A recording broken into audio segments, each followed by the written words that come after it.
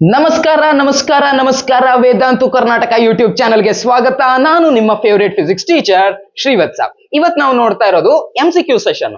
ಯಾವ್ದ್ರದ್ದು starting 3 chapter already upload ಮಾಡಿದ್ದೀನಲ್ಲ, one shot ಅಂತ ಹೆಡ್ ಶಾರ್ಟ್ ಸೀರೀಸ್ ಹೇಳಿರೋದೆಲ್ಲ ಸೀದಾ ತಲೆಗೆ ಹೋಗುತ್ತೆ ಅಂತ ಹೇಳಿ ಎಕ್ಸ್ಪ್ಲೇನ್ ಮಾಡಿದ್ದೀನಲ್ವ 3 ಚಾಪ್ಟರ್. ಆ 3 ಚಾಪ್ಟರ್ಗೆ ಸಂಬಂಧಪಟ್ಟಂಗೆ MCQs ತಗೊಂಡ್ ಬಂದಿದ್ದೀನಿ. ಸರ್ ಯಾಕೆ ಸರ್ ಮುಂದಿನ ಚಾಪ್ಟರ್ ಮಾಡೋದು ಬಿಟ್ಟು ಈಗ MCQ ಯಾಕೆ ಹಿಡ್ಕೊಂಡು ಉಜ್ತಾ ಇದ್ದೀರಾ? ಯಾಕಂದ್ರೆ ನಾವು ಕಲ್ತಿರೋ ಚಾಪ್ಟರ್ ನ ಅಷ್ಟಷ್ಟು ಸ್ಪೇಸ್ ಬಿಟ್ಟು ರಿವಿಷನ್ ಮಾಡ್ಕೊಳ್ಳೋದು ಮುಖ್ಯ. ಸೊ ಆ ಸ್ಪೇಸ್ಡ್ ರಿವಿಷನ್, ಆ ರಿಪೀಟೆಡ್ ರಿವಿಷನ್ ಏನಾಗತ್ತೋ ಅದರಿಂದ ನಾವು ಕಲ್ತಿರೋದು ನಮ್ಮ ತಲೆಯಲ್ಲಿ ಶಾಶ್ವತವಾಗಿ ಉಳಿಯುತ್ತೆ. ದಟ್ಸ್ ವೈ ಕಲ್ತು ಒಂದ್ ಸ್ವಲ್ಪ ಟೈಮ್ ಆಯ್ತಲ್ವಾ, ಹೀಗಾಗಿ ಅದ್ರ ರಿವಿಷನ್ ಮಾಡೋಣ ಅಂತ ಇದನ್ನ ರಿವೈಸ್ ಮಾಡಿ ಮುಂದಕ್ಕೆ ಹೋಗೋಣ ಅನ್ನೋದು ನನ್ನ ಪ್ಲಾನು. ರಿವೈಸ್ ಅಂದ್ರೆ ಇಡೀ ಚಾಪ್ಟರ್ ಹಿಡಿದು ಉಜ್ತೇನಾ? ಆಕ್ಚುಲಿ ಅದು ಮಾಡಬೇಕಿತ್ತು, ಬಟ್ ಪರವಾಗಿಲ್ಲ, ಅದು ಹೆಂಗೋ ಎಕ್ಸಾಮ್ ಬಂದಾಗ ಮಾಡ್ತೀವಲ್ವಾ, ಹೀಗಾಗಿ ಅಲ್ಲಿ ಇಟ್ಟಿದ್ದೇನೆ. ಬಟ್ ಇವಾಗ ಆ 3 ಚಾಪ್ಟರ್ ನ ಮೇಲೆ ರಿವೈಸ್ ಮಾಡ್ಕೋತೀವಿ. ಹೇಗ್ ರಿವೈಸ್ ಮಾಡ್ಕೋತೀವಿ? ಅದಕ್ಕೆ ಸಂಬಂಧಪಟ್ಟಂತ MCQ ಗಳನ್ನ ಸಾಲ್ವ್ ಮಾಡ್ಕೊಂಡು ರಿವೈಸ್ ಮಾಡ್ಕೋತೀವಿ. ನಿಮ್ ಸ್ಟಾರ್ಟಿಂಗ್ ನಲ್ಲಿ MCQ fill in the blanks ಇದೆ ಅಲ್ವಾ, ಅದಕ್ಕೆಲ್ಲ ಇದು ಹೆಲ್ಪ್ ಆಗುತ್ತೆ. ಜೊತೆಗೆ ಕೆಲವು ಕ್ವಶನ್ಸ್ ನ ಸ್ವಲ್ಪ ಟಫರ್ ಲೆವೆಲ್ ತಗೊಂಡೋಗಿದ್ದೇನೆ. KCET ನೀಟ್ ಲೆವೆಲ್ ಕೆಲವು ಕ್ವಶನ್ಸ್ ಇಲ್ಲಿ ಇದಾವೆ, ಸರಿನಾ? So without wasting any time ಇವತ್ತಿನ ವಿಡಿಯೋವನ್ನ ಶುರು ಮಾಡೋಣ. ಮೊದಲನೇ ಪ್ರಶ್ನೆ, on rubbing the two insulating bodies the electric charge is produced, the charge on bodies is due to the transfer of. ಏನ್ ಟ್ರಾನ್ಸ್ಫರ್ ಆಗುತ್ತೆ ಎರಡು ಬಾಡಿ ಹಿಡಿದು ಉಜ್ಜಿದಾಗ? ಆಬ್ವಿಯಸ್ಲಿ ಇಲೆಕ್ಟ್ರಾನೇ ಟ್ರಾನ್ಸ್ಫರ್ ಆಗಬೇಕು, ಹೌದಾ? ಯಾಕಂದ್ರೆ ಪ್ರೋಟಾನ್ ಇರೋದು ನ್ಯೂಕ್ಲಿಯಸ್ ಒಳಗಡೆ, ಹೌದಾ? ಪ್ರೋಟಾನ್ ಆಗಲಿ ನ್ಯೂಟ್ರಾನ್ ಆಗಲಿ ನ್ಯೂಕ್ಲಿಯಸ್ ಒಳಗಡೆ ಇರುತ್ತೆ. ಅದನ್ನ ಹೊರಗಡೆ ತೆಗಿಬೇಕಂದ್ರೆ ಸಿಗಬಡೆ ಎನರ್ಜಿ ಹಾಕ್ಬೇಕು. ಸೊ ಬರೀ ರಬ್ ಮಾಡಿದಾಗ ಅಷ್ಟೆಲ್ಲ ಎನರ್ಜಿ ಹಾಕಕ್ಕಾಗಲ್ಲ. ಸೊ ಹೊರಗಡೆ ಇರುವಂತ ಇಲೆಕ್ಟ್ರಾನ್ಸೇ ಅಲ್ಲಿಂದ ಈಸಿಯಾಗಿ ಟ್ರಾನ್ಸ್ಫರ್ ಆಗಬಲ್ಲವು. ಹೀಗಾಗಿ ಟ್ರಾನ್ಸ್ಫರ್ ಆಗೋದು ಯಾವ್ದಿಲ್ಲಿ? ಎಲೆಕ್ಟ್ರಾನ್ಸ್. ನೆಕ್ಸ್ಟ್ ಹೋಗೋಣ. The conducting sphere is negatively charged, which of the following statement is true? Negatively charged ಒಂದು ಸ್ಫಿಯರ್ ಇದೆ, ಸೊ ಯಾವುದು ಟ್ರೂ ಅಂತ ಕೇಳ್ತಾ ಇದ್ದಾರೆ. ಒಂದೇದು, the charge is uniformly distributed throughout the entire volume. ಹೀಗಾಗೋದಕ್ಕೆ ಸಾಧ್ಯನಾ? ಈಗ ಒಂದ್ ಸ್ಫಿಯರ್ ಇದೆ ಅಂತ ಇಟ್ಕೊಳ್ಳಿ, ಒಂದ್ ಸ್ಫಿಯರ್ ಇದೆ, ಗುಂಡು ಎಸೆತ ಎಲ್ಲ ಹೋದಾಗ್ತಾರಲ್ವಾ, ಗುಂಡಿದೆ, ಆ ಗುಂಡು ಒಳಗಡೆ ನೀವು ನೆಗೆಟಿವ್ ಚಾರ್ಜ್ ಇಟ್ರಿ ಅಂತ ಇಟ್ಕೊಳ್ಳಿ. ಆವಾಗ ನೀವು ಎಲ್ಲ ನೆಗೆಟಿವ್ ಚಾರ್ಜ್ ಇಡಿ, ಅದು ಈಕ್ವಲ್ ಆಗಿ ಡಿಸ್ಟ್ರಿಬ್ಯೂಟ್ ಆಗುತ್ತೆ, ಹೌದಾ? ಸಪೋಸ್ ನೀವು ಚಾರ್ಜ್ ಅನ್ನ ತಗೊಬಂದು ಒಂದ್ 4-5 ನೆಗೆಟಿವ್ ಚಾರ್ಜ್ ಹಾಕಿರುತ್ತಾನೆ. ಸೊ 4-5 ನೆಗೆಟಿವ್ ಚಾರ್ಜಸ್ ತಗೊಬಂದು ಇಲ್ಲಿ ಮಿಡ್ಲ್ ಅಲ್ಲಿ ಇಟ್ರಿ ಅಂತ ಇಟ್ಕೊಳ್ಳಿ. ಏನಾಗತ್ತ ಅವಾಗ? ಏನಾಗತ್ತಪ್ಪ ಅಂತಂದ್ರೆ ಅದು ರಿಪೆಲ್ ಆಗಿ ದೂರ ಸರಿಯುತ್ತೆ. ಸೊ ದೂರ ಸರ್ಕೊಂಡು ಎಲ್ಲಿಗೆ ಹೋಗುತ್ತೆ? ಸರ್ಫೇಸಿಗೆ ಹೋಗುತ್ತೆ, ಹೌದಾ? ದೂರ ಸರ್ಕೊಂಡು ಸರ್ಫೇಸಿಗೆ ಹೋಗುತ್ತೆ. ಸೊ ಈಕ್ವಲ್ ಆಗಿ ಡಿಸ್ಟ್ರಿಬ್ಯೂಟ್ ಆಗುತ್ತೆ. ಬಟ್ ಎಲ್ಲಿ ಡಿಸ್ಟ್ರಿಬ್ಯೂಟ್ ಆಗೋದು? ಸರ್ಫೇಸ್ ನಲ್ಲಿ ಮಾತ್ರ, ಒಳಗಡೆಗೆ ಏನೂ ಇರಲ್ಲ. ರಿಪೆಲ್ ಆಗಿ ದೂರ ಸರ್ಕೊಳ್ಳುತ್ತೆ, ಸರ್ಫೇಸಿಗೆ ಹೋಗುತ್ತೆ, ಹೌದಾ? ಲಾಸ್ಟ್ ಹೊರಗಡೆ ಸರ್ಫೇಸಿಗೆ ಹೋಗುತ್ತೆ. ಥ್ರೂ ಔಟ್ ದ ವಾಲ್ಯೂಮ್ ಇದ್ದಾಗ ಆಯ್ತಾ? ಈಗ ಇಲ್ಲ, ಸರ್ಫೇಸ್ ಮೇಲೆ ಮಾತ್ರ ಇದ್ದಂಗ ಆಯ್ತು, ಹೌದಾ? ಒಳಗಡೆಗೆಲ್ಲ ಇರಲ್ಲ ಅಲ್ವಾ charge. So through out the volume ಇದ್ದಂಗ ಆಗ್ಲಿಲ್ಲ. ಸೊ ಆಪ್ಷನ್ ಎ ಇಲ್ಲಿ ಆಗೋದಕ್ಕೆ ಸಾಧ್ಯ ಇಲ್ಲ. ಆಪ್ಷನ್ ಬಿ ನೋಡೋಣ. ಏನಾಯ್ತು ಇಲ್ಲಿ? ಮಾರ್ಕ್ ಯಾಕೆ ಬರ್ತಾ ಇಲ್ಲ? ಓಕೆ, ಇವಾಗ ಬರುತ್ತಾ? ಆಪ್ಷನ್ ಎ ಆಗಲ್ಲ. ಬಿ ಏನಿದೆ? The charge is located at the centre of the sphere. Centre ನಲ್ಲಿ ಇರತ್ತ ಅದು, ಇದಾಗಿ ರಿಪೆಲ್ ಆಗಿ ದೂರ ಸರಿಯುತ್ತೆ. ಸೊ ಇದು ಆಗಲ್ಲ. ಸಿ ಏನಿದೆ? The charge is located at the bottom of the sphere due to gravity. ಎಂತ ಥಿಂಕಿಂಗ್ ಅಲ್ಲ? ಕೆಳಗೆ ಇಲ್ಲಿ ಗ್ರಾವಿಟಿ ಇದೆಯಲ್ವಾ, ಅದಕ್ಕಾಗ ಚಾರ್ಜ್ ಎಲ್ಲ ಕೆಳಗೆ ಬಂದು ಕೂತ್ಕೋತಾವಂತೆ. ಕರ್ಮ. ಡಿ ನೋಡಿ, the charge is uniformly distributed on the surface of the sphere. Surface ನಲ್ಲಿ ಇರುತ್ತೆ. ಹೀಗಾಗಿ option D is correct. Identify the wrong statement. ನೆನಪಿರ್ಲಿ, ರಾಂಗ್ ಸ್ಟೇಟ್ಮೆಂಟ್ ಐಡೆಂಟಿಫೈ ಮಾಡಬೇಕು. ನಾವು ಹೀಗೆ ನೋಡಿದಾಗ ಮೊದಲನೇ ಸ್ಟೇಟ್ಮೆಂಟ್ ಕರೆಕ್ಟ್ ಆಗಿ ಕಾಣುತ್ತೆ, ಹಿ ಆನ್ಸರ್ ಸಿಕ್ತು ಅಂತ ಅದನ್ನ ಇಟ್ಕೊಡ್ಬಿಟ್ಟು ಬಂದ್ಬಿಡ್ತೀವಿ. ನೋ, ರಾಂಗ್ ಸ್ಟೇಟ್ಮೆಂಟ್ ಕೇಳಿದರೆ ರಾಂಗ್ ಅನ್ನೇ ಐಡೆಂಟಿಫೈ ಮಾಡಬೇಕು. The charge is a vector quantity. ಕಳ್ಳ ಸಿಕ್ಕದ. ಸರಿನಾ? ನೆಕ್ಸ್ಟ್ ಹೋಗಿ. The system contains charge +q, -2q, 4q and -6u. Find the total charge of the system. ಎಂತ ಚಂದ ಲೆಕ್ಕ. ಸೊ ಇದನ್ನ ನೀವೇ ಮಾಡಿ. ಇದರ ಆನ್ಸರ್ ಏನ್ ಬಂತು ಅನ್ನೋದನ್ನ ವಿತ್ ಟೈಮ್ ಸ್ಟ್ಯಾಂಪ್ ಕಮೆಂಟ್ ಮಾಡಿ, ಸರಿನಾ? This is home work for you. The Coulomb's law states that two charges and distance between them describing the electric force as being. Coulombs ಲಾ ಮೇಲೆ ಕ್ವಶನ್ ಕೇಳಿದ್ದಾರೆ, ಆ ಸ್ಟೇಟ್ಮೆಂಟ್ ಗೊತ್ತಿದ್ರೆ ಇದನ್ನ ಈಸಿಯಾಗಿ ಹೇಳಬಹುದು, ಸರಿನಾ? Proportional to the sum of charges.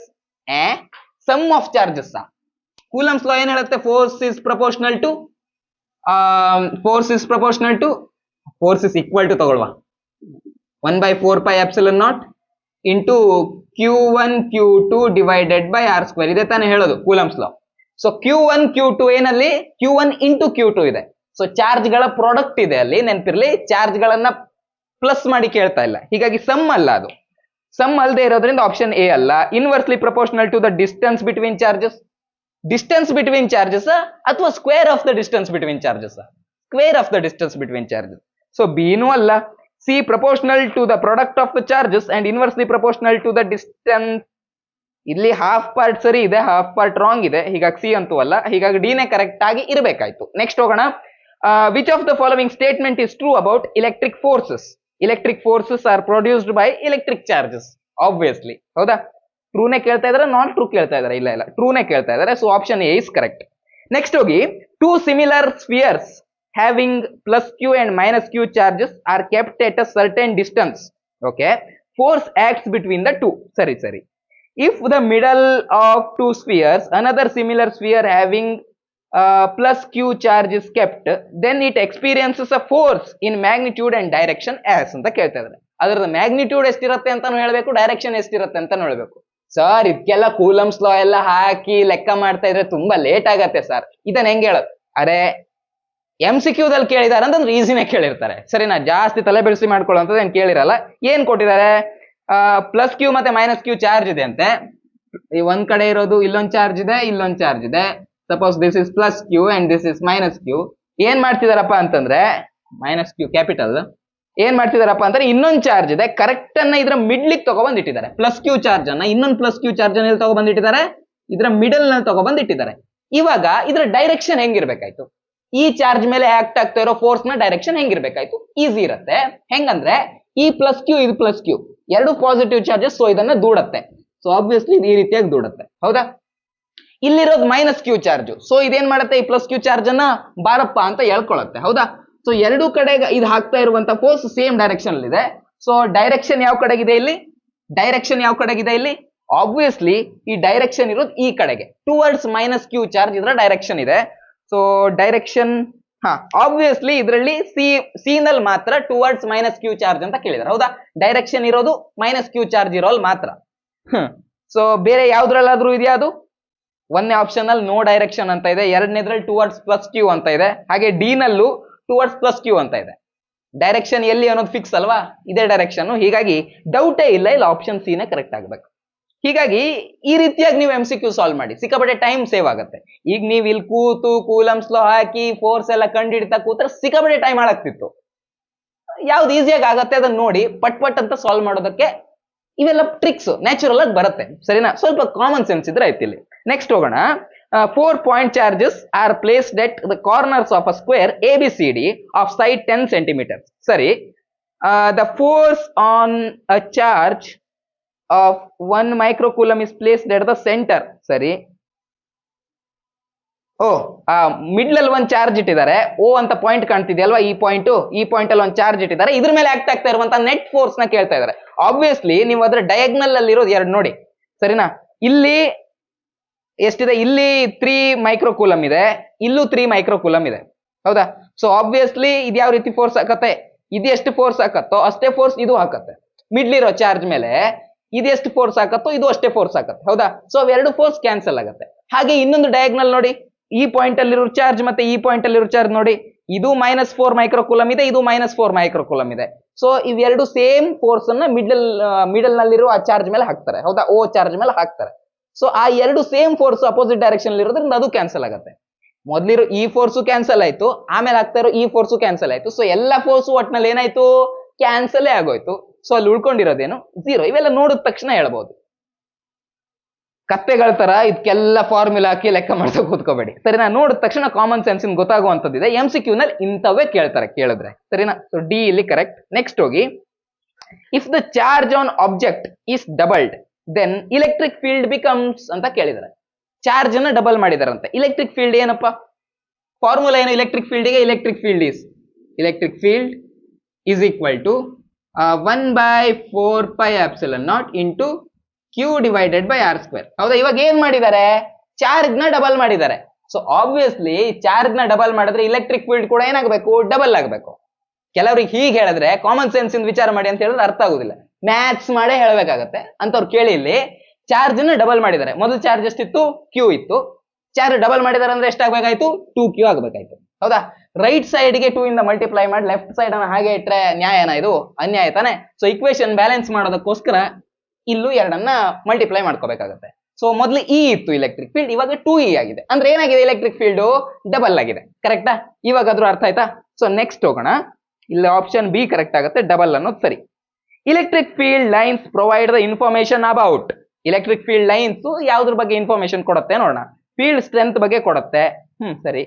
Direction 2 answer correct ಇದೆಯಾ? ಇಲ್ಲ ಇಲ್ಲ ಇಲ್ಲ, ಸರಿ ಇದೆ.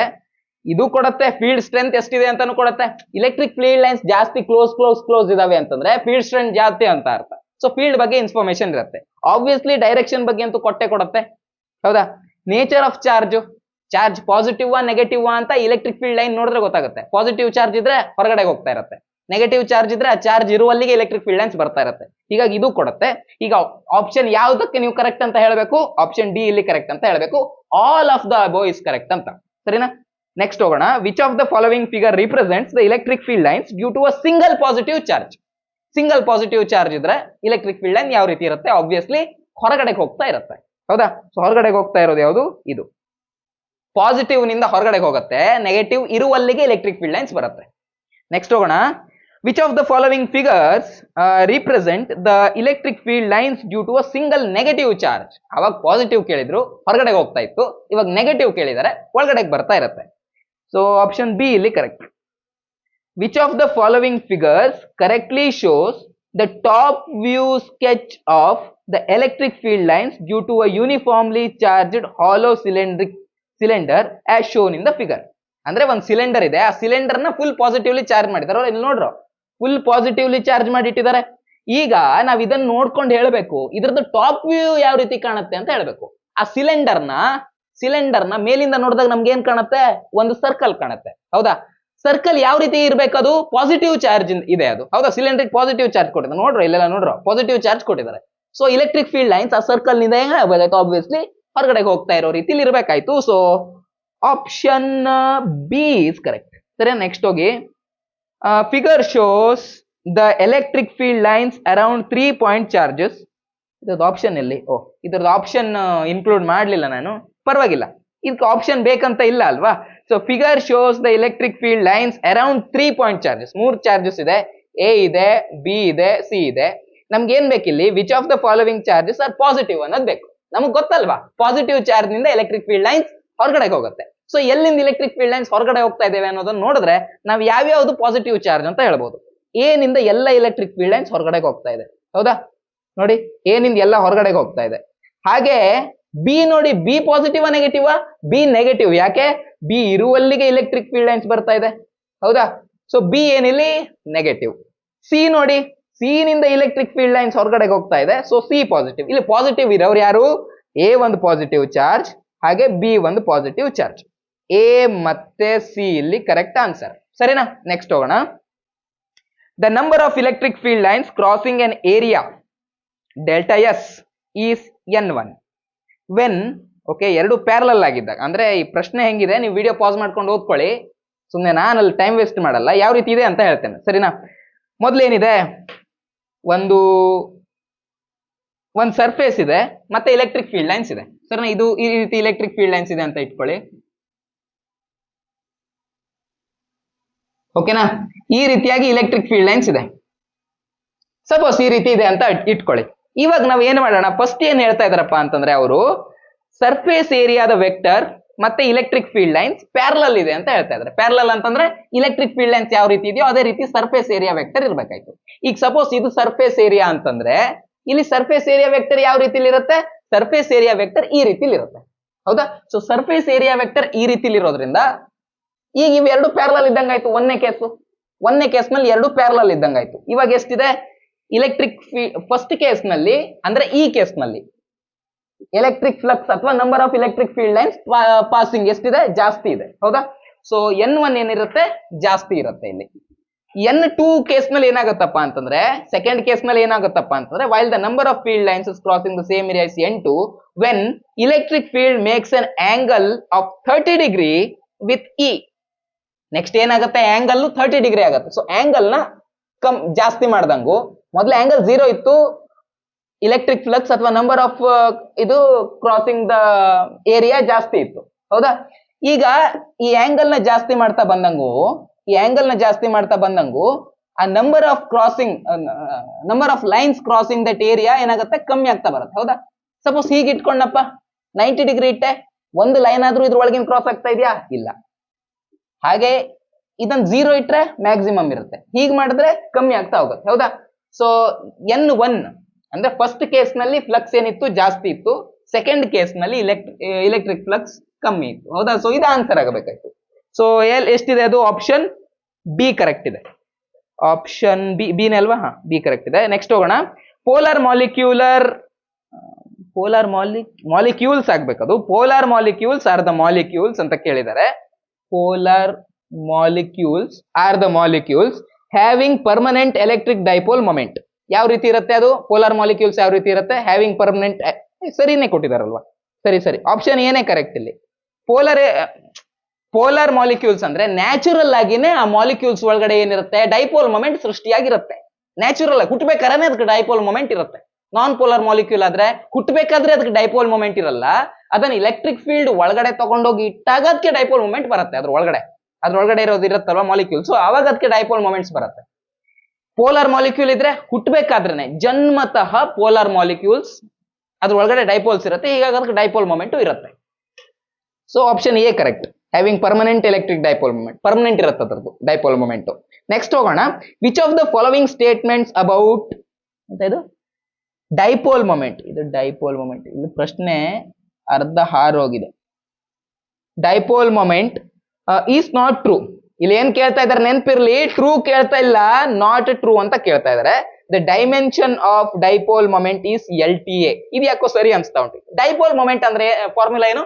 ಡೈಪೋಲ್ ಮೊಮೆಂಟ್ ಇನ್ ಫಾರ್ಮುಲಾ ಈ ರೀತಿ ಇರುತ್ತಲ್ವಾ, P is equal to 2AQ ಈ ರೀತಿ ಇರುತ್ತೆ. 2A ಅಂತಂದ್ರೇನು? ಡಿಸ್ಟೆನ್ಸ್. ಸೊ ಇದ್ರದ್ದು ಡಿಸ್ಟೆನ್ಸ್. Q ಅಂತಂದ್ರೆ ಚಾರ್ಜ್. ಹೌದಾ?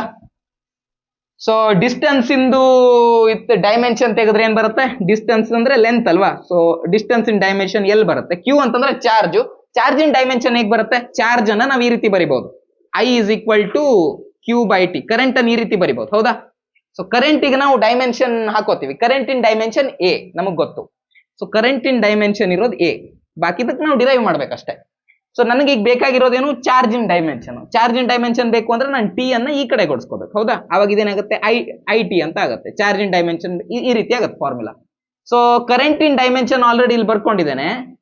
ಟೈಮ್ ಇನ್ ಡೈಮೆನ್ಷನ್ ಏನು? Time in dimension T. So AT ಆಯ್ತು. ಆಲ್ರೆಡಿ ಡಿಸ್ಟೆನ್ಸ್ ನ ಡೈಮೆನ್ಷನ್ ಎಲ್ಲಿದೆ, ಚಾರ್ಜ್ ನ ಡೈಮೆನ್ಷನ್ ಏನಿದೆ AT.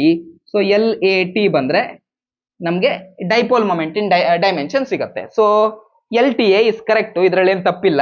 The unit of dipole moment is coulomb metre. ಹೌದು, ಆಬ್ವಿಯಸ್ಲಿ ಚಾರ್ಜ್ ಇಂದ ಏನಿರುತ್ತೆ? ಕೂಲಮ್ ಇರುತ್ತೆ. ಈ ಡಿಸ್ಟೆನ್ಸ್ ಇಂದು ಮೀಟರ್ ಇರುತ್ತೆ. ಇದು ಮೀಟರ್, ಇದು ಕೂಲಮ್. ಸೊ ಕೂಲಮ್ ಮೀಟರ್ ಆಗ್ಬೇಕಾಯ್ತು ಆಬ್ವಿಯಸ್ಲಿ. ಸೊ ಬಿನು ಸರಿನೇ. ಡಿ ನೋಡಿ, dipole moment is a vector quantity and directed from negative to positive charge. Correct ಇದೆ. ಡೈಪೋಲ್ ಮೂಮೆಂಟ್ ನ ಡೈರೆಕ್ಷನ್ ನೆಗೆಟಿವ್ ಟು ಪಾಸಿಟಿವ್ ಇರುತ್ತೆ. ಪಾಸಿಟಿವ್ ಟು ನೆಗೆಟಿವ್ ಇರೋದು ಯಾವುದು? ಪಾಸಿಟಿವ್ ಟು ನೆಗೆಟಿವ್ ಇರೋದು ಇಲೆಕ್ಟ್ರಿಕ್ ಫೀಲ್ಡ್. ಸರಿನಾ? ಡೈಪೋಲ್ ಮೂಮೆಂಟ್ ನ direction negative to positive ಅಂತಾನೆ ನಾವು ಕನ್ಸಿಡರ್ ಮಾಡ್ತೀವಿ. ನೆಕ್ಸ್ಟ್ ಹೋಗೋಣ. ಸೊ ಇವು ಮೂರು ಸರಿ ಅಂದ್ರೆ ತಪ್ಪು ಸ್ಟೇಟ್ಮೆಂಟ್ ಯಾವ್ದು ಇರ್ಬೇಕಾಯ್ತು? ಡಿ ಇರ್ಬೇಕಾಯ್ತು obviously. So D correct. The correct statement about electric dipole is. ಇದು ಹೋಗಿದ್ಯಾ ಮತ್ತೆ? ಇಲ್ಲ, ಆಪ್ಷನ್ಸ್ ಇದೆ ಇಲ್ಲಿ, ಹೋಗಿಲ್ಲ. ಇದು ಝೂಮ್ ಔಟ್ ಆಗಪ್ಪ. ಏನಾಯ್ತು ಇದಕ್ಕೆ? ಝೂಮ್ ಔಟ್ ಆಗಲ್ವಾ? ಅಷ್ಟೇ ಅಂತ ಕಾಣುತ್ತೆ. ಸರಿ, ಪರವಾಗಿಲ್ಲ. The correct statement about electric dipole is. ಇಲ್ಲಿ ನಾವೇನ್ ಹುಡುಕ್ಬೇಕು? ಕರೆಕ್ಟ್ ಸ್ಟೇಟ್ಮೆಂಟ್ ಹುಡುಕ್ಬೇಕು. The total charge of an electric dipole is non zero. Non ಝೀರೋನ ಟೋಟಲ್ ಚಾರ್ಜ್ ಒಂದ್ ಕಡೆ ಪ್ಲಸ್ Q ಇದ್ರೆ ಇನ್ನೊಂದ್ ಕಡೆ ಮೈನಸ್ Q ಇರುತ್ತೆ. ಟೋಟಲ್ ಚಾರ್ಜ್ ಎಷ್ಟು ಹಾಕ್ಬೇಕಾಯ್ತು? 0 ಆಗ್ಬೇಕಾಯ್ತು. ಸೊ ಇದು ರಾಂಗ್ ಸ್ಟೇಟ್ಮೆಂಟ್, ಇದಂತೂ ಅಲ್ಲ. ನೆಕ್ಸ್ಟ್ ನೋಡಿ, the electric field of an electric dipole at far of distance varies as 1/r². 1/r². ನಂಗೆ ಯಾಕೋ ಇದು ರಾಂಗ್ ಇದೆ ಅನ್ಸ್ತಾ ಇದೆ. ನಂಗೆ ಆಕ್ಚುಲಿ ಆ ಫಾರ್ಮುಲಾ ಮರ್ತೋಗಿದೆ. ಸರಿನಾ? ನೀವು ನೆನ್ಪಿಟ್ಕೋಬೇಕು, ನಂಗೆ ಮರ್ತೋದ್ರು ಪರವಾಗಿಲ್ಲ. ಇದು ಡಿರೈವೇಶನ್ ಮಾಡಿಸಿದೀನಿ, ಇಂಪಾರ್ಟೆಂಟ್ ಡಿರೈವೇಶನ್ ಇದೆ ಇದ್ರದ್ದು, ನೋಡ್ಕೊ ಬನ್ನಿ. ಒನ್ ಶಾರ್ಟ್ ವಿಡಿಯೋದಲ್ಲಿ ಇದೆ already. Next, the dipole moment vector of an electric dipole points from negative to positive charge. ಇದಂತೂ ಸರಿ ಇದೆ, ಇದು ಸರಿ ಇದೆ. The electric dipole moment of CO2 molecule is non zero in electric field free region. ತಪ್ಪಿದೆ ಅದು. ಹೌದಾ? ಯಾಕಂದ್ರೆ CO2 ಯಾವ ರೀತಿ ಇರುತ್ತೆ? CO2 is non polar molecule, right? ಎಲ್ಲೋಯ್ತು ಪ್ರಶ್ನೆ ಏನ್ ಕೇಳ್ತಾ ಇದಾರೆ? ದ ಕರೆಕ್ಟ್ ಸ್ಟೇಟ್ಮೆಂಟ್ ಕೇಳ್ತಾ ಇದಾರೆ. ಸೊ ಆಬ್ವಿಯಸ್ಲಿ ಕರೆಕ್ಟ್ ಸ್ಟೇಟ್ಮೆಂಟ್ ನಮ್ಗೆ ಸಿಕ್ಕಿದೆಯಲ್ಲ ಇಲ್ಲಿ. ಕರೆಕ್ಟ್ ಸ್ಟೇಟ್ಮೆಂಟ್ ಸಿಕ್ಕಿದೆಯಲ್ಲ. ಕರೆಕ್ಟ್ ಸ್ಟೇಟ್ಮೆಂಟ್ ಆಲ್ರೆಡಿ ಸಿಕ್ಕಿದೆ. ತಪ್ಪಿರೋದು ಯಾಕೆ ಹುಡುಕ್ತಾ ಇದೀನಿ ನಾನು? ಮತ್ತದೇ ನೋಡಿದೆ ಏನ್ ಕೇಳ್ತಾ ಇದ್ದಾರೆ, ರಾಂಗ್ ಕೇಳ್ತಾ ಇದಾರೆ ಕರೆಕ್ಟ್ ಕೇಳ್ತಾ ಇದಾರೆ ಅಂತ. ಸೊ ಇದು ಆಬ್ವಿಯಸ್ಲಿ ಈ ಸ್ಟೇಟ್ಮೆಂಟ್ ರಾಂಗ್ ಅನ್ನೋದಾಯ್ತು. ಈ ಸ್ಟೇಟ್ಮೆಂಟ್ ಕೂಡ ಏನಿರ್ಬೇಕಾಯ್ತು ಈಗ? ಈ ಸ್ಟೇಟ್ಮೆಂಟ್ ಕೂಡ ರಾಂಗ್. ಸೊ ಕರೆಕ್ಟ್ ಆಗಿರೋ ಸ್ಟೇಟ್ಮೆಂಟ್ ಇದು, ಸರಿನಾ?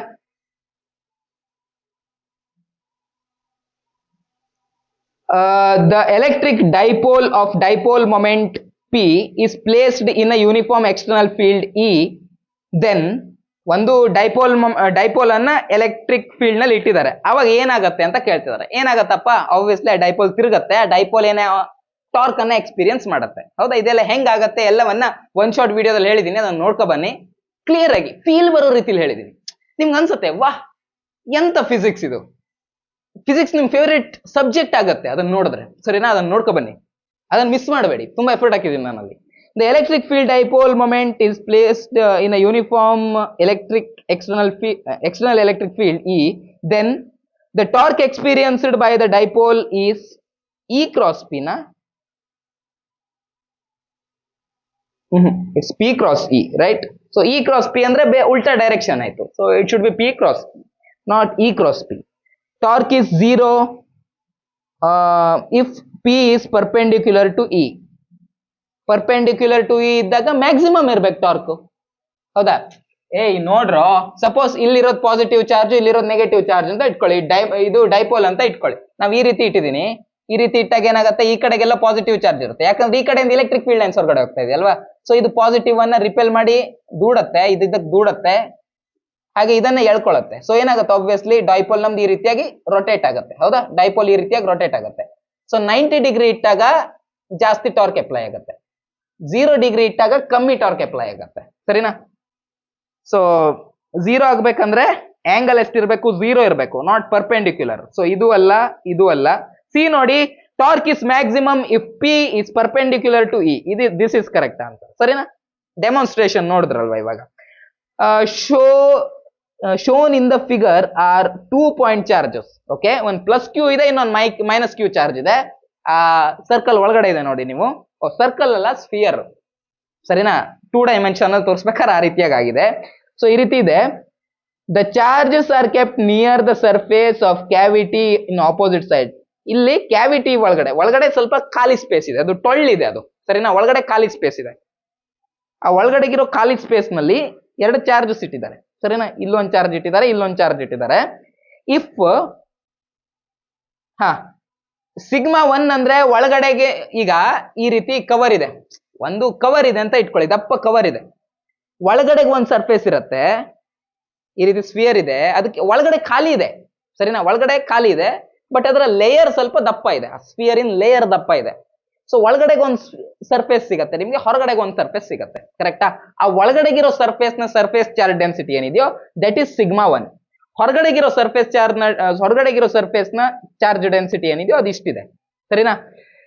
ಒಳಗಡೆಗಿರುವಂತ ಚಾರ್ಜ್, ಟೋಟಲ್ ಚಾರ್ಜ್, ಒಳಗಡೆಗಿರುವಂತ ಟೋಟಲ್ ಚಾರ್ಜ್ Q1 ಅಂತ ಕರ್ಕೊಂಡಿದ್ದಾರೆ.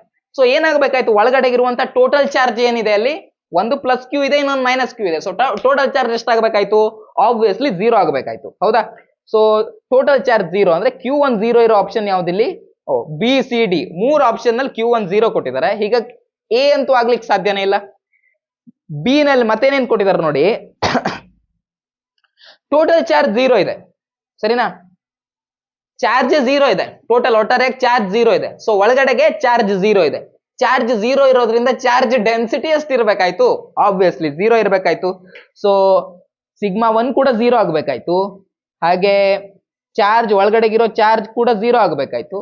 ಬಾಕಿನೂ 0ನೇ ಆಗ್ಬೇಕಾಯ್ತಲ್ಲ. ಸಿಗ್ಮಾ 2 ಅಂದ್ರೆ ಹೊರಗಡೆಗಿರೋ ಸರ್ಫೇಸ್ ನ ಚಾರ್ಜ್ ಡೆನ್ಸಿಟಿ. ಹೊರಗಡೆ ಸರ್ಫೇಸ್ ಮೇಲೆ ಚಾರ್ಜ್ ಇದೆ ಅಂತ ಹೇಳಿದಾರಾ? ಇಲ್ಲ. ಸೊ ಚಾರ್ಜ್ ಡೆನ್ಸಿಟಿ ಏನಾಗಬೇಕು? 0 ಆಗ್ಬೇಕು. ಸೊ ಹೊರಗಡೆ ಚಾರ್ಜ್ ಇಲ್ಲ ಅಂದ್ಮೇಲೆ Q2 ಕೂಡ 0 ಆಗ್ಬೇಕು. ಸೊ ಆಪ್ಷನ್ ಡಿ ನೇ ಕರೆಕ್ಟ್ ಇಲ್ಲಿ, ಸರಿನಾ? ಎಲ್ಲ 0 ಆಗ್ಬೇಕು. ಯಾಕಂದ್ರೆ ಇಲ್ಲಿ ಪ್ಲಸ್ ಕ್ಯೂ ಇದೆ, ಇಲ್ಲಿ ಮೈನಸ್ ಕ್ಯೂ ಇದೆ, ಸರಿನಾ? ಟೋಟಲ್ ಚಾರ್ಜ್ ಎಷ್ಟು? Total charge 0. ಟೋಟಲ್ ಚಾರ್ಜೇ ಝೀರೋ ಆದ್ಮೇಲೆ ಚಾರ್ಜ್ ಡೆನ್ಸಿಟಿನೂ ಝೀರೋ ಆಗ್ಬೇಕು. ಒಳಗಡೆಗಿರೋ ಚಾರ್ಜ್ ಡೆನ್ಸಿಟಿ ಅಂದ್ರೆ ಸಿಗ್ಮಾ 1 ಝೀರೋ ಆಗ್ಬೇಕು, ಹಾಗೆ ಹೊರಗಡೆಗಿರೋ ಚಾರ್ಜ್ ಡೆನ್ಸಿಟಿ ಅಂದ್ರೆ ಸಿಗ್ಮಾ 2 ಏನಾಗಬೇಕು, ಝೀರೋ ಆಗಬೇಕು ಅಷ್ಟೇ. ಚಾರ್ಜು ಝೀರೋ ಅಂದ್ರೆ ಟೋಟಲ್ ಚಾರ್ಜ್ ಝೀರೋ, ಇದು ಚಾರ್ಜು ಝೀರೋ, ಚಾರ್ಜ್ ಝೀರೋ ಆಗಿರೋದ್ರಿಂದ ಚಾರ್ಜ್ ಡೆನ್ಸಿಟಿನೂ ಝೀರೋ. ಸೊ ಎಲ್ಲ ಝೀರೋ ಆಗಿರೋದ್ರಿಂದ ಆಪ್ಷನ್ ಡಿ ಕರೆಕ್ಟ್. ಸರಿನಾ? ನೆಕ್ಸ್ಟ್ ಹೋಗೋಣ. The surface considered for Gauss law is called. Okay, Gauss ಲಾ ನಲ್ಲಿ ನಾವು ಯಾವ ರೀತಿ ಸರ್ಫೇಸ್ ಕನ್ಸಿಡರ್ ಮಾಡ್ತೀವಿ? ಕ್ಲೋಸ್ಡ್ ಸರ್ಫೇಸ್ ಕನ್ಸಿಡರ್ ಮಾಡ್ತೀವಿ. ಆ ಕ್ಲೋಸ್ಡ್ ಸರ್ಫೇಸ್ ಗೆನೆ ಗಾಸಿಯನ್ ಸರ್ಫೇಸ್ ಅಂತ ಕರಿತೀವಿ. ಸೊ ನಾವು ಕ್ಲೋಸ್ಡ್ ಸರ್ಫೇಸ್ ಕನ್ಸಿಡರ್ ಅಂದ್ರೆ ಇಲ್ಲಿ ಆಪ್ಷನ್ ಎ ಮತ್ತೆ ಸಿ ಎರಡು ಕರೆಕ್ಟ್ ಇದೆ. ಆಪ್ಷನ್ ಎ ತಪ್ಪು ಅಂತ ಹೇಳಕ್ ಆಗಲ್ಲ. ನಾವಿಲ್ಲಿ ನಾವು ಕನ್ಸಿಡರ್ ಮಾಡಿರುವಂತಹ ಕ್ಲೋಸ್ಡ್ ಸರ್ಫೇಸ್ ಅನ್ನೇ ನಾವು ಗಾಸಿಯನ್ ಸರ್ಫೇಸ್ ಅಂತ ಕರಿತೀವಿ. ಸರಿನಾ? ಸೊ ಆಪ್ಷನ್ ಸಿ ಮತ್ತೆ ಎ ಎರಡು ಕರೆಕ್ಟ್. ಇಲ್ಲಿ ಈ ರೀತಿ ಪ್ರಶ್ನೆ ಬಿದ್ರೆ ಎರಡು ಕರೆಕ್ಟ್ ಇರುತ್ತೆ.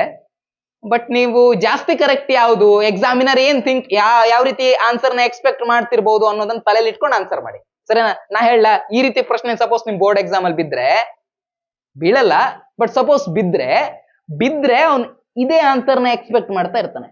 ಸರಿನಾ? ಸೊ ಗಾಸಿಯನ್ ಸರ್ಫೇಸ್ ಅನ್ನೇ ಅವ್ರು ಎಕ್ಸ್ಪೆಕ್ಟ್ ಮಾಡ್ತಾ ಇರೋದು, ಯಾಕಂದ್ರೆ ಆ ವರ್ಡ್ ಆ ರೀತಿ ಇದೆ. ಸರಿನಾ? ನೆಕ್ಸ್ಟ್ ಹೋಗೋಣ. Which of the following is correct statement of Gauss law? Gauss law ಪ್ರಕಾರ ಏನು? Electric flux of a closed surface is equal to 1 by epsilon naught times of charge enclosed by that surface. ಈ surface ಒಂದು closed surface ಇದ್ರೆ ಈ surface ಮೂಲಕ ಇರೋ electric flux ಯಾವ ರೀತಿ ಇರುತ್ತಪ್ಪ ಅಂತಂದ್ರೆ, ಇದ್ರ ಒಳಗಡೆಗೆ ಏನ್ ಚಾರ್ಜ್ ಇರುತ್ತಲ್ವಾ, ಕ್ಯೂ ಎನ್ಕ್ಲೋಸ್ಡ್, ಇದ್ರ ಒಳಗಡೆಗಿರೋ ಚಾರ್ಜ್ ಏನಿರುತ್ತಲ್ವಾ ಅದ್ರ 1 by epsilon naught ಟೈಮ್ಸ್ ಇರುತ್ತೆ. ಸೊ ಫ್ಲಕ್ಸ್ ಎಷ್ಟಿರುತ್ತೆ? Flux 1 by epsilon naught times ಇರುತ್ತೆ ಅನ್ನೋದು ಗಾಸ್ ಲಾ. ಸೊ ಇಲ್ಲಿ ಎಲ್ಲಿದೆ 1 by epsilon naught ಟೈಮ್ ಅಂದ್ರೆ ಇದೇ ತಾನೆ ಆನ್ಸರು. 1 by epsilon naught ಅಂದ್ರೆ 1 by epsilon naught times of charge enclosed by, ಈ ಸರ್ಫೇಸ್ ನ ಒಳಗಡೆಗೆ ಏನ್ ಚಾರ್ಜ್ ಇಟ್ಟಿದೆ ಅಲ್ವಾ ಆ ಚಾರ್ಜ್ ಎನ್ಕ್ಲೋಸ್ಡ್ ಚಾರ್ಜ್. ಸರಿನಾ? Enclosed charge. ಸೊ ಇದು ಈ ಆಪ್ಷನ್ ಎಲ್ಲಿದೆ? ಇಲ್ಲಿ ಈ ಆಪ್ಷನ್ ಇರೋದು ಆಪ್ಷನ್ ಬಿ ನಲ್ಲಿ. ಕರೆಕ್ಟಾ? ಸೊ ಆಪ್ಷನ್ ಬಿ ಇಲ್ಲಿ ಸರಿಯಾದ answer. E dot d S ಅಂದ್ರೆ ಇಲೆಕ್ಟ್ರಿಕ್ ಫ್ಲಕ್ಸ್. ನಾನು ಇಲ್ಲಿ 5 ಅಂತ ಬರ್ದಿದ್ದೇನೆ, ಇಲ್ಲಿ ಇ ಡಾಟ್ ಡಿ ಎಸ್ ಅಂತ ಬರ್ದಿದ್ದಾರೆ. ಇದರ ಅರ್ಥ ಏನು? ಇದರ ಅರ್ಥ ಅಂತಂದ್ರೆ ಆ ಸರ್ಫೇಸ್ ನ ಇಂಟಿಗ್ರಲ್ ತಗೊಂಡಿದ್ದೇವೆ, ಕ್ಲೋಸ್ಡ್ ಇಂಟಿಗ್ರಲ್ ನ ತಗೊಂಡಿದ್ದೇವೆ. ಬರೀ ಇಂಟಿಗ್ರಲ್ ಅಂದ್ರೆ ನಾವು ಯಾವ ರೀತಿ ಬರಿತೀವಿ? ಈ ರೀತಿಯಾಗಿ ಬರಿತೀವಿ. ಹೌದಾ? ಈಗ ನಾವು ತಗೊಂಡಿರೋದೇನು? ಆ ಸರ್ಫೇಸ್ ನ ಫುಲ್, ಗೊತ್ತಾಯ್ತಲ್ವಾ? ಫುಲ್ ತಗೊಂಡಿದ್ದೀವಿ. ಸೊ ಫುಲ್ ಇಂಟಿಗ್ರಲ್ ತಗೊಂಡಿರೋದ್ರಿಂದ ಈ ರೀತಿಯಾಗಿ ಬರಿತೀವಿ ಅಷ್ಟೇ, ಮತ್ತೇನಲ್ಲ. ಸರಿನಾ? ಕ್ಲೋಸ್ಡ್ ಇಂಟಿಗ್ರಲ್ ತಗೊಂಡಿದ್ದೀವಿ. ಯಾವ ಸರ್ಫೇಸ್? D S surface. ಈ ಸರ್ಫೇಸ್ ಇನ್ ಕ್ಲೋಸ್ಡ್ ಇಂಟರ್ವಲ್ ತಗೊಂಡಿದ್ದೀವಿ, ಇಂಟರ್ವಲ್ ಅಂತೆ ಇಂಟಿಗ್ರಲ್ ತಗೊಂಡಿದ್ದೀವಿ. ಸರಿನಾ? ನೆಕ್ಸ್ಟ್ ಹೋಗೋಣ. The total electrical flux leaving a spherical surface of radius R metre enclosing an electric dipole of charge q is.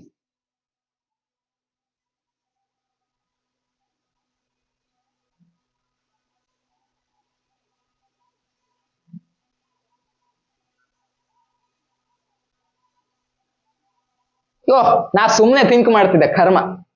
ಏನಾಗ್ಬೇಕು? Obviously zero ಆಗ್ಬೇಕಲ್ವಾ? ಯಾಕೆ? Gauss law ಪ್ರಕಾರ ಏನು, ನಾವು ಆ ಸರ್ಫೇಸ್ ನ ಒಳಗಡೆಗೆ ಇರುವಂತ ಟೋಟಲ್ ಚಾರ್ಜ್ ನ ಕನ್ಸಿಡರ್ ಮಾಡಬೇಕು. ಈಗ ಡೈಪೋಲ್ ಇಟ್ಟಿದ್ದಾರೆ, ಒಂದ್ ಸರ್ಫೇಸ್ ಇದೆ, ಗಾಸಿಯನ್ ಒಂದ್ ಡೈಪೋಲ್ ಇದೆ. ಸರಿನಾ? ಈ ಡೈಪೋಲ್ ಯಾವ್ದ್ರ ಒಳಗಡೆ ಇದೆ? ಒಂದು ಕ್ಲೋಸ್ಡ್ ಸ್ಫಿಯರ್ ಒಳಗಡೆ ಇದೆ ಅಂತ ಅವ್ರ ಪ್ರಶ್ನೆಯಲ್ಲಿ ಹೇಳ್ತಾ ಇದ್ದಾರೆ. ಈ ಡೈಪೋಲ್ ನ ಚಾರ್ಜ್ ಎಷ್ಟಿರುತ್ತೆ? ನಾವು ಗಾಸ್ ಲಾ ಹಾಕ್ಬೇಕಾದ್ರೆ ಒಳಗಡೆ ಇರೋ ಎನ್ಕ್ಲೋಸ್ಡ್ ಚಾರ್ಜ್ ಎಷ್ಟಿದೆ ಅನ್ನೋದು ಬೇಕಲ್ವಾ? ಒಳಗಡೆ ಇರೋ ಚಾರ್ಜ್ ಎಷ್ಟಿರುತ್ತೆ? ಇದ್ರಲ್ಲಿರೋ ಡೈಪೋಲ್ ಒಂದು ಪ್ಲಸ್ ಕ್ಯೂ ಇದ್ರೆ ಇನ್ನೊಂದು ಮೈನಸ್ ಕ್ಯೂನೇ ಇರುತ್ತೆ.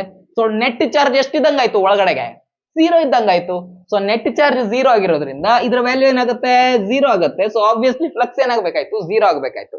ಯಾವ್ದೇ ವಿಚಾರ ಮಾಡಿದ್ವಿ, ಯಾಕೆ ಸ್ವಲ್ಪ ಟಫ್ ಕ್ವಶನ್ ಕೇಳಿದ್ರು ಇವರು ಅಂತ? ಇಲ್ಲ, ಈಸಿನೇ ಕೇಳಿದ್ದಾರೆ. ಸರಿನಾ? ಕರೆಕ್ಟ್. ನೆಕ್ಸ್ಟ್ ಹೋಗೋಣ. Electric field at a distance r from infinitely long conducting sheet is proportional to. ನಾವು ಗಾಸ್ ಲಾ ಅಪ್ಲಿಕೇಶನ್ ಮೇಲೆ 3 ಡಿರೈವೇಶನ್ ಇದೆ ಅಲ್ಲ ಆಕ್ಚುಲಿ, ಬಟ್ ಅದ್ರಲ್ಲಿ ನಾನು ನಿಮ್ಗೆ 2 ಮಾಡಿಸಿದ್ದೇನೆ. ಯಾಕೆ? ಇಂಪಾರ್ಟೆಂಟ್ ಇರೋದಷ್ಟೇ ಮಾಡಿಸಿದ್ದೇನೆ, ಫಾಲ್ತು ಚೀಸ್ ಎಲ್ಲ ಮಾಡಿಸ್ಲಿಲ್ಲ ನಿಮ್ಗೆ. ಸರಿನಾ? ಸೊ ಆ ಇಂಪಾರ್ಟೆಂಟ್ ಇರೋ 2 ಏನಿತ್ತಲ್ವಾ ಆ ಒನ್ ಶಾರ್ಟ್ ವಿಡಿಯೋದಲ್ಲಿ ಇದೆ, ಡಿರೈವೇಶನ್ ಇದೆ. ಬಾಕಿದ್ರದ್ದು ಜಸ್ಟ್ ಏನ್ ಎಕ್ಸ್ಪ್ರೆಷನ್ ಬರುತ್ತೆ ಅನ್ನೋದು ಹೇಳಿದ್ದೀನಿ. ಅದ್ ಏನಾಗತ್ತೆ ಅಂತಂದ್ರೆ ಆ 3 ಇಂಪಾರ್ಟೆಂಟ್ ಡಿರೈವೇಶನ್ ಯಾವುದು? 3 ಅಲ್ಲ, 2 ಇಂಪಾರ್ಟೆಂಟ್ ಡಿರೈವೇಶನ್. ಬಟ್ ಅಲ್ಲಿ ಇರೋದು 3, ಬುಕ್ ನಲ್ಲಿ 3 ಕೊಟ್ಟಿದ್ದಾರೆ. ಸೊ 3ರಲ್ಲಿ 2 ಇಂಪಾರ್ಟೆಂಟ್ ಎಲ್ಲಿದೆ? ಒನ್ ಶಾರ್ಟ್ ವಿಡಿಯೋದಲ್ಲಿ ಇದೆ, ನೋಡ್ಕೊ ಬನ್ನಿ. ತುಂಬಾ ಸಲ ಕೇಳಿದಾರೆ ಎಕ್ಸಾಮ್ ಅಲ್ಲಿ, ಅದನ್ನ ಮಿಸ್ ಮಾಡೋದಕ್ಕೆ ಹೋಗ್ಬೇಡಿ. ಸರಿನಾ? ಈಗ ವಿಷಯಕ್ಕೆ ಬರುವ.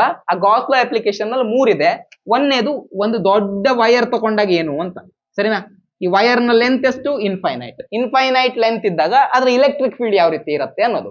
ಇನ್ನೊಂದು ಇಂಪಾರ್ಟೆಂಟ್ ಇರೋದು, ಒಂದು ಸ್ಫೆರಿಕಲ್ ಶೆಲ್ ಇದೆ, ಅದ್ರ ಹೊರಗಡೆಗೆ ಇಲೆಕ್ಟ್ರಿಕ್ ಫೀಲ್ಡ್ ಯಾವ ರೀತಿ ಬರುತ್ತೆ, ಒಳಗಡೆಗೆ ಎಲೆಕ್ಟ್ರಿಕ್ ಫೀಲ್ಡ್ ಯಾವ ರೀತಿ ಬರುತ್ತೆ ಅನ್ನೋದು.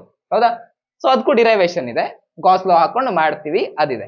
ಅವು ಎರಡು ಡಿರೈವೇಶನ್ ಏನು ಇಂಪಾರ್ಟೆಂಟ್ ಡಿರೈವೇಶನ್. ಇನ್ನೊಂದು ಡಿರೈವೇಶನ್ ಬುಕ್ ನಲ್ಲಿ ಕೊಟ್ಟಿದ್ದಾರೆ, ಬಟ್ ನೀವು ಅದರ ರಿಸಲ್ಟ್ ಗೊತ್ತಿದ್ರೆ ಸಾಕು, ಅದ್ರದ್ದು ಏನು ಕನ್ಕ್ಲೂಷನ್ ಅನ್ನೋದು ನಿಮ್ಗೆ ಗೊತ್ತಿದ್ರೆ ಸಾಕು.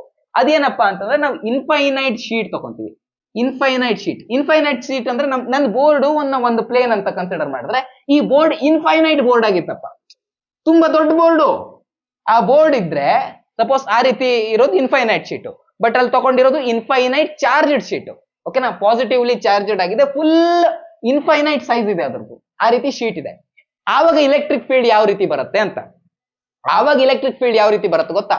ಆ ಇಲೆಕ್ಟ್ರಿಕ್ ಫೀಲ್ಡ್ ಇಂದ ನೀವು ಎಷ್ಟೇ ಡಿಸ್ಟೆನ್ಸ್ ಅಲ್ಲಿ ಹೋಗಿ, ಈಗ ಫಾರ್ ಎಕ್ಸಾಂಪಲ್ ನೀವು ಒಂದು ಚಾರ್ಜ್ ಇಟ್ಕೊಂಡಿದ್ರಪ್ಪ, ಚಾರ್ಜ್ ನಿಂದ ಇಲ್ಲಿ ಹೋದ್ರೆ ಏನೋ ಒಂದು ಇಲೆಕ್ಟ್ರಿಕ್ ಫೀಲ್ಡ್ ಇರುತ್ತೆ, ಮತ್ತು ಮುಂದಕ್ಕೆ ಹೋದ್ರೆ ಇಲೆಕ್ಟ್ರಿಕ್ ಫೀಲ್ಡ್ ಕಮ್ಮಿ ಆಗತ್ತೆ, ಮತ್ತು ಮುಂದಕ್ಕೆ ಹೋದ್ರೆ ಇಲೆಕ್ಟ್ರಿಕ್ ಫೀಲ್ಡ್ ಮತ್ತು ಕಮ್ಮಿ ಆಗತ್ತೆ. ಹೌದಾ? ಯಾಕಂದ್ರೆ ಚಾರ್ಜ್ ನಿಂದ ದೂರಕ್ಕೆ ಹೋಗ್ತಾ ಇದ್ದಂಗೂ ಇಲೆಕ್ಟ್ರಿಕ್ ಫೀಲ್ಡ್ ಕಮ್ಮಿ ಆಗುತ್ತೆ. ಕೂಲಂಬ್ಸ್ ಲಾ ಏನ್ ಹೇಳುತ್ತೆ ಗೊತ್ತಲ್ವಾ ನಿಮ್ಗೆ? ಸೊ ಇದು ಕೂಲಂಬ್ಸ್ ಲಾ ಹೇಳುತ್ತೆ. ಹೌದಾ? ಸೊ ದೂರ ಹೋಗ್ತಾ ಇದ್ದಂಗೂ 1/r² ನಷ್ಟು ಇಲೆಕ್ಟ್ರಿಕ್ ಫೀಲ್ಡ್ ಕಮ್ಮಿ ಆಗ್ತಾ ಹೋಗುತ್ತೆ. ಬಟ್ ಇಲ್ಲಿ ಕೂಲಂಬ್ಸ್ ಲಾ ಅಲ್ಲ, ಕೂಲಂಬ್ಸ್ ಲಾ ಇರೋದು ಫೋರ್ಸ್, ಬಟ್ ಇಲೆಕ್ಟ್ರಿಕ್ ಫೀಲ್ಡ್ ಕಮ್ಮಿ ಆಗ್ತಾ ಹೋಗುತ್ತೆ ತಾನೆ 1/r² ನಷ್ಟು. ಸೊ ಇವಾಗ ಇನ್ಫೈನೈಟ್ ಶೀಟ್ ತಗೊಂಡಾಗ ಏನಾಗುತ್ತೆ, ಇನ್ಫೈನೈಟ್ ಶೀಟ್ ತಗೊಂಡಾಗ ಕಥೆನೇ ಬೇರೆ. ಇಲ್ಲಿ ಏನಾಗ್ತಾ ಇತ್ತು, ದೂರ ಹೋಗ್ತಾ ಇದ್ದಂಗೂ ಆ ಇಲೆಕ್ಟ್ರಿಕ್ ಫೀಲ್ಡ್ ಕಮ್ಮಿ ಆಗ್ತಾ ಹೋಗಿತ್ತಲ್ಲ. ಬಟ್ ಇನ್ಫೈನೈಟ್ ಶೀಟ್ ಇದ್ದಾಗ ನೀವು ಎಷ್ಟೇ ದೂರ ಹೋಗಿ, ಸಪೋಸ್ ಈ ಬೋರ್ಡ್ ನಂದು ಇನ್ಫೈನೈಟ್ ಶೀಟ್ ಅಂತ ಅನ್ಕೊಳ್ಳಿ, ಇಲ್ಲಿಗೆ ಬಂದೆ, ಈ ಪಾಯಿಂಟ್ ನೋಡ್ತಾ ಇದೀನಿ, ಇಲೆಕ್ಟ್ರಿಕ್ ಫೀಲ್ಡ್ ಎಷ್ಟಿದೆಯೋ ಅಷ್ಟೇ ಈ ಪಾಯಿಂಟ್ ಅಲ್ಲೂ ಇರುತ್ತೆ, ಈ ಪಾಯಿಂಟ್ ಅಲ್ಲೂ ಇರುತ್ತೆ, ಈ ಪಾಯಿಂಟ್ ಅಲ್ಲೂ ಇರುತ್ತೆ. ಎಷ್ಟೇ ದೂರ ಹೋದ್ರೂ ಆ ಇಲೆಕ್ಟ್ರಿಕ್ ಫೀಲ್ಡ್ ಇಂಟೆನ್ಸಿಟಿ ಸೇಮ್ ಇರುತ್ತೆ, ಅಷ್ಟೇ ಇಲೆಕ್ಟ್ರಿಕ್ ಫೀಲ್ಡ್ ಇರುತ್ತೆ. ಸರಿನಾ? ಸೊ ಇನ್ಫೈನೈಟ್ ಪ್ಲೇನ್ ಶೀಟ್ ಇದ್ದಾಗ ಅದು ಡಿಸ್ಟೆನ್ಸ್ ಮೇಲೆ ಡಿಪೆಂಡ್ ಆಗೋದಿಲ್ಲ, ಆರ್ ನ ಮೇಲೆ ಅದು ಡಿಪೆಂಡ್ ಆಗೋದಿಲ್ಲ. ಹೀಗಾಗಿ r⁻0 ಅನ್ನೋದು ಇಲ್ಲಿ ಕರೆಕ್ಟ್ ಅಂತಾನೆ. ಸರಿ, ಯಾಕಂದ್ರೆ ಡಿಸ್ಟೆನ್ಸ್ ಮೇಲೆ ಡಿಪೆಂಡ್ ಆಗಲ್ಲ ಅಲ್ವಾ ಅದು. ಸೊ r⁻0 ಡಿಸ್ಟೆನ್ಸ್ ಮೇಲೆ ಡಿಪೆಂಡ್ ಆಗಲ್ಲ ಅಂತ ಅರ್ಥ. ಸರಿನಾ? ಸೊ ಆಪ್ಷನ್ ಡಿ ಕರೆಕ್ಟ್ ಇಲ್ಲಿ. ನೆಕ್ಸ್ಟ್ ಹೋಗೋಣ. ಇದ್ಯಾಕಪ್ಪ ವಿಚಿತ್ರವಾಗಿ ಬಂದಿದೆ. Glass rod when rubbed with silk acquires a positive charge because, glass rod ಅನ್ನ ಸಿಲ್ಕ್ ಜೊತೆಗೆ ಇದು ಮಾಡಿದಾಗ ಗ್ಲಾಸ್ ರಾಡಿಗೆ ಪಾಸಿಟಿವ್ ಚಾರ್ಜ್ ಬರುತ್ತೆ. ಯಾಕೆ ಗ್ಲಾಸ್ ರಾಡಿಗೆ ಪಾಸಿಟಿವ್ ಚಾರ್ಜ್ ಬರುತ್ತೆ? ಯಾಕಂದ್ರೆ ಆ ಗ್ಲಾಸ್ ರಾಡ್ ನೆಗೆಟಿವ್ ಅನ್ನ ಕಳ್ಕೊಳ್ಳುತ್ತೆ. ಅಂತಂದ್ರೆ ನೆಗೆಟಿವ್ ಕಳ್ಕೊಳ್ಳುತ್ತೆ ಅಂದ್ರೆ ಏನರ್ಥ? ಇಲೆಕ್ಟ್ರಾನ್ ಅನ್ನ ಬಿಟ್ಕೊಡುತ್ತೆ. ಇಲೆಕ್ಟ್ರಾನಿಕ್ ನೆಗೆಟಿವ್ ಚಾರ್ಜ್ ಅಲ್ವಾ? ಸೊ ನೆಗೆಟಿವ್ ಅನ್ನ ಕಳ್ಕೊಂಡು ಅದು ಪಾಸಿಟಿವ್ ಚಾರ್ಜ್ ಆಗುತ್ತೆ.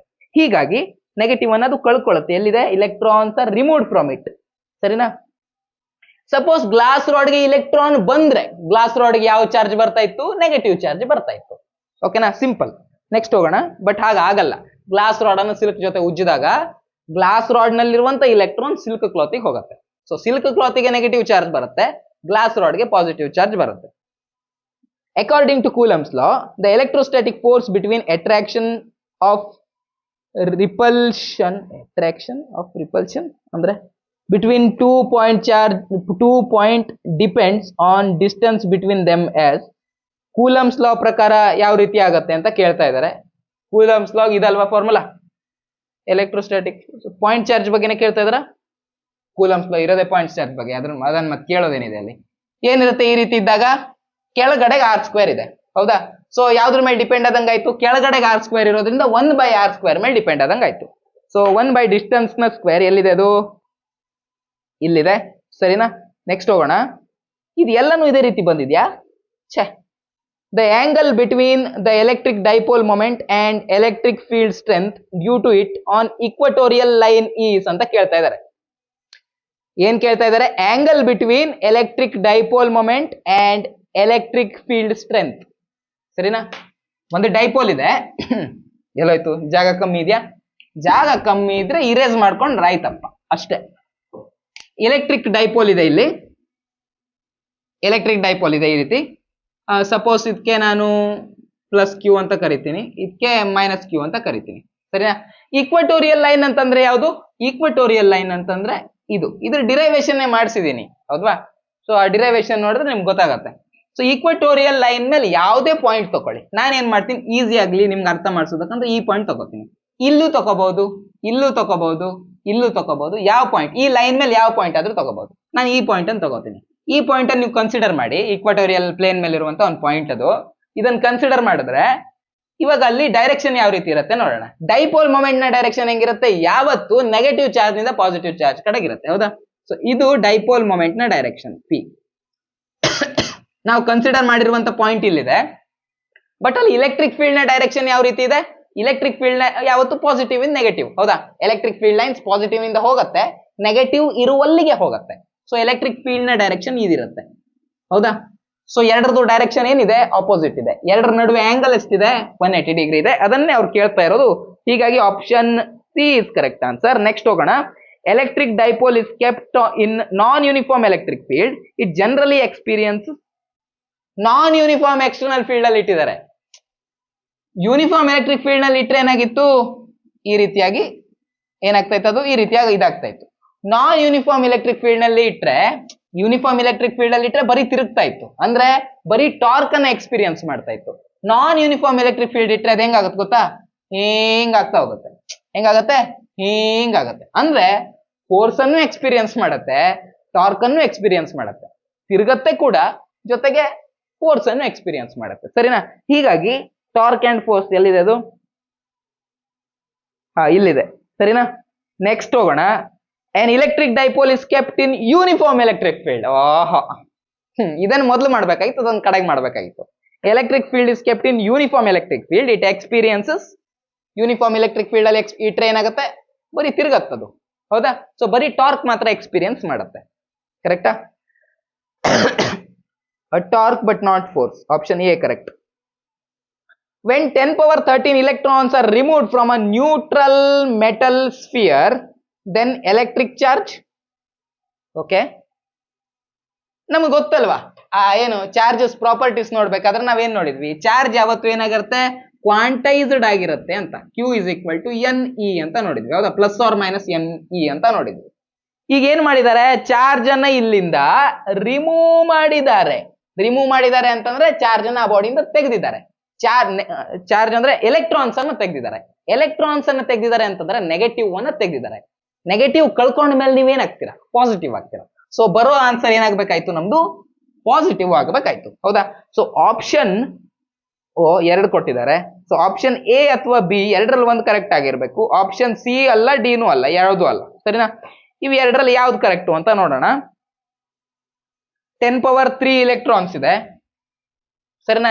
ಇದ್ರ ವ್ಯಾಲ್ಯೂ ಎಷ್ಟು, ಈ ವ್ಯಾಲ್ಯೂ ಎಷ್ಟು ಇರುತ್ತೆ,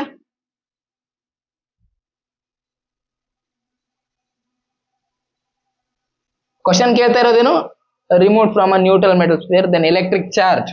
ಎಲೆಕ್ಟ್ರಿಕ್ ಚಾರ್ಜ್ ನ ಕೇಳ್ತಾ ಇದಾರೆ, ಅಂದ್ರೆ ಇದನ್ನ ಕೇಳ್ತಾ ಇದಾರೆ.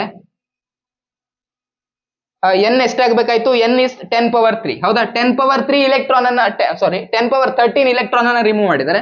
So N value 10 power 13. So ಇಷ್ಟೆಲ್ಲ ದೊಡ್ಡ ಲೆಕ್ಕನೋ ಸರ್, ನಾನು ಎಕ್ಸ್ಪ್ಲೈನ್ ಮಾಡ್ಬೇಕಾದ್ರೆ ಟೈಮ್ ಆಗ್ತಿದೆ ಅಷ್ಟೇ, ಅಲ್ಲಿ ಇರೋದು ಏನಿಲ್ಲ, ಸರಿನಾ. ಎನ್ ಎಷ್ಟಿದೆ, 10 power 13 ಇದೆ. ಈ ವ್ಯಾಲ್ಯೂ ಎಷ್ಟಿರುತ್ತೆ, charge of electron, charge of electron 1.6 into 10 power -19 coulomb, ಕರೆಕ್ಟಾ. ಸೊ ಇದನ್ನ ಮಾಡಿದಾಗ ಏನಾಗುತ್ತೆ, ಇದನ್ನ ಮಾಡಿದಾಗ ನಮ್ಗೆ ಬರೋದು ಪ್ಲಸ್, ಇದು ಸೈನ್ ಪ್ಲಸ್, ಹಾಗೆ ಇಲ್ಲಿ 1.6 ಇಂಟು 10 power 13 ಇಂಟು 10 power -19 ಏನಾಗುತ್ತೆ, 10 power -6 ಆಗುತ್ತೆ, ಹೌದಾ. ಸೊ 10 power -6 ಅಂತಂದ್ರೆ ಮೈಕ್ರೋ, 10 power -6 ಅಂದ್ರೆ ಮೈಕ್ರೋ ಇರೋದೆಲ್ಲಿ, ಇಲ್ಲಿ. ಸೊ ಆಪ್ಷನ್ ಎ ಇಲ್ಲಿ ಕರೆಕ್ಟ್. ನೆಕ್ಸ್ಟ್ ಹೋಗೋಣ. The minimum charge on object is ಅಂತ ಕೇಳ್ತಾ ಇದ್ದಾರೆ. ಮಿನಿಮಮ್ ಚಾರ್ಜ್ ಕಮ್ಮಿ ಅಂದ್ರೆ ಎಷ್ಟು ಚಾರ್ಜ್ ಇರುತ್ತೆ ಅಂತ, ಅದನ್ನ ಹೇಳೋದು ಕೂಡ ಇದೇ property. Q is equal to NE.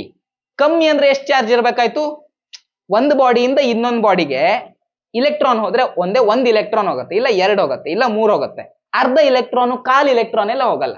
So minimum N value ಏನಾಗುತ್ತೆ, ಮಿನಿಮಮ್ ಎನ್ ವ್ಯಾಲ್ಯೂ 1 ಇರುತ್ತೆ, ಹೌದಾ. 0 ಅಂದ್ರೆ ಟ್ರಾನ್ಸ್ಫರ್ ಆಗ್ಲಿಲ್ಲ ಅಂತ ಅರ್ಥ ಅಲ್ವಾ, ಒಂದು ಇಲೆಕ್ಟ್ರಾನ್ ಹೋಗ್ಲಿಲ್ಲ ಅಂತ. ಮಿನಿಮಮ್ ಹೋಗ್ಬೇಕು ಅಂದ್ರೆ ಎಷ್ಟು ಹೋಗ್ಬೇಕು, 1 ಹೋಗ್ಬೇಕು. ಸೊ ಎನ್ ವ್ಯಾಲ್ಯೂ 1 ಆಗುತ್ತೆ, ಹೌದಾ. ಎನ್ ವ್ಯಾಲ್ಯೂ 1 ಆಗುತ್ತೆ. ಈಗಂತೂ ಇರೋದು ಫಿಕ್ಸ್ ವ್ಯಾಲ್ಯೂ ಏನು, 1.6 ಇಂಟು 10 power -19. ಸೊ ಮಿನಿಮಮ್ ಎಷ್ಟು ಹೋಗ್ಬೇಕಾಯ್ತು, ಚಾರ್ಜ್ ಹೋದ್ರೆ ಮಿನಿಮಮ್ ಹೋಗೋದು ಇಷ್ಟು ಹೋಗ್ಬೇಕಾಯ್ತು, ಹೌದಾ. ಇಷ್ಟು ಮಿನಿಮಮ್ ಹೋಗ್ಬೇಕಾಯ್ತು. ಸೊ ಮಿನಿಮಮ್ ಎಲ್ಲಿದೆ, ಅದು 1.6 ಇಲ್ಲಿದೆ, ಆಪ್ಷನ್ ಸಿ ನಲ್ಲಿದೆ. ಸೊ ಅದು ಕರೆಕ್ಟ್ ಆನ್ಸರ್. ಸಿಂಪಲ್ ಕೇಳ್ತಾರಷ್ಟೇ. When an insulator is charged, ಒಂದು ಇನ್ಸುಲೇಟರ್ಗೆ ಏನ್ ಮಾಡಿದ್ವಿ ನಾವು, ಚಾರ್ಜ್ ಮಾಡಿದೀವಿ. ಯಾವ್ದನ್ನ, ಇನ್ಸುಲೇಟರ್ನ ಚಾರ್ಜ್ ಮಾಡಿದೀವಿ. ಹಿಂದೆಲ್ಲ ನಾವು ಎಕ್ಸಾಂಪಲ್ ತಗೊಂಡಾಗ ಯಾವ್ದು ತಗೊಂಡಿದ್ವಿ, ಕಂಡಕ್ಟರ್ ನ ಎಕ್ಸಾಂಪಲ್ ತಗೊಂಡಿದ್ವಿ. ಕಂಡಕ್ಟರ್ ಅಲ್ಲಿ ಏನಾಗುತ್ತೆ, ಚಾರ್ಜ್ ಈಸಿಯಾಗಿ ಮೂವ್ ಆಗುತ್ತೆ ಅಂದ್ರೆ ಇಲ್ಲಿ ನಾನು ಚಾರ್ಜ್ ಹಾಕಿದ್ರೆ ಅದು ಈಸಿಯಾಗಿ ಇಲ್ಲೂ ಬರುತ್ತೆ, ಇಲ್ಲೂ ಬರುತ್ತೆ, ಇಲ್ಲೂ ಬರುತ್ತೆ, ಎಲ್ಲ ಕಡೆ ಓಡಾಡ್ಕೊಳತ್ತದು. ಬಟ್ ನಾವು ಇನ್ಸುಲೇಟರ್ ಮೇಲೆ ಹಾಕಿದ್ರೆ ಇನ್ಸುಲೇಟರ್ ಚಾರ್ಜ್ ಈಸಿಯಾಗಿ ಮೂವ್ ಆಗತ್ತಾ, ಇಲ್ಲ ಅಲ್ವಾ. ಸೊ ಇಲ್ಲಿ ಚಾರ್ಜ್ ಹಾಕಿದ್ವಿ ಅಂತಂದ್ರೆ ಆ ಚಾರ್ಜ್ ಅಲ್ಲೇ ಇರುತ್ತೆ, ಅದು ಮತ್ತೊಂದ್ ಕಡೆ ಹೋಗಲ್ಲ. 1 ಚಾರ್ಜ್ 2 ಚಾರ್ಜ್ 3 ಚಾರ್ಜ್, ಈ ಚಾರ್ಜ್ ಅನ್ನ ರಿಪೇಲ್ ಮಾಡುತ್ತೆ. ರಿಪೇಲ್ ಮಾಡಿದ್ರು ಅದಕ್ಕೆ ದೂರ ಹೋಗಕ್ಕಾಗಲ್ಲ. ಯಾಕೆ, ಇನ್ಸುಲೇಟರ್ ಒಳಗಡೆ ಈಸಿಯಾಗಿ ಚಾರ್ಜ್ ಮೂವ್ ಆಗಕ್ಕಾಗಲ್ಲ, ಅದಕ್ಕೆ. ಗೊತ್ತಾಯ್ತಾ. ಸೊ ಚಾರ್ಜ್ ಏನಾಗುತ್ತೆ, ಅಲ್ಲೇ ಇರುತ್ತೆ. ಚಾರ್ಜ್ ರಿಮೇನ್ಸ್ ಲೋಕಲೈಸ್ಡ್ ಅನ್ನೋದು ಕರೆಕ್ಟ್ ಆನ್ಸರ್. ನೆಕ್ಸ್ಟ್ ಹೋಗೋಣ.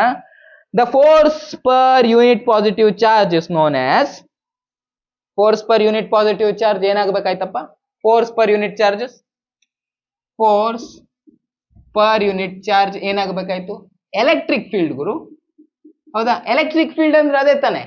ಈಗ ಒಂದ್ ಚಾರ್ಜ್ ಇಟ್ಟಿದ್ದೀನಿ ನಾನಿಲ್ಲಿ, ಪದೇ ಪದೇ ಬೋರ್ಡ್ ಫಿಲ್ ಆಗತ್ತೆ ಗುರು, ಕೋಪ ಬರುತ್ತೆ. ಪದೇ ಇದನ್ನ ಇರೇಸ್ ಮಾಡ್ತಾ ಇರ್ಬೇಕು. ಒಂದ್ ಚಾರ್ಜ್ ಇಟ್ಟಿದ್ದೀನಿ, ಎಸ್ ಚಾರ್ಜ್. ಈಗ ಒಂದು ಸೋರ್ಸ್ ಚಾರ್ಜ್ ಇಟ್ಟಿದ್ದೀನಿ, ಇನ್ನೊಂದು ಚಾರ್ಜ್ ತಗೊಬರ್ತಿದೀನಿ ಅಂತಂದ್ರೆ ಇಲೆಕ್ಟ್ರಿಕ್ ಫೀಲ್ಡ್ ಅನ್ನು ನಾವು ಯಾವ ರೀತಿ ಡಿಫೈನ್ ಮಾಡ್ತೀವಿ, ಈ ಚಾರ್ಜ್ ಇದ್ರ ಮೇಲೆ, ಈ ಯೂನಿಟ್ ಪಾಸಿಟಿವ್ ಚಾರ್ಜ್ ಮೇಲೆ ಇದು ಎಷ್ಟು ಫೋರ್ಸ್ ಹಾಕ್ತಾ ಇದೆ ಅಂತ. ಹೌದಾ.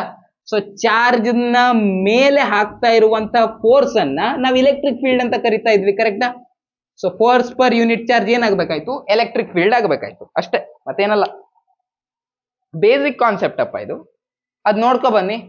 ಯಾವ್ದಿದೆ ಇದು, 1ನೇ ಚಾಪ್ಟರ್ ಅಲ್ವಾ ಇದು. ಸೊ 1ನೇ ಚಾಪ್ಟರ್ ನೋಡ್ಕೊ ಬನ್ನಿ, ಒನ್ ಶಾರ್ಟ್ ವಿಡಿಯೋ ಇದೆ, ಫೀಲ್ ಬರುತ್ತೆ. ಫೀಲ್ ಬಂದಾಗ ಇವೆಲ್ಲ ಜುಜುಬಿ ಅನ್ಸುತ್ತೆ. ಇದೇ ಎಲ್ಲ ಏನು ಮಾಡ್ಲಿಲ್ಲ, ಇದೇ ನಾನು ನೋಡ್ತಾ ಇರೋ ಫಸ್ಟ್ ವಿಡಿಯೋ ಅಂತಂದ್ರೆ ಗೊತ್ತಾಗಲ್ಲ ನಿಮ್ಗೆ obviously. Which one of the following is the unit of electric field. Formula ಇದು. ಸೊ ಯೂನಿಟ್ ಏನಾಗಬೇಕಾಯ್ತು, simple. Force in SI unit newton, charge in SI unit coulomb. So newton per coulomb ಆಗ್ಬೇಕಾಯ್ತು. So newton per coulomb ಎಲ್ಲಿದೆ, option D ನಲ್ಲಿದೆ. So option D is correct answer. Next ಹೋಗೋಣ. Electric field inside the thin charged spherical shell, 0. Shell ನ ಹೊರಗಡೆಗೆ ಎಷ್ಟು electric field ಇರುತ್ತೆ, shell ನ ಹೊರಗಡೆಗೆ ಈ ಪಾಯಿಂಟ್, ಹೊರಗಡೆಗೆ ಇರೋ ಪಾಯಿಂಟ್ ನೋಡಿದ್ರೆ ಎಲೆಕ್ಟ್ರಿಕ್ ಫೀಲ್ಡ್ ಎಷ್ಟಿರುತ್ತೆ, ಎಲೆಕ್ಟ್ರಿಕ್ ಫೀಲ್ಡ್ ಇರೋದು 1/4πε0 into Q divided by, Q ಅಂದ್ರೆ ಇದ್ರ ಮೇಲೆ ಇರೋ ಚಾರ್ಜ್ ಡಿವೈಡೆಡ್ ಬೈ R² ನಷ್ಟಿರುತ್ತೆ. ಹೌದಾ. ಬಟ್ ಇದ್ರ ಒಳಗಡೆಗೆ ನೋಡಿದ್ರೆ ಎಲೆಕ್ಟ್ರಿಕ್ ಫೀಲ್ಡ್ ಏನಿರುತ್ತೆ, ಒಳಗಡೆಗೆ ಎಲೆಕ್ಟ್ರಿಕ್ ಫೀಲ್ಡ್ 0 ಇರುತ್ತೆ. ಸರಿನಾ, ಒಳಗಡೆಗೆ ಎಲೆಕ್ಟ್ರಿಕ್ ಫೀಲ್ಡ್ 0 ಇರುತ್ತೆ. ಇದು ಯಾವತ್ತೂ ನಮ್ಗೆ ಗೊತ್ತಿರಬೇಕಾದಂತ ವಿಚಾರ. ಹೌದಾ, ಹೊರಗಡೆಗೆ ಇಷ್ಟಿರುತ್ತೆ, ಒಳಗಡೆಗೆ 0 ಇರುತ್ತೆ. That's all. Next question. Which of the following instrument can detect the electric charge. ಯಾವ್ದಿತ್ತದು, ಈ ರೀತಿ ಇತ್ತಲ್ವಾ, ಚಾರ್ಜ್ ಬಂದಾಗ ಈ ರೀತಿ ಆಗತ್ತೆ, ಅದಕ್ಕೇನಂತಿದ್ವಿ, ಎಲೆಕ್ಟ್ರೋಸ್ಕೋಪ್ ಅಂತಿದ್ವಿ. ಗೋಲ್ಡ್ ಲೀಫ್ ಎಲೆಕ್ಟ್ರೋಸ್ಕೋಪ್ ಅಥವಾ ಎಲೆಕ್ಟ್ರಿಕ್ ಸ್ಕೋಪ್ ಅನ್ನೋದು ಇಲ್ಲಿ ಸರಿಯಾದ ಆನ್ಸರ್. ನೆಕ್ಸ್ಟ್ ಹೋಗೋಣ. ಎಲೆಕ್ಟ್ರಿಕ್ ಫೀಲ್ಡ್ ವೇರೀಸ್, ಇದೊಂದು ಅಕ್ಷರ ಚೇಂಜ್, ಇದು ನಂದು ಅಕ್ಷರ, ಇದು ನಂದೇ ಅಕ್ಷರ ಇದು. Electric field varies as 1/r³ for dipole, ಕರೆಕ್ಟಾ. ಇದು ಡಿರೈವೇಶನ್ ಇತ್ತಲ್ರೋ, ಆ ಡಿರೈವೇಶನ್ ನೋಡ್ಕೊ ಬನ್ನಿ. ಆ ಡಿರೈವೇಶನ್ ಲಾಸ್ಟ್ ಏನ್ ಫಾರ್ಮುಲಾ ಇತ್ತು ಅದು ಇದಕ್ಕೆ ಮ್ಯಾಚ್ ಆಗತ್ತೆ, ಕರೆಕ್ಟಾ. ಸೊ ಡೈಪೋಲ್ ಇನ್ ಡಿರೈವೇಶನ್ ನೋಡಿದ್ರೆ ನೀವು ಯಾವ ರೀತಿ ಎಲೆಕ್ಟ್ರಿಕ್ ಫೀಲ್ಡ್ ವೇರಿ ಆಗುತ್ತೆ ಅಂತ ನೋಡಿದ್ರೆ ಈ ರೀತಿಯಾಗಿದೆ. ನೆಕ್ಸ್ಟ್ ಹೋಗೋಣ. Current electricity. ಕರೆಂಟ್ ಎಲೆಕ್ಟ್ರಿಸಿಟಿ ಇದೆ ಅಲ್ಲಿ, ಅದಿಲ್ವಾ ಸೆಕೆಂಡ್ ಚಾಪ್ಟರ್. ಸೆಕೆಂಡ್ ಚಾಪ್ಟರ್ ಇದೆ ಗುರು, ಬೇಜಾರಿಲ್ಲ. ಸೊ ಕರೆಂಟ್ ಎಲೆಕ್ಟ್ರಿಸಿಟಿ ಮಾಡ್ಬಿಡೋಣ ಇವಾಗ. ಸರಿ, ಒಂದು ಸುಮಾರು ಕ್ವಶನ್ ಇದೆ, ಟೋಟಲ್ 100 ಕ್ವಶನ್ ಇದೆ. ಒಂಥರ ಮ್ಯಾರಥಾನ್ ಸೆಷನ್ ಇದು. Resistance of a metallic wire is independent of ಅಲ್ಲ, ಇಂಡಿಪೆಂಡೆಂಟ್ ಆಫ್ ಅಂತ ಕೇಳ್ತಾ ಇದ್ದಾರೆ. ರೆಸಿಸ್ಟೆನ್ಸ್ ಏನಿತ್ತು, ರೋ ಎಲ್ ಬೈ ಎ ಇತ್ತು. ಹೌದಾ. R is equal to rho L by A ಇತ್ತು. So resistance is independent. ಇದನ್ನ ಬಿಟ್ಟು ಯಾವ್ದಿರುತ್ತೋ ಅದಿರುತ್ತೆ. ಹೌದಾ. ಸೊ ರೆಸಿಸ್ಟಿವಿಟಿ ಇಲ್ಲೇ ಇದೆ, ಲೆಂತ್ ಇಲ್ಲೇ ಇದೆ, ಕ್ರಾಸ್ ಸೆಕ್ಷನಲ್ ಏರಿಯಾನು ಇಲ್ಲೇ ಇದೆ. ಹಾಗಾದ್ರೆ ಏನಾಗಬೇಕಾಯ್ತು, ಕರೆಂಟ್ ಆಗಬೇಕಾಯ್ತು. That's all. Next, when both length and area of cross section of a wire are doubled, then its resistance. Length ಅನ್ನ ಡಬಲ್ ಮಾಡಿದ್ದೀನಿ, ಲೆಂತ್ ಅನ್ನ ಏನ್ ಮಾಡಿದೆ, ಡಬಲ್ ಮಾಡಿದೆ. ಹಾಗೆ ಕ್ರಾಸ್ ಸೆಕ್ಷನ್ ಏರಿಯಾನು ಡಬಲ್ ಮಾಡಿದೆ. ಆವಾಗ ರೆಸಿಸ್ಟೆನ್ಸ್ ಏನಾಗುತ್ತೆ, E2 ಕ್ಯಾನ್ಸಲ್ ಆಗುತ್ತೆ, 2 ಕ್ಯಾನ್ಸಲ್ ಆಗುತ್ತೆ. ಮೊದಲೆಷ್ಟು ರೆಸಿಸ್ಟೆನ್ಸ್ ಇಷ್ಟೋ ಅಷ್ಟೇ ಉಳ್ಕೊಳ್ಳುತ್ತೆ. That's all, simple. So it remains same. ಸರಿನಾ. ಸೊ ಸಿ ಇಲ್ಲಿ correct. Resistivity of a conducting wire is rho it is stretched to twice is initial length. New resistivity is ಅಂತ ಕೇಳ್ತಿದ್ದಾರೆ. ನೀವೆಲ್ಲ ಈ ರೀತಿ ಕ್ವಶನ್ ಬಂದಾಗ ಮಾಡೋ ತಪ್ಪೇನ್ ಗೊತ್ತಾ? ರೆಸಿಸ್ಟೆನ್ಸ್ ಬಗ್ಗೆ ಥಿಂಕ್ ಮಾಡ್ತೀರಾ, ಈ ಫಾರ್ಮುಲಾ ಹಾಕೊಂಡು ಹಿಂಗ್ ಡಬಲ್ ಆದ್ರೆ ಏನಾಗುತ್ತೆ ಅಂತ ವಿಚಾರ ಮಾಡ್ತೀರಾ. ಅಲ್ಲ, ಅವ್ರು ಕೇಳ್ತಾ ಇರೋದೇನು, ರೆಸಿಸ್ಟಿವಿಟಿ ಏನಾಗತ್ತೆ ಅಂತ ಕೇಳ್ತಿದ್ದಾರೆ. ಮೊದ್ಲೊಂದು ವೈರ್ ಇತ್ತು, ಅದನ್ನ 2 ದಿನ ಉದ್ದ ಮಾಡಿದೆ, ಈಗ ರೆಸಿಸ್ಟಿವಿಟಿ ಏನು ಅಂತ ಕೇಳ್ತಿದ್ದಾರೆ. ರೆಸಿಸ್ಟಿವಿಟಿ ಇರೋದು ಆ ಮಟೀರಿಯಲ್ ಯಾವುದು ಅನ್ನೋದ್ರ ಮೇಲೆ. ಈಗ ಹಿಂಗಿತ್ತು, ಅದನ್ನ 2 ಉದ್ದ ಮಾಡಿದೆ. ಸಪೋಸ್ ನನ್ನ ಹತ್ರ ಚಿನ್ನದ ವೈರ್ ಇತ್ತು, ನಾ ದೊಡ್ಡ ಸಾವುಕಾರ ಅಂತ ಅಂದ್ಕೊಳ್ಳಿ. ನನ್ನ ಹತ್ರ ಚಿನ್ನದ ವೈರ್ ಇತ್ತು, ಅದನ್ನ 2 ನಾನು ಉದ್ದ ಮಾಡಿದೆ. ಈಗ್ಲೂ ಕೂಡ ಅದು ಚಿನ್ನದ ವೈರ್ ತಾನೆ, ಆ ಮಟೀರಿಯಲ್ ಏನಾದ್ರು ಚೇಂಜ್ ಆಯ್ತಾ? ಇಲ್ಲ. ಸೊ ರೆಸಿಸ್ಟಿವಿಟಿ ಸೇಮ್ ಇರುತ್ತೆ. ಸೊ ಮೊದಲು ರೆಸಿಸ್ಟಿವಿಟಿ ರೋ ಇದ್ರೆ ಇವಾಗ್ಲೂ ರೆಸಿಸ್ಟಿವಿಟಿ ರೋನೇ ಇರುತ್ತೆ. ಸೊ ಆಪ್ಷನ್ ಬಿ ಇಲ್ಲಿ ಕರೆಕ್ಟ್ ಆನ್ಸರ್. ನೆಕ್ಸ್ಟ್ ಹೋಗೋಣ. The resistivity and resistance of a conducting wire is rho and R respectively. Now it is cut in to 2 equal pieces. ಮೊದಲೊಂದು wire ಇತ್ತು, ಅದನ್ನ 2 piece ಮಾಡಿದಾರಂತೆ. ಈಗ ರೆಸಿಸ್ಟಿವಿಟಿ ಅಂಡ್ ರೆಸಿಸ್ಟೆನ್ಸ್ ಏನಾಗತ್ತೆ ಅಂತ ಕೇಳ್ತಾ ಇದ್ದಾರೆ. ರೆಸಿಸ್ಟಿವಿಟಿ ಏನಾಗಬೇಕಾಯ್ತು, ಮೊದ್ಲು ಎಷ್ಟಿತ್ತು ಅಷ್ಟೇ ಇರ್ಬೇಕಾಯ್ತು. ಯಾಕೆ? ಕಟ್ ಪೀಸ್ ಮಾಡಿದ್ಮೇಲೂ ಮೊದ್ಲು ಕಾಪರ್ ವೈರ್ ಇದ್ರೆ ಈಗೂ ಅದು ಕಾಪರ್ ವೈರೇ ಇರುತ್ತೆ. ಸೈಜ್ ಚಿಕ್ಕ ಆಗಿರುತ್ತೆ, ಬಟ್ ಈಗಲೂ ಅದು ಕಾಪರ್ ವೈರ್ ಆಗೇ ಇರುತ್ತೆ. ಹೀಗಾಗಿ resistivity same. So option A ಅಥವಾ ಸಿ ನಲ್ಲಿ ಯಾವ್ದಾದ್ರು ಒಂದಾಗಬೇಕಾಯ್ತು. ಆರ್ ಏನಾಗತ್ತೆ, ಆರ್ ಕಮ್ಮಿ ಆಗತ್ತೆ ಗುರು. ಸ್ಟಾರ್ಟಿಂಗ್ ನಲ್ಲಿ ಏನಿತ್ತು, ರೆಸಿಸ್ಟೆನ್ಸ್ ಲೆಂತ್ ಮೇಲೆ ಡಿಪೆಂಡ್ ಆಗತ್ತೆ, ಹೌದಾ? ಸೊ ಈಗ ನಾನು ಉದ್ದ ವೈರನ್ನ ಕಟ್ ಮಾಡಿ ಹಾಫ್ ಮಾಡಿದ್ದೇನೆ. ಸೊ ರೆಸಿಸ್ಟೆನ್ಸ್ ಏನಾಗ್ಬೇಕು, ಅದು ಕೂಡ ಹಾಫ್ ಆಗ್ಬೇಕಾಯ್ತು. ಅಂದ್ರೆ ಅಟ್ ಲೀಸ್ಟ್ ಕಮ್ಮಿ ಆದ್ರೂ ಆಗ್ಬೇಕಾಯ್ತು. ಕರೆಕ್ಟಾ? ಸೊ ಮೊದಲು ಈ ಆಪ್ಷನ್ ಏನ್ ಹೇಳುತ್ತೆ, ಇದ್ದಷ್ಟೇ ಇರುತ್ತೆ ಅಂತ ಹೇಳುತ್ತೆ. ಸೊ ಇದಾಗೋದಕ್ಕೆ ಸಾಧ್ಯ ಇಲ್ಲ, ಹೌದಾ? ಸೊ ಇದು ಕಮ್ಮಿ ಆಗುತ್ತೆ ಅಂತ ಹೇಳುತ್ತೆ. So obviously option C correct ಆಗ್ಬೇಕಾಯ್ತು. ನೆಕ್ಸ್ಟ್ ಹೋಗೋಣ. Resistivity of conducting wire depends on ಅಂತ ಕೇಳಿದ್ದಾರೆ. ರೆಸಿಸ್ಟಿವಿಟಿ ಯಾವ್ದ್ರ ಮೇಲೆ ಡಿಪೆಂಡ್ ಆಗುತ್ತೆ? ಮಟೀರಿಯಲ್ ಯಾವುದು ಅದ್ರ ಮೇಲೆ ಮಾತ್ರ ಡಿಪೆಂಡ್ ಆಗುತ್ತೆ. ಚಿನ್ನದ ವೈರ್ ಇಷ್ಟು ಉದ್ದ ಇರ್ಲಿ, ಇಷ್ಟು ಚಿಕ್ಕ ಇರ್ಲಿ, ಇಷ್ಟು ದಪ್ಪ ಇರ್ಲಿ, ಇಷ್ಟೇ ತೆಳ್ಳಗಿರ್ಲಿ, ಅದರ ರೆಸಿಸ್ಟಿವಿಟಿ ಸೇಮ್. ಯಾಕಂದ್ರೆ ಅದು ಚಿನ್ನದ ವೈರೇ. ರೆಸಿಸ್ಟೆನ್ಸ್ ಬೇರೆ ಬೇರೆ ಆಗುತ್ತೆ, ಬಟ್ ರೆಸಿಸ್ಟಿವಿಟಿ ಸೇಮ್ ಇರುತ್ತೆ. ಬಟ್ ರೆಸಿಸ್ಟಿವಿಟಿ ಟೆಂಪರೇಚರ್ ಮೇಲೆ ಡಿಪೆಂಡ್ ಆಗುತ್ತೆ, ಸರಿನಾ? ಇದು ಯಾವ್ದ್ರ ಮೇಲೂ ಡಿಪೆಂಡ್ ಆಗಲ್ಲ. ಲೆಂತ್ ಮೇಲೆ ಆಗಲ್ಲ, ಏರಿಯಾ ಮೇಲೆ ಆಗಲ್ಲ, ರೇಡಿಯಸ್ ಆಫ್ ಕ್ರಾಸ್ ಸೆಕ್ಷನ್ ಅದ್ರ ಮೇಲೂ ಆಗಲ್ಲ. ಟೆಂಪರೇಚರ್ ಮೇಲೆ ಮಾತ್ರ ಆಗುತ್ತೆ. ಯಾಕಂದ್ರೆ ಆ ಮೆಟಲ್ ಅಥವಾ ವೈರ್ನ ನೀವು ಹೀಟ್ ಮಾಡಿದ್ರಿ ಅಂತ ಇಟ್ಕೊಳ್ಳಿ, ಅದರಲ್ಲಿರೋ ಪಾರ್ಟಿಕಲ್ಸ್ ಎಲ್ಲ ಏನಾಗುತ್ತೆ, ಅದ್ರೊಳಗಿರೋದು ಮಾಲಿಕ್ಯೂಲ್ಸ್ ಅವೆಲ್ಲ ವೈಬ್ರೇಟ್ ಆಗೋಕ್ ಶುರು ಆಗುತ್ತೆ, ಹೌದಾ? ಸೊ ವೈಬ್ರೇಟ್ ಆಗ್ತಾ ಆಗ್ತಾ ಆಗ್ತಾ ಆಗ್ತಾ ಅದಕ್ಕೇನಾಗುತ್ತೆ, ಈಸಿಯಾಗಿ ಮೂವ್ ಆಗೋಕ್ಕಾಗಲ್ಲ, ಸರಿನಾ? ಈಸಿಯಾಗಿ ಮೂವ್ ಆಗೋಕ್ಕಾಗಲ್ಲ. ಸೊ ಈಸಿಯಾಗಿ ಮೂವ್ ಆಗ್ಲಿಕ್ಕೆ ಆಗದೆ ಇದ್ರೆ ಆಬ್ವಿಯಸ್ಲಿ ಕರೆಂಟ್ ಫ್ಲೋ ಆಗೋಕ್ಕಾಗಲ್ಲ. ಚಾರ್ಜ್ ಈಸಿಯಾಗಿ ಮೂವ್ ಆಗೋದನ್ನೇ ನಾವು ಕರೆಂಟ್ ಅಂತ ಕರೆಯೋದು. ವೈಬ್ರೇಟ್ ಆಗ್ತಾ ಇದ್ರೆ ಅದು ಈಸಿಯಾಗಿ ಮೂವ್ ಆಗೋಕ್ಕಾಗತ್ತಾ? ಇಲ್ಲ. ಹೀಗಾಗಿ ಅದು ಈಸಿಯಾಗಿ ಮೂವ್ ಆಗಕ್ ಆಗಲ್ಲ. ಹೀಗಾದ್ರೆ ರೆಸಿಸ್ಟಿವಿಟಿ ಜಾಸ್ತಿ ಆಗುತ್ತೆ. ಟೆಂಪರೇಚರ್ ಇನ್ಕ್ರೀಸ್ ಮಾಡಿದ್ರೆ ರೆಸಿಸ್ಟಿವಿಟಿ ಇನ್ಕ್ರೀಸ್ ಆಗುತ್ತೆ. That's all. Drift velocity per unit electric field is called mobility. ನೋಡ್ರ, ಒನ್ ಶಾರ್ಟ್ ವಿಡಿಯೋ ನೋಡ್ಕೊ ಬಂದ್ರು. ಈ ರೀತಿ ಡೈರೆಕ್ಟ್ ಕ್ವಶನ್ ಎಲ್ಲ ಆನ್ಸರ್ ಮಾಡ್ಲಿಕ್ಕೆ ಬೇಜಾರ್ ಬರ್ತದ ನಂಗ. ಯಾಕಂದ್ರೆ ಇದ್ರಲ್ಲಿ ಎಕ್ಸ್ಪ್ಲೇನ್ ಮಾಡ್ಲಿಕ್ಕೆ ಏನೂ ಇರುದಿಲ್ಲ ಅಲ್ಲ. ನಿಮ್ಗೆ ಅರ್ಥ ಮಾಡಿಸ್ತಾ ಹೋದ್ರೆ ಅದೊಂಥರ ಮಜಾ. ಇಲ್ಲಿ ಏನಿದೆ ಇಲ್ಲ ಎಕ್ಸ್ಪ್ಲೇನ್ ಮಾಡ್ಲಿಕ್ಕೆ ಡೈರೆಕ್ಟ್ ಕ್ವಶನ್ ಕೇಳಿದ್ರೆ? ಎಲೆಕ್ಟ್ರಿಕ್ ಫೀಲ್ಡ್ ಪರ್ ಇದೇನಾಯ್ತು, electric field per area is called electric field per unit area density, ಹೌದಾ? Current density, sorry current per unit area. Electric ಏನ್ ಓದ್ತೀನಿ ನಾನು, ನೋಡೋದು ಒಂದು, ಅರ್ಥ ಮಾಡ್ಕೊಳ್ಳೋದೊಂದು, ಬಾಯಲ್ಲಿ ಹೇಳೋದೊಂದು ಆಗಿದೆ. ಸೊ ಕರೆಂಟ್ ಡೆನ್ಸಿಟಿ ಇಲ್ಲಿ ಕರೆಕ್ಟ್. ನೆಕ್ಸ್ಟ್ ಹೋಗಿದೆ average velocity with the electrons move in. ಏನಾಗಬೇಕಾಯ್ತು ಇಲ್ಲಿ? ಆವರೇಜ್ ವೆಲಾಸಿಟಿ ಕೇಳ್ತಾ ಇರೋದು ವೆಲಾಸಿಟಿ ಬಗ್ಗೆ. ಸೊ ಆಪ್ಷನ್ ಸಿ ಅಥವಾ ಡಿ ಆಗ್ಬೇಕಾಯ್ತು, ಬಟ್ ಡಿ ಆಗತ್ತೆ. ಯಾಕೆ? ಥರ್ಮಲ್ ವೆಲಾಸಿಟಿ ಅಂದ್ರೆ ಥರ್ಮಲ್ ಅಂದ್ರೆ ಅದಕ್ಕೇನು ಹೀಟ್ ಮಾಡೋದು, ಅದು ಇದು ಸಂಬಂಧಪಟ್ಟಂಗೆ ಆಗಿರ್ಬೇಕಾಯ್ತು. ಸೊ ಆಬ್ವಿಯಸ್ಲಿ ಇಲ್ಲಿ ಡ್ರಿಫ್ಟ್ ವೆಲಾಸಿಟಿನೇ ಆಗ್ಬೇಕು, ಕರೆಕ್ಟಾ? ನೆಕ್ಸ್ಟ್ ಹೋಗೋಣ. Average time between 2 successive collisions is called. So time ಬಗ್ಗೆ ಇರೋದು ಯಾವ್ದಿಲ್ಲಿ? ಟೈಮ್ ಬಗ್ಗೆ ಇರೋದು ಒಂದೇ. ಕ್ವಶನ್ ನಲ್ಲಿ ಟೈಮ್ ಕೇಳ್ತಾ ಇದ್ದಾರೆ, ಆಪ್ಷನ್ ನಲ್ಲಿ ಟೈಮ್ ಬಗ್ಗೆ ಇರೋದು ಒಂದೇ ಆಪ್ಷನ್. ಸೊ ಆಬ್ವಿಯಸ್ಲಿ ಅದೇ ಕರೆಕ್ಟ್ ಆಗ್ಬೇಕಾಯ್ತು, ಸರಿನಾ? ಸೊ ಈ ರೀತಿ ಎಲ್ಲ ಒಂದ್ ಸ್ವಲ್ಪ ತಲೆ ಇದೆ ಅಲ್ವಾ, ಅದನ್ನು ಯೂಸ್ ಮಾಡಿ. ಆನ್ಸರ್ ಗೊತ್ತಿಲ್ಲದೆ ಇದ್ರು ಈ ರೀತಿ ತುಕ್ಕ ಆದ್ರೂ ಸರಿ ಹೊಡಿರಿ, ಗೊತ್ತಾಯ್ತಾ? ನೆಕ್ಸ್ಟ್ ಹೋಗೋಣ. The resistance offered by a 1 metre long conductor having a cross sectional area 1 square metre is called. ಇನ್ ಸ್ವಲ್ಪ ಎಕ್ಸ್ಪ್ಲೇನ್ ಮಾಡಬಹುದು. ಇದೇ ಫಾರ್ಮುಲಾ ಎಲ್ಲಾಯ್ತು, rho L by A formula. Rho L by A. Length ಎಷ್ಟಿದೆ ಅಂತ ಹೇಳಿದ್ದಾರೆ? ಲೆಂತ್ 1 ಇದೆ ಅಂತ ಹೇಳಿದ್ದಾರೆ. ಏರಿಯಾ ಎಷ್ಟಿದೆ ಅಂತ ಹೇಳಿದ್ದಾರೆ? 1 ಇದೆ ಅಂತ ಹೇಳಿದ್ದಾರೆ. ಈಗ ಏನಾಯ್ತು? ಆರ್ ಈಕ್ವಲ್ ಟು ರೋ ಅಂತ ಆಯ್ತು. ಸೊ ರೆಸಿಸ್ಟೆನ್ಸ್ ಯಾವ್ದಕ್ಕೆ ಈಕ್ವಲ್ ಆಯ್ತು? ರೆಸಿಸ್ಟಿವಿಟಿಗೆ ಈಕ್ವಲ್ ಆಯ್ತು. ಸೊ ರೆಸಿಸ್ಟೆನ್ಸ್ ಏನಿಲ್ಲಿ? ರೆಸಿಸ್ಟಿವಿಟಿನೇ ಇಲ್ಲಿ ರೆಸಿಸ್ಟೆನ್ಸ್. ಆ cross sectional area 1 metre square ಇದ್ದು ಲೆಂತ್ 1 ಮೀಟರ್ ಇದ್ರೆ ರೆಸಿಸ್ಟೆನ್ಸ್ ರೆಸಿಸ್ಟಿವಿಟಿ ಆಗಿಬಿಡತ್ತೆ. ಹೀಗಾಗಿ ಯಾಕೆನ್ ಗೊತ್ತಾಯ್ತಲ್ಲ, 1 ಆಗುತ್ತೆ, 1/1 ಆಗತ್ತದು. You know all these things. So resistivity ಎಲ್ಲೋಯ್ತು option? B correct. Actually options ನೀವು ಹಂಗೆ ನೋಡ್ಲಿಕ್ಕೆ ಹೋದ್ರೆ, ಆಪ್ಷನ್ಸ್ ನೀವು ಸರಿಯಾಗಿ ನೋಡಕ್ ಹೋದ್ರೆ ಏನು ಕರೆಕ್ಟ್ ಆಗ್ಬೇಕು, ಬಿನೂ ಕರೆಕ್ಟ್ ಆಗ್ಬೇಕು. ಹೌದಾ? ಸ್ವಲ್ಪ ಥಿಂಕ್ ಮಾಡಿ ಅದ್ರ ಬಗ್ಗೆ. ರೆಸಿಸ್ಟೆನ್ಸ್ ಯಾವ್ದಕ್ಕೆ ಈಕ್ವಲ್ ಅಂತ ಕೇಳ್ತಾ ಇದ್ದಾರೆ. ರೆಸಿಸ್ಟೆನ್ಸ್ಗೂ ಈಕ್ವಲ್ ತಾನೆ. Resistance is equal to resistance. So option ಏನು ಕರೆಕ್ಟ್ ಇಲ್ಲ, ಆಪ್ಷನ್ ಬಿನೂ correct. The reciprocal of resistivity is.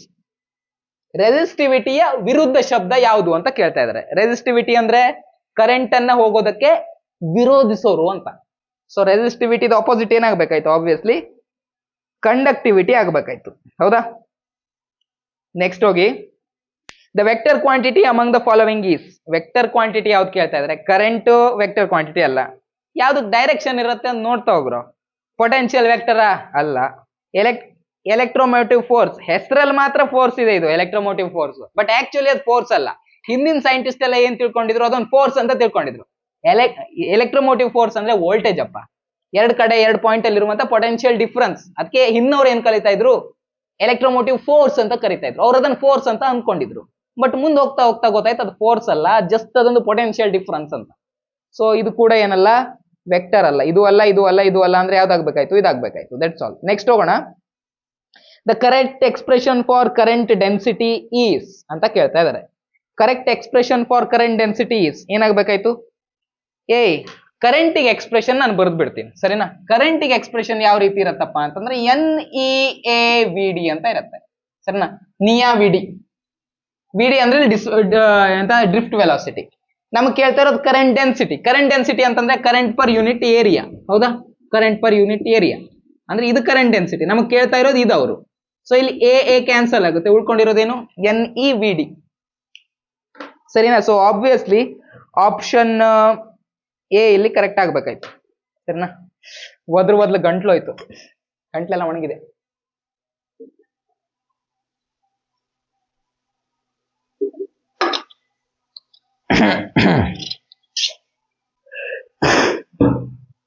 Correct expression for drift velocity of electron in a conductor is E tau by m ಎಲ್ಲ ಇದೆ ನೋಡಿ.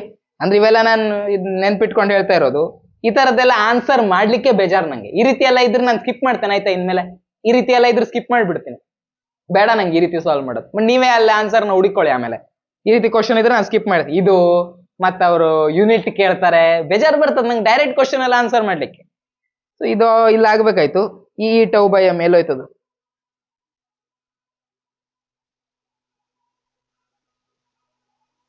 ಮತ್ತಿಲ್ಲ, ಇಲ್ಲಿ ಒಂದು point. Drift velocity ಅಂದ್ರೆ electron ಇನ್ velocity ಇರುತ್ತೆ, ಹೌದಾ? ಆಬ್ವಿಯಸ್ಲಿ ಕಂಡಕ್ಟರ್ ನಲ್ಲಿ ಇಲೆಕ್ಟ್ರಾನ್ಸ್ ಎಲ್ಲ ಯಾವ ರೀತಿ ಮೂವ್ ಆಗುತ್ತೆ ಅನ್ನೋದು ಡ್ರಿಫ್ಟ್ ವೆಲಾಸಿಟಿ. ಈಗ ನಾನು ಇಲ್ಲಿ ರೀತಿ ಇಟ್ಕೊಂಡಿದ್ದೇನೆ ಅಂತ ಇಟ್ಕೊಳ್ಳಿ. ಈ ರೀತಿ ಇದೆ, ಸರಿ? ನನ್ನ ಕಂಡಕ್ಟರ್ ಇದೆ, ನಾನು ಇದಕ್ಕೆ ಬ್ಯಾಟ್ರಿ ಕನೆಕ್ಟ್ ಮಾಡಿದೆ. ಇವಾಗ ಏನಾಗುತ್ತೆ? ಎಲೆಕ್ಟ್ರಿಕ್ ಫೀಲ್ಡ್ ಯಾವ ಡೈರೆಕ್ಷನ್ ಇರುತ್ತೆ ನೋಡಿ ಒಳಗಡೆ. ಎಲೆಕ್ಟ್ರಿಕ್ ಫೀಲ್ಡ್ ಯಾವ ಡೈರೆಕ್ಷನ್ ಇರುತ್ತಪ್ಪ ಅಂತಂದ್ರೆ ಎಲೆಕ್ಟ್ರಿಕ್ ಫೀಲ್ಡ್ ಪಾಸಿಟಿವ್ ನಿಂದ ನೆಗೆಟಿವ್ ಇರುತ್ತೆ. ಬಟ್ ಎಲೆಕ್ಟ್ರಿಕ್ ಫೀಲ್ಡ್ ಈ ರೀತಿ ಇದ್ರೆ ಇದ್ರ ಒಳಗಡೆ ಇರೋ ಇಲೆಕ್ಟ್ರಾನ್ಸ್ ಯಾವ ರೀತಿ ಹೋಗುತ್ತೆ? ಇದ್ರ ಒಳಗಡೆ ಇಲೆಕ್ಟ್ರಾನ್ಸ್ ಯಾವ ರೀತಿ ಮೂವ್ ಆಗುತ್ತೆ? ಯಾವ ಕಡೆ ಮೂವ್ ಆಗುತ್ತೆ? ಇಲೆಕ್ಟ್ರಾನ್ಸ್ ಎಲ್ಲ ಈ ಕಡೆಗೆ ಮೂವ್ ಆಗುತ್ತೆ. ಯಾಕಂದ್ರೆ ಇದು ಪಾಸಿಟಿವ್ ಎಂಡ್, ಇದು ನೆಗೆಟಿವ್ ಎಂಡ್, ಹೌದಾ? ಇದು ಪಾಸಿಟಿವ್ ಕನೆಕ್ಟ್ ಇದೆ, ಸೊ ಇದು ಪಾಸಿಟಿವ್ ಎಂಡ್. ಇಲೆಕ್ಟ್ರಾನ್ಸ್ ಅನ್ನೆಲ್ಲ ಈ ಪಾಸಿಟಿವ್ ಅಟ್ರಾಕ್ಟ್ ಮಾಡಿ, ಸೊ ಇಲೆಕ್ಟ್ರಾನ್ಸ್ ಎಲ್ಲ ಯಾವ ಕಡೆ ಬರುತ್ತೆ? ಈ ಕಡೆಗೆ ಬರುತ್ತೆ. ಇಲೆಕ್ಟ್ರಾನ್ ಮೂವಿಂಗ್ ಯಾವ ಡೈರೆಕ್ಷನ್ ಇದೆ? ಈ ಡೈರೆಕ್ಷನ್ ಇದೆ. ಇಲೆಕ್ಟ್ರಾನ್ ನ ವೆಲಾಸಿಟಿ ಯಾವ ಡೈರೆಕ್ಷನ್ ಇದೆ? ಈ ಡೈರೆಕ್ಷನ್ ಇದೆ. ಅಂದ್ರೆ ಡ್ರಿಫ್ಟ್ ವೆಲಾಸಿಟಿ ಯಾವ ಡೈರೆಕ್ಷನ್ ಇದೆ? ಈ ಡೈರೆಕ್ಷನ್ ಇದೆ. ಡ್ರಿಫ್ಟ್ ವೆಲಾಸಿಟಿ ಈ ಕಡೆ ಇದೆ, ಕರೆಂಟ್ ಈ ಕಡೆಗಿದೆ ಅಂದ್ಮೇಲೆ ಅವೆರಡು ಅಪೋಸಿಟ್ ಇದೆ. ಸೊ ದಟ್ಸ್ ವೈ ಆನ್ಸರ್ ಅಲ್ಲಿ ನೆಗೆಟಿವ್ ಬರುತ್ತೆ. ಹೀಗಾಗಿ E tau by m ಅನ್ನೋದು ಕರೆಕ್ಟ್, ಬಟ್ ನೆಗೆಟಿವ್ ಬರ್ಬೇಕಲ್ಲಿ. ಸೊ ಆಪ್ಷನ್ ಎ ಇಲ್ಲಿ ಕರೆಕ್ಟ್. ಇನ್ಮೇಲೆ ಈ ರೀತಿ ಎಲ್ಲ ಬಂದ್ರೆ ಡೈರೆಕ್ಟ್ ಕ್ವಶನ್ ಬಂದ್ರೆ ನಾನು ಎಕ್ಸ್ಪ್ಲೇನ್ ಮಾಡಲ್ಲ. ನೆಕ್ಸ್ಟ್ ಅದ್ ನೀವು ಹುಡುಕಳಿ, ನಿಮ್ homework. The correct expression for conductivity is. ಹುಡುಕ್ರಿ, ನಿಮ್ಗೆ ಹೋಮ್ವರ್ಕ್ ಇದು, ಸರಿನಾ? ಇದು ನಿಮ್ಗೆ homework. HW. The electric field, current density and conductor are related as. ಇದೇನು? ಇದು ನಾವು ಆಕ್ಚುಲಿ ಇದು ಮಾಡ್ಬೇಕಾದ್ರೆ ಯೂಸ್ ಮಾಡ್ಕೊಂಡಿದ್ವಿ, ಯಾವ್ದೋ ಡಿರೈವ್ ಮಾಡ್ಬೇಕಾದ್ರೆ ಯೂಸ್ ಮಾಡ್ಕೊಂಡಿದ್ವಿ, ಹೌದಾ? ಒಂದು ಹಿಂಟ್ ಕೊಟ್ಟಿದ್ದೇನೆ. ನಿಮ್ಗೆ ಡೆರಿವೇಶನ್ ಸ್ಟೆಪ್ಸ್ ಎಲ್ಲ ನೆನಪಿದ್ರೆ ಇದು ನೆನಪಿರೋದು. ಸ್ಟೆಪ್ ಅಲ್ಲ, ಅದು ಬೇಕೇ ಬೇಕು. ಇದು ನೀವು ನೆನ್ಪಿಟ್ಕೊಳ್ಳೇಬೇಕು. ಇದು ನೆನ್ಪಿಟ್ಕೊಂಡ್ರೆ ಮಾತ್ರ ಡಿರೈವ್ ಮಾಡಕ್ಕಾಗತ್ತೆ. ಸೊ ಇದು ನಿಮ್ಗೆ homework. HW SI unit of electric current is, ಇದು ಡೈರೆಕ್ಟ್ ಕ್ವಶನ್. ಇದು ನಿಮ್ಗೆ ಹೋಮ್ವರ್ಕ್. HW ಎಲ್ಲ ನಿಮ್ಗೆ ಕೊಡೋದೇದಾವ ಕರ್ಮಕ್ಕೆ. ಇದು SI ಯೂನಿಟ್ ಕೇಳಿದ್ರ ಕೊಡ್ರು, ಒಂದು ಎಕ್ಸ್ಪ್ಲೇನ್ ಮಾಡುವಂತ ಕ್ವಶನ್ ಇಟ್ರು. ಇದು ನಿಮ್ಗೆ ಹೋಮ್ವರ್ಕ್. ಇದು ನಿಮ್ಗೆ ಹೋಮ್ವರ್ಕ್. ಎಲ್ಲ ರೌಂಡ್ ಆಗ್ತಾನೆ ಹೋಗೋದಾಗ್ತದ್ಯಾ. ಇಲ್ಲೊಂದು SI ಯೂನಿಟ್ ಕೊಟ್ಟಿದ್ದಾರೆ, ಇದು ಹೋಮ್ವರ್ಕ್. ಇಲ್ಲೇನೋ ಕೇಳಿದಾರೆ, ಪುಣ್ಯ ಅಬ್ಬಾ. Which of the following characteristics of electrons determines the current in a conductor. So ಕರೆಂಟ್ಗೆ ಇಲೆಕ್ಟ್ರಾನ್ ನ ಯಾವ ಕ್ಯಾರೆಕ್ಟರ್ ಕಾರಣ ಅಂತ ಕೇಳ್ತಾ ಇದಾರೆ. ನೋಡ್ತಾ ಹೋಗೋಣ. Drift velocity alone, thermal velocity alone, both drift velocity and thermal velocity. ಕರೆಂಟ್ಗೆ ಫಾರ್ಮುಲಾ ಇಲ್ಲೇ ಇದೆ. ಎಲ್ಲೋಯ್ತಪ್ಪ ಅದು ಆವಾಗ ಬರ್ದದ್ದು? ಇಲ್ಲ, ನಾನು ಎ ಎಲ್ಲ ಬರ್ಕೊಂಡಲ್ಲ, ಬಿಡಿ. ಕರೆಂಟಿಗೆ ಏನ್ ಫಾರ್ಮುಲಾ ಇತ್ತು? NEAVD, ನಿಯಾ ವಿಡಿ. ಸೊ ಇದು ಫಾರ್ಮುಲಾ ಕರೆಂಟಿಗೆ. ಸೊ ಕರೆಂಟಿಗೆ ಯಾರ ಕಾರಣ ಇಲ್ಲಿ? ಡ್ರಿಫ್ಟ್ ವೆಲಾಸಿಟಿ ಮಾತ್ರ ಕಾರಣ. ಹೌದಾ? ಆ ಥರ್ಮಲ್ ವೆಲಾಸಿಟಿ ಎಲ್ಲ ಇದೆಯಲ್ವಾ, ಅದೆಲ್ಲ ಅಲ್ಲ. ಸೊ ಯಾರಿಲ್ಲಿ? ಆಪ್ಷನ್ ಎ ಕರೆಕ್ಟ್ ಆಗ್ಬೇಕಾಯ್ತು. ನೆಕ್ಸ್ಟ್ ಹೋಗಿ. The various bulbs and other electrical appliances in house are connected. ಯಾವ ರೀತಿ ಕನೆಕ್ಟ್ ಆಗಿರುತ್ತಪ್ಪ? ಪ್ಯಾರಲಲ್ ಆಗಿ ಕನೆಕ್ಟ್ ಆಗಿರುತ್ತೆ. ಸಪೋಸ್ ಸೀರೀಸ್ ಆಗಿ ಕನೆಕ್ಟ್ ಆಗಿದ್ರೆ ನಾವು ಒಂದು ಆಫ್ ಮಾಡಿದ್ರೆ ಎಲ್ಲ ಆಫ್ ಆಗಿ ಹೋಗ್ತಾ ಇತ್ತು. ಹೌದಾ? So they are connected in parallel. So ಈ ರೀತಿ ಇರ್ಲಿ. ಬಲ್ಬ್ಸ್ ಅನ್ನು ಸೀರೀಸ್ ಅಲ್ಲಿ ಕನೆಕ್ಟ್ ಮಾಡಿ ಅದರ್ಸ್ ಅನ್ನು ಪ್ಯಾರಲಲ್ ಅಲ್ಲಿ ಕನೆಕ್ಟ್ ಮಾಡ್ತಾನೆ, ಯಾವ ಮೂರ್ಖ ಅವನು. ನೆಕ್ಸ್ಟ್, ದ ಆಕ್ಚುಲಿ ಈ ರೀತಿ ಪ್ರಶ್ನೆ ಕೇಳೋದೇ ತಪ್ಪು, ಸರಿನಾ? ನನ್ಗೆ ಮನ್ಸಿಗೆ ಬಂದಾಗ ಕನೆಕ್ಟ್ ಮಾಡ್ಕೋತೀನಿ ಅಲ್ವಾ. ನಂಗೆ ಸಪೋಸ್ ನನ್ಗೆ ಒಂದು ರೂಮ್ ಇದೆ.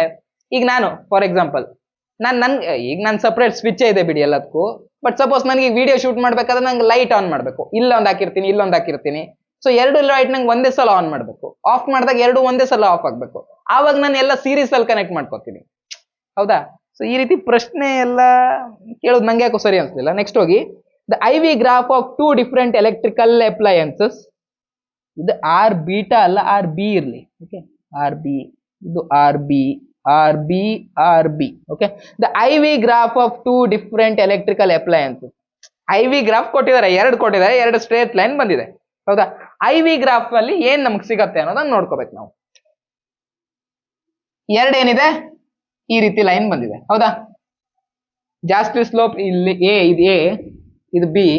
ಈ ಕಡೆಗಿರೋದು I, ಈ ಕಡೆಗಿರೋದು V. ಸರಿನಾ? ಬಾಕಿ ಸ್ವಲ್ಪ ರಬ್ ಮಾಡ್ಬಿಡೋಣ, ಬೇಡ ಇವೆಲ್ಲ. ಈ ರೀತಿ ಇದೆ ಅಂತ ಇಟ್ಕೊಳ್ಳಿ. ಈಗ ನಮ್ಗೆ ಇಲ್ಲಿ ಏನ್ ಸಿಗತ್ತೆ ಅನ್ನೋದು ಬೇಕು. ಅವ್ರು ಕ್ವಶನ್ ಅಲ್ಲಿ ಕೇಳ್ತಾ ಇರೋದೇನು? ರೆಸಿಸ್ಟೆನ್ಸ್ ಕೇಳ್ತಾ ಇದ್ದಾರೆ. ಈ ಎ ನಿಂದ ಆಗುವಂತ ರೆಸಿಸ್ಟೆನ್ಸ್ ಯಾವ ರೀತಿ ಇರುತ್ತೆ, ಬಿ ನಿಂದ ಆಗುವಂತ ರೆಸಿಸ್ಟೆನ್ಸ್ ಯಾವ ರೀತಿ ಇರುತ್ತೆ. ರೆಸಿಸ್ಟೆನ್ಸ್ ಬಗ್ಗೆ ಪ್ರಶ್ನೆ ಕೇಳಿದ್ರೆ. ಹೌದಾ? ಸೊ ನೋಡಿ, ಆಪ್ಷನ್ಸ್ ಎಲ್ಲ ನೋಡಿ, ರೆಸಿಸ್ಟೆನ್ಸ್ ಬಗ್ಗೆ ಕೇಳಿದ್ದಾರೆ. ಸೊ ರೆಸಿಸ್ಟೆನ್ಸ್ ಬಗ್ಗೆ ಕೇಳಿರೋದ್ರಿಂದ ನಾವು ಅದ್ರ ಬಗ್ಗೆ ಒಂದ್ ಸ್ವಲ್ಪ ಥಿಂಕ್ ಮಾಡೋಣ ಏನಾಗುತ್ತೆ ಅಂತ. ಈ ರೀತಿ ಗ್ರಾಫ್ ಕೊಟ್ಟಿದ್ದಾರೆ. ನಮ್ಗೆ ರೆಸಿಸ್ಟೆನ್ಸ್ ಏನ್ ಫಾರ್ಮುಲಾ ಅದ್ ಬಿಡಿ, ಓಮ್ಸ್ ಲಾ ಹೇಳಿ. V = IR. ಹೌದಾ? ರೆಸಿಸ್ಟೆನ್ಸ್ ಬೇಕು ಅಂದ್ರೆ ನಾನು I ಅನ್ನ ಈ ಕಡೆ ಓಡಿಸ್ಬೇಕು. I ಅನ್ನ ಈ ಕಡೆ ಓಡಿಸಿದೀನಿ ಅಂದ್ರೆ V/I ಆಗುತ್ತೆ. ಇದು ಕರೆಕ್ಟಾ? ಸೊ ರೆಸಿಸ್ಟೆನ್ಸ್ ಬೇಕು ಅಂದ್ರೆ V/I. ಸೊ V/I ಗ್ರಾಫ್ ನಲ್ಲಿ ನನ್ಗೆ ರೆಸಿಸ್ಟೆನ್ಸ್ ಸಿಗುತ್ತೆ. ಬಟ್ ಈ ಗ್ರಾಫ್ ಏನ್ ಹೇಳ್ತಾ ಇದೆ? ಈ ಗ್ರಾಫ್ V/I ಉಲ್ಟಾ ಹೇಳ್ತಾ ಇದೆ. ಹೌದಾ? Y ಆಕ್ಸಿಸ್ ನಲ್ಲಿ ಇದಿದೆ, X ಆಕ್ಸಿಸ್ ನಲ್ಲಿ ಇದಿದೆ. ಸೊ ಈ ಗ್ರಾಫ್ ಹೇಳ್ತಾ ಇರೋದೇನ್ ನನ್ಗೆ? ಗ್ರಾಫ್ ಏನ್ ಹೇಳ್ತಾ ಇದೆಯಪ್ಪ ಅಂತಂದ್ರೆ, ಗ್ರಾಫ್ ಅಥವಾ ಈ ಗ್ರಾಫ್ ನಲ್ಲಿ ಸಿಗುವಂತ ಸ್ಲೋಪ್ ಏನ್ ಹೇಳ್ತಾ ಇದೆಯಪ್ಪ ಅಂತಂದ್ರೆ, ಈ ಸ್ಲೋಪ್ ಏನ್ ಹೇಳ್ತಾ ಇದೆಯಪ್ಪ ಅಂತಂದ್ರೆ ಇದು I/V ಅನ್ನು ಹೇಳ್ತಾ ಇದೆ. ಓಕೆನಾ? ಸೊ ಇದು ಉಲ್ಟಾಗಿದೆ ನಮ್ ಗ್ರಾಫ್ ಅಲ್ಲಿ. ಸೊ ಈ ಕಡೆಗಿರೋದು ಕೂಡ R ಕೂಡ ಏನಾಗ್ಬೇಕು? ಉಲ್ಟಾ ಆಗ್ಬೇಕು. ನಮ್ಗೆ ಏನ್ ಹೇಳ್ತಾ ಇದೆ? 1/R ಹೇಳ್ತಾ ಇದೆ. ಸೊ ಇದ್ರಲ್ಲಿ ಯಾವ್ದು ಜಾಸ್ತಿ ಸ್ಲೋಪ್ ಇರುತ್ತೋ ಅದಕ್ಕೆ ಕಮ್ಮಿ ರೆಸಿಸ್ಟೆನ್ಸ್ ಇರುತ್ತೆ. ಯಾವ್ದ್ರ ಸ್ಲೋಪ್ ಕಮ್ಮಿ ಇರುತ್ತೋ ಅದಕ್ಕೆ ಜಾಸ್ತಿ ರೆಸಿಸ್ಟೆನ್ಸ್ ಇರುತ್ತೆ. ಸ್ಲೋಪ್ ಯಾವ್ದ್ರದ್ದು ಕಮ್ಮಿ ಇದೆ? ಇದ್ರದ್ದು ಕಮ್ಮಿ ಇದೆ. ಈ ತರ ಇದೆ. ಇದು ಜಾಸ್ತಿ ಸ್ಟೀಫ್ ಇದೆ ಅಲ್ವಾ? ಸೊ ಇದಕ್ಕೆ ಜಾಸ್ತಿ ಸ್ಲೋಪ್. ಇದು ಸ್ವಲ್ಪ ಈ ರೀತಿ ಇದೆ ಅಲ್ವಾ? ಸ್ವಲ್ಪ ಮಲಗ್ಕೊಂಡು ಹೋಗ್ತಾ ಇದೆ ಅಲ್ವಾ? ಇದಕ್ಕೆ ಸ್ಲೋಪ್ ಕಮ್ಮಿ ಇದೆ. ಇದಕ್ಕೆ ಸ್ಲೋಪ್ ಕಮ್ಮಿ ಇದೆ ಅಂದ್ರೆ ಈ ರೀತಿ ಇದೆ ಅದು ಗ್ರಾಫ್. ಸಪೋಸ್ ಇಲ್ಲಿ V ತಗೊಂಡು ಇಲ್ಲಿ I ತಗೊಂಡ್ರೆ ರೆಸಿಸ್ಟೆನ್ಸ್ ಯಾವ್ದು ಜಾಸ್ತಿ ಆಗಿತ್ತು? ಇದ್ರದ್ದು ಜಾಸ್ತಿ ಆಗಿತ್ತು. ಹೌದಾ? ಯಾವ್ದು ಜಾಸ್ತಿ ಸ್ಲೋಪ್ ಇತ್ತು ಅದ್ರದ್ದು ರೆಸಿಸ್ಟೆನ್ಸ್ ಜಾಸ್ತಿ ಅಂತ ನಾನು ಹೇಳ್ಬೋದಿತ್ತು. ಬಟ್ ಇಲ್ಲಿ ತಗೊಂಡಿರೋದೇನು? ಇದ್ರ ಉಲ್ಟಾ ತಗೊಂಡಿದ್ದಾರೆ. ಹೌದಾ? ಉಲ್ಟಾ ತಗೊಂಡಿದ್ದಾರೆ, ಇದ್ರ ಉಲ್ಟಾ ತಗೊಂಡಿದ್ದಾರೆ. ಸೊ ಇಲ್ಲಿ ಯಾವ್ದ್ರ ಸ್ಲೋಪ್ ಜಾಸ್ತಿ ಇದೆಯೋ ಅದರ ರೆಸಿಸ್ಟೆನ್ಸ್ ಕಮ್ಮಿ ಅಂತ ಅರ್ಥ. ಯಾವ್ದ್ರದ್ದು ಸ್ಲೋಪ್ ಕಮ್ಮಿ ಇದೆಯೋ ಅದರ ರೆಸಿಸ್ಟೆನ್ಸ್ ಜಾಸ್ತಿ ಅಂತ ಅರ್ಥ. ಸೊ ಆನ್ಸರ್ ನೋಡಿ, ಆನ್ಸರ್ ಅಲ್ಲಿ ಯಾವ್ದು r a is greater than r b ಅನ್ನೋದು ಕರೆಕ್ಟ್. ಹೌದಾ? ಇಲ್ಲಿ ಇದ್ರದ್ದು ಸ್ಲೋಪ್ ಕಮ್ಮಿ ಇದೆ ಅಂದ್ರೆ ರೆಸಿಸ್ಟೆನ್ಸ್ ಏನಿದೆ ಇದ್ರದ್ದು ಜಾಸ್ತಿ ಇದೆ ಆಬ್ವಿಯಸ್ಲಿ. ಈ ರೀತಿ ಫಾರ್ಮುಲಾ ನೋಡಿ, ಗ್ರಾಫ್ ನೋಡಿ, ಐಡಿಯಾ ಬಂದ್ಬಿಡತ್ತೆ. That's all. As the temperature increases resistivity of temperature increase ಆದ್ರೆ resistor of conductor increases and semi conductor decreases. ಇದು ಸರಿನಾ? ರೆಸಿಸ್ಟಿವಿಟಿ ಇನ್ಕ್ರೀಸ್ ಆಗುತ್ತಾ ಕಂಡಕ್ಟರ್ ಇಂದು? ಹೌದು. ಯಾಕೆ ಇನ್ಕ್ರೀಸ್ ಆಗುತ್ತೆ? ರೆಸಿಸ್ಟಿವಿಟಿ ಅಂದ್ರೆ ಕರೆಂಟ್ ಈಸಿಯಾಗಿ ಫ್ಲೋ ಆಗಕ್ ಆಗಲ್ಲ. ಸೊ ನೀವು ಒಂದು ಕಂಡಕ್ಟರ್ ಇಟ್ಕೊಂಡು ಅದು ಬಿಸಿ ಮಾಡಿದ್ರೆ ಅದ್ರೊಳಗಿರುವಂತ ಮಾಲಿಕ್ಯೂಲ್ಸ್, ಐಟಮ್ಸ್ ಅವೆಲ್ಲ ಏನಾಗುತ್ತೆ, ಇಲೆಕ್ಟ್ರಾನ್ಸೇ ತಗೊಳ್ಳಿ, ಅದೇನಾಗುತ್ತೆ, ವೈಬ್ರೇಟ್ ಆಗಕ್ಕೆ ಶುರು ಆಗುತ್ತೆ. ವೈಬ್ರೇಟ್ ಆಗಕ್ಕೆ ಶುರು ಆಗುತ್ತೆ ಅಂದ್ರೆ ಇಲೆಕ್ಟ್ರಾನ್ ಈಸಿಯಾಗಿ ಮೂವ್ ಆಗಕ್ ಆಗಲ್ಲ, ಯಾಕಂದ್ರೆ ವೈಬ್ರೇಟ್ ಆಗ್ತಾ ಇರತ್ತಲ್ಲ ಅದಕ್ಕೆ. ಹೀಗಾಗಿ ಕಂಡಕ್ಟಿವಿಟಿ ಇನ್ಕ್ರೀಸಸ್ ಇನ್ ಕಂಡಕ್ಟರ್. ಓಕೆನಾ? ಸೆಮಿ ಕಂಡಕ್ಟರ್ ನಲ್ಲಿ ಕಂಡಕ್ಟಿವಿಟಿ ಅಲ್ಲ, ರೆಸಿಸ್ಟಿವಿಟಿ ಇನ್ಕ್ರೀಸಸ್ ಇನ್ ಕಂಡಕ್ಟರ್. ಸೆಮಿ ಕಂಡಕ್ಟರ್ ನಲ್ಲಿ ರೆಸಿಸ್ಟಿವಿಟಿ ಡಿಕ್ರೀಸ್ ಆಗುತ್ತೆ. ಯಾಕೆ ರೆಸಿಸ್ಟಿವಿಟಿ ಡಿಕ್ರೀಸ್ ಆಗುತ್ತೆ ಅಂದ್ರೆ ಕಂಡಕ್ಟಿವಿಟಿ ಜಾಸ್ತಿ ಆಗುತ್ತೆ ಅಂತ ಅರ್ಥ. ಕಂಡಕ್ಟಿವಿಟಿ ಜಾಸ್ತಿ ಆಗುತ್ತೆ ಅಂದ್ರೆ ಸೆಮಿ ಕಂಡಕ್ಟರ್ ಒಳ್ಳೆ ಕಂಡಕ್ಟರ್ ರೀತಿ ಬಿಹೇವ್ ಮಾಡಕ್ ಸ್ಟಾರ್ಟ್ ಮಾಡತ್ತೆ ಅಂತ. ಸೆಮಿ ಕಂಡಕ್ಟರ್ ನಲ್ಲಿ ಹೀಟ್ ಮಾಡಿದಾಗ ಏನಾಗತ್ತಮ್ಮ ಅಂದ್ರೆ, ನಿಮ್ಗೆ ಇದು ಬ್ಯಾಂಡ್ ಥಿಯರಿ ಗೊತ್ತಲ್ವಾ? ಒಂದು ವೇಲೆನ್ಸ್ ಬ್ಯಾಂಡ್ ಇರುತ್ತೆ, ಇನ್ನೊಂದು ಕಂಡಕ್ಟರ್ ಬ್ಯಾಂಡ್ ಇರುತ್ತೆ. ಇದು ವೇಲೆನ್ಸ್ ಬ್ಯಾಂಡ್, ಇದು ಕಂಡಕ್ಷನ್ ಬ್ಯಾಂಡ್. ವೇಲೆನ್ಸ್ ಬ್ಯಾಂಡ್ ಇಂದ ಎಲೆಕ್ಟ್ರಾನ್ಸ್ ಕಂಡಕ್ಷನ್ ಬ್ಯಾಂಡಿಗೆ ಹೋದ್ರೆ ಆ ವಸ್ತು ಏನಾಗುತ್ತೆ, ಈಸಿಯಾಗಿ ಕರೆಂಟ್ ಅನ್ನ ಹರಿಯೋದಕ್ ಬಿಡುತ್ತೆ, ಕಂಡಕ್ಟರ್ ತರ ಬಿಹೇವ್ ಮಾಡುತ್ತೆ.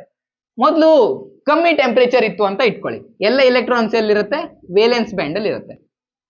ಹೀಟ್ ಕೊಟ್ಟೆ, ಬಿಸಿ ಮಾಡಿದೆ, ಈಗ ಇಲೆಕ್ಟ್ರಾನಿಕ್ ಏನ್ ಸಿಕ್ತು, ಎನರ್ಜಿ ಸಿಕ್ತು, ಅದು ಹಾರ್ಕೊಂಡು ಕಂಡಕ್ಷನ್ ಬ್ಯಾಂಡಿಗೆ ಹೋಗುತ್ತೆ. ಸರಿನಾ? ಕಂಡಕ್ಷನ್ ಬ್ಯಾಂಡಿಗೆ ಹೋಗುತ್ತೆ ಅಂತಂದ್ರೆ ನಮ್ಮ ಸೆಮಿ ಕಂಡಕ್ಟರ್ ಕಂಡಕ್ಟ್ ಮಾಡೋದಕ್ಕೆ ಶುರು ಆಗುತ್ತೆ, ಅಂದ್ರೆ ಕಂಡಕ್ಟಿವಿಟಿ ಜಾಸ್ತಿ ಆಗುತ್ತೆ. ಇಟ್ ಮೀನ್ಸ್ ರೆಸಿಸ್ಟಿವಿಟಿ ಕಮ್ಮಿ ಆಗುತ್ತೆ. ಸರಿನಾ? Conductivity, resistivity opposite words. So option ಏನೇ ಇಲ್ಲ ಕರೆಕ್ಟ್, ಬಾಕಿದೆಲ್ಲ ರಾಂಗ್.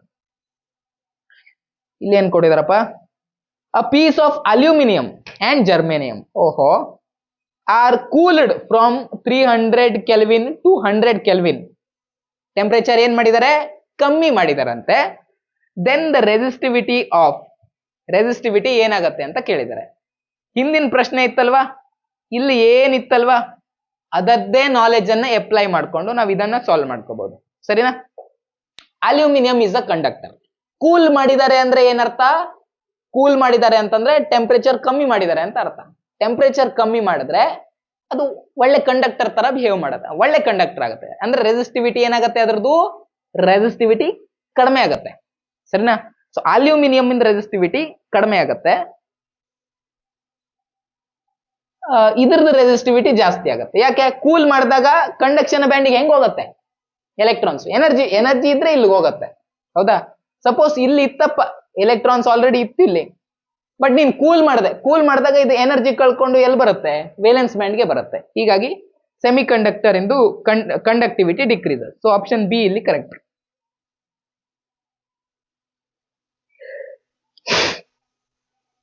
ಕೆಲವೊಂದ್ಸಲ ಬಾಯಿ ತಪ್ಪಿ ಕಂಡಕ್ಟಿವಿಟಿ ಜಾಗದಲ್ಲಿ ರೆಸಿಸ್ಟಿವಿಟಿ ಅಂದ್ಬಿಡ್ತೀನಿ, ಬಟ್ ನೀವು ನಿಮ್ ತಲೆ ಯೂಸ್ ಮಾಡಿ, ಆವಾಗ ಗೊತ್ತಾಗುತ್ತೆ. ಸರಿನಾ? ಸಪೋಸ್ ನಾನು ಹಾಗೇನಾದ್ರೂ ಹೇಳಿದ್ರೆ, ನಾನು ಏನ್ ಹೇಳಿದೆ ಅನ್ನೋದು ನನ್ಗೆ ಹೀಗೆ ಮರ್ತೋಗುತ್ತೆ ಕೆಲವೊಂದ್ಸಲ. The resistivity of a wire increases with the increase in length of wire. ಅದು ರೋಯಲ್ ಬೈ ಎ. ಮತ್ತೆ ಆ ಫಾರ್ಮುಲಾದ ಮೇಲೆ ಎಷ್ಟು ಕ್ವಶನ್ ಕೇಳ್ತಾರಪ್ಪ? R is equal to rho l by A. ಮೊದಲನೇ ಆಪ್ಷನ್ ಏನಿದೆ, the resistivity of a wire increases with increase in length of wire. ಹೌದಾ? ರೆಸಿಸ್ಟಿವಿಟಿ, ಲೆಂತ್ ಎರಡು ಮೇಲ್ಗಡೆನೆ ಇದೆ. ಸೊ ಲೆಂತ್ ಇನ್ಕ್ರೀಸ್ ಆದ್ರೆ ರೆಸಿಸ್ಟಿವಿಟಿ ಕೂಡ ಆಬ್ವಿಯಸ್ಲಿ ಇನ್ಕ್ರೀಸ್ ಆಗುತ್ತೆ. Decreases with the area of cross section of wire. Cross section area ಜಾಸ್ತಿ ಮಾಡಿದ್ರೆ resistivity ಕಮ್ಮಿ ಆಗುತ್ತೆ. ಸರಿ ಇದೆ. Decreases with increase in length and ಏನ್ ಕರ್ಮ ಇದು, resistivity decreases when increase in length and increases with the ಎರಡು ಆಪ್ಷನ್ ಕರೆಕ್ಟ್ ಇದೆ ಇಲ್ಲಿ. increases with the increase in length of wire. ಹೌದಾ? ಇದು ಒಂದನೇ ಆಪ್ಷನ್ ಅಂತೂ ಕರೆಕ್ಟ್ ಇದೆ. ಎರಡನೇ option decreases with increase in area of cross section of wire correct ಇದೆ. ನಾಟ್ ಕರೆಕ್ಟ್ ಅಂತ ಕೇಳ್ತಾ ಇದ್ದಾರೆ ಆಪ್ಷನ್ ಅಲ್ಲಿ. ಮತ್ತೆ ಆ ತರನು ಕೇಳಿಲ್ವಾ? ಪರವಾಗಿಲ್ಲ. Decreases with the increase in length and increases with increase in area. ನಂಗ ಏನ್ ಕೊಡಿದ ನಂಗೆ ಯಾಕಪ್ಪ ತಲೆ ಒಂಥರ ಐಸೋಲೇಟ್ ಆದಂಗ ಆಗ್ತಾ ಇದೆ. ಸರಿ, ನಾ ಮತ್ತೊಂದ್ಸಲ ಓದೋಣ. Decreases resistivity decreases with the increase of length increase ಮಾಡಿದ್ರೆ ರೆಸಿಸ್ಟಿವಿಟಿ ಡಿಕ್ರೀಸ್ ಆಗತ್ತಾ? ಹಟ್, ಏನ್ ನಾನ್ಸೆನ್ಸ್ ಹೇಳ್ತಾನೆ ಇಲ್ಲಿ. Increases with increase in temperature. ಹಾ, ಯಾಕಂದ್ರೆ ಟೆಂಪರೇಚರ್ ಇನ್ಕ್ರೀಸ್ ಮಾಡಿದ್ರೆ ನಮ್ದು ರೆಸಿಸ್ಟಿವಿಟಿ ಹೆಚ್ಚಾಗತ್ತಲ್ವಾ? ಓ ಸಾರಿ ಸಾರಿ ಸಾರಿ ಸಾರಿ ಸಾರಿ ಸಾರಿ ಸಾರಿ ರೆಸಿಸ್ಟಿವಿಟಿ ಕೇಳಿದ್ದಾರೆ. ನಾನು ನೋಡಿದ್ರೆ ಯಾವ ತಪ್ಪು ನೀವು ಮಾಡ್ತೀರಿ ಅಂತ ಹೇಳಿದ್ನೋ ಅದೇ ತಪ್ಪ ನಾನ್ ಮಾಡ್ತಾ ಇದ್ದೀನಿ ಇಲ್ಲಿ. ಕೇಳಿರೋದು ಏನು? ರೆಸಿಸ್ಟಿವಿಟಿ ಬಗ್ಗೆ. ನಾನು ಫಾರ್ಮುಲಾ ಹಾಕೊಂಡಿರೋದು ಯಾವುದು? ರೆಸಿಸ್ಟೆನ್ಸ್ ಬಗ್ಗೆ. ಸೊ ಇದು ಹಾಕೊಂಡು ನಾನು ಇದ್ರ ಬಗ್ಗೆ ಥಿಂಕ್ ಮಾಡ್ಕೊಂಡು ಸುಮ್ಮನೆ ಇಲ್ಲಿ ಯಾಕೆ ರಾಶಿ ಆನ್ಸರ್ ಕರೆಕ್ಟ್ ಇರೋದು ಕೊಟ್ಟಿದ್ದಾರೆ ಅಂತ ನೋಡ್ತಾ ಇದ್ದೀನಿ. ಸೊ ಆಪ್ಷನ್ ಎ ಇಲ್ಲಿ ಆಗಲ್ಲ. ಎಲ್ಲ ಇರೇಸರ್ ಇದೆಯಾ ಇಲ್ಲಿ? ಇದು ಇರೇಸರ್ ಐ ಥಿಂಕ್. ಹಾ, ಇದು ಇರೇಸರ್. ಹಾ, resistivity of a wire. Resistivity ಕೇಳ್ತಾ ಇದಾರೆ ಅಂದ್ರೆ ರೋ ಬಗ್ಗೆ ಮಾತಾಡ್ತಾ ಇದಾರೆ. ರೆಸಿಸ್ಟಿವಿಟಿ ಯಾವ್ದ್ರ ಮೇಲೆ ಡಿಪೆಂಡ್? ಲೆಂತ್ ಮೇಲೆ ಡಿಪೆಂಡ್ ಅಲ್ಲ. ಮಟೀರಿಯಲ್ ಯಾವ್ದು ಅದ್ರ ಮೇಲೆ ಡಿಪೆಂಡ್. ಕೆಲವೊಮ್ಮೆ ಟೆಂಪರೇಚರ್ ಮೇಲೆ ಡಿಪೆಂಡ್ ಆಗುತ್ತೆ. ಹೌದಾ? ಟೆಂಪರೇಚರ್ ಜಾಸ್ತಿ ಮಾಡಿದ್ರೆ ರೆಸಿಸ್ಟಿವಿಟಿ ಜಾಸ್ತಿ ಆಗುತ್ತೆ. That's all. ಸೊ ಇನ್ಕ್ರೀಸಸ್ ಇದಂತೂ ಅಲ್ಲ. ಹೌದಾ? ಇಲ್ಲಿ ಯಾವ್ದ್ರದ್ದು ಏರಿಯಾ ಆಫ್ ಕ್ರಾಸ್ ಸೆಕ್ಷನ್ ಬಗ್ಗೆ ಕೇಳ್ತಾ ಇದಾರೆ. ಸೊ ಡಿಪೆಂಡೇ ಆಗಲ್ಲ, ಸಂಬಂಧನೇ ಇಲ್ಲ. ಇಲ್ಲಿ ಲೆಂತ್ ಮತ್ತೆ ಏರಿಯಾ ಆಫ್ ಕ್ರಾಸ್ ಸೆಕ್ಷನ್ ಬಗ್ಗೆ ಮತ್ತೆ ಕೇಳ್ತಾ ಇದ್ರೆ ಇದು ಅಲ್ಲ ಅಂದ್ಮೇಲೆ ಇನ್ಕ್ರೀಸಸ್ ಇದು ಕರೆಕ್ಟ್ ಆನ್ಸರ್. ಹೌದಾ? ಟೆಂಪರೇಚರ್ ಇನ್ಕ್ರೀಸ್ ಮಾಡಿದ್ರೆ ರೆಸಿಸ್ಟಿವಿಟಿ ಇನ್ಕ್ರೀಸ್ ಆಗುತ್ತೆ. ಆಲ್ರೆಡಿ ಗೊತ್ತಿರುವಂತ ವಿಚಾರ. ಯಾಕಂದ್ರೆ ಅಲ್ಲಿರುವಂತ ಏನು ಚಾರ್ಜ್ ಕ್ಯಾರಿಯರ್ಸ್ ಏನಿದಾವೋ ಅದು ವೈಬ್ರೇಟ್ ಆಗುತ್ತೆ. ಹೌದಾ? ಈಸಿಯಾಗಿ ಮೂವ್ ಆಗಕ್ಕೆ ಆಗಲ್ಲ. ಅದಕ್ಕೆ the terminal potential difference of a cell is equal to EM of cell when. ಅದ್ರ ಪೊಟೆನ್ಶಿಯಲ್ ಡಿಫರೆನ್ಸ್ ಸೆಲ್ ಇಂದು ಯಾವಾಗ ಅದು EMF ಗೆ ಈಕ್ವಲ್ ಆಗುತ್ತೆ ಅಂತ ಕೇಳ್ತಾ ಇದಾರೆ. ಆ ಸೆಲ್ ನ ಪೊಟೆನ್ಶಿಯಲ್ ಡಿಫರೆನ್ಸ್ ಯಾವಾಗ EMF ಆಗುತ್ತೆ? ಯಾವಾಗ ನಾವು ಇದರಿಂದ ಯಾವ್ದು ಕರೆಂಟ್ ತೆಗಿತಾ ಇಲ್ವೋ ಆವಾಗ ಅದು EMF ಮತ್ತೆ ಪೊಟೆನ್ಶಿಯಲ್ ಡಿಫರೆನ್ಸ್ ಎರಡು ಈಕ್ವಲ್ ಇರುತ್ತೆ. ಹೌದಾ? ಸೊ ಆ ಆಪ್ಷನ್ ಎಲ್ಲಾದ್ರೂ ಇದೆ ಇಲ್ಲಿ? When current is 0. ಹೌದಾ? ಕರೆಂಟ್ ನ ಡ್ರಾ ಮಾಡದೇ ಇದ್ರೆ EMF is equal to potential difference. ಹೀಗಾಗಿ ಆಪ್ಷನ್ ಡಿ ಕರೆಕ್ಟ್. ನೆಕ್ಸ್ಟ್ ಹೋಗೋಣ. Nichrome, constantan and manganin wires are used in making standard resistance boxes or rheostats, while rheostats or wire bound resistors instead of copper and aluminum wires because they have ಈಗ ಈ ನೈಕ್ರೋಮು ಇದೆಲ್ಲ ಇದು ನೋಡಿದ್ರೆ ನೀವು rheostat ಎಲ್ಲ ನೋಡಿದ್ರಾ? So ಅಲ್ಲಿ use ಮಾಡುವಂತ ವೈರ್ ಅಲ್ಲಿ ನೀವು ಸ್ವಲ್ಪ ಹತ್ರ ಹೋಗಿ ನೋಡಿದ್ರೆ, ರಿಯೋಸ್ಟಾಟ್ ಹತ್ರ ಹೋಗಿ ನೋಡಿದ್ರೆ ಆ ವೈರ್ ಸುತ್ತಿರೋದು ನಿಮ್ಗೆ ಕಾಣುತ್ತೆ. ಆ ಸುತ್ತಿರೋ ವೈರು ಮಾಡೋಕೆ ನಾವು ನೈಕ್ರೋಮು, ಕಾನ್ಸ್ಟಂಟನ್ ಅಥವಾ ಮ್ಯಾಗ್ನನಿನ್ ಈ ರೀತಿ ಅಲಾಯ್ಗಳನ್ನೇ ನಾವು ಯೂಸ್ ಮಾಡ್ಕೋತೀವಿ. ಯಾಕೆ ಅದನ್ನ ಯೂಸ್ ಮಾಡ್ತೀವಿ ಅಂತಂದ್ರೆ ಅದ್ರಲ್ಲಿ ಸ್ವಲ್ಪ ಸ್ಪೆಷಲ್ ಪ್ರಾಪರ್ಟೀಸ್ ಇದೆ. ಈಗ ನಾವು ಆ ರೀತಿ ಯೂಸ್ ಮಾಡ್ತೀವಲ್ವಾ ರಿಯೋಸ್ಟಾಟು, ಅದು ಏನಾಗಬೇಕು? ನಾನು ಜಾಸ್ತಿ ಟೆಂಪರೇಚರ್ ಇರೋ ಜಾಗದಲ್ಲಿ ಕರ್ಕೋದ್ರು ಅದು ಸರಿ ರೀಡಿಂಗ್ ತೋರಿಸ್ಬೇಕು. ಅದು ಕಮ್ಮಿ ಇರೋಲ್ ತಗೋದ್ರೂ ಅದ್ರದ್ದು ಕರೆಕ್ಟ್ ಆಗಿ ವರ್ಕ್ ಆಗ್ಬೇಕದು. ಹೌದಾ? ಅದರ ರೆಸಿಸ್ಟಿವಿಟಿ ಏನಾಗಬಾರ್ದು? ಹೆಚ್ಚು ಕಮ್ಮಿ ಆಗ್ಬಾರ್ದು.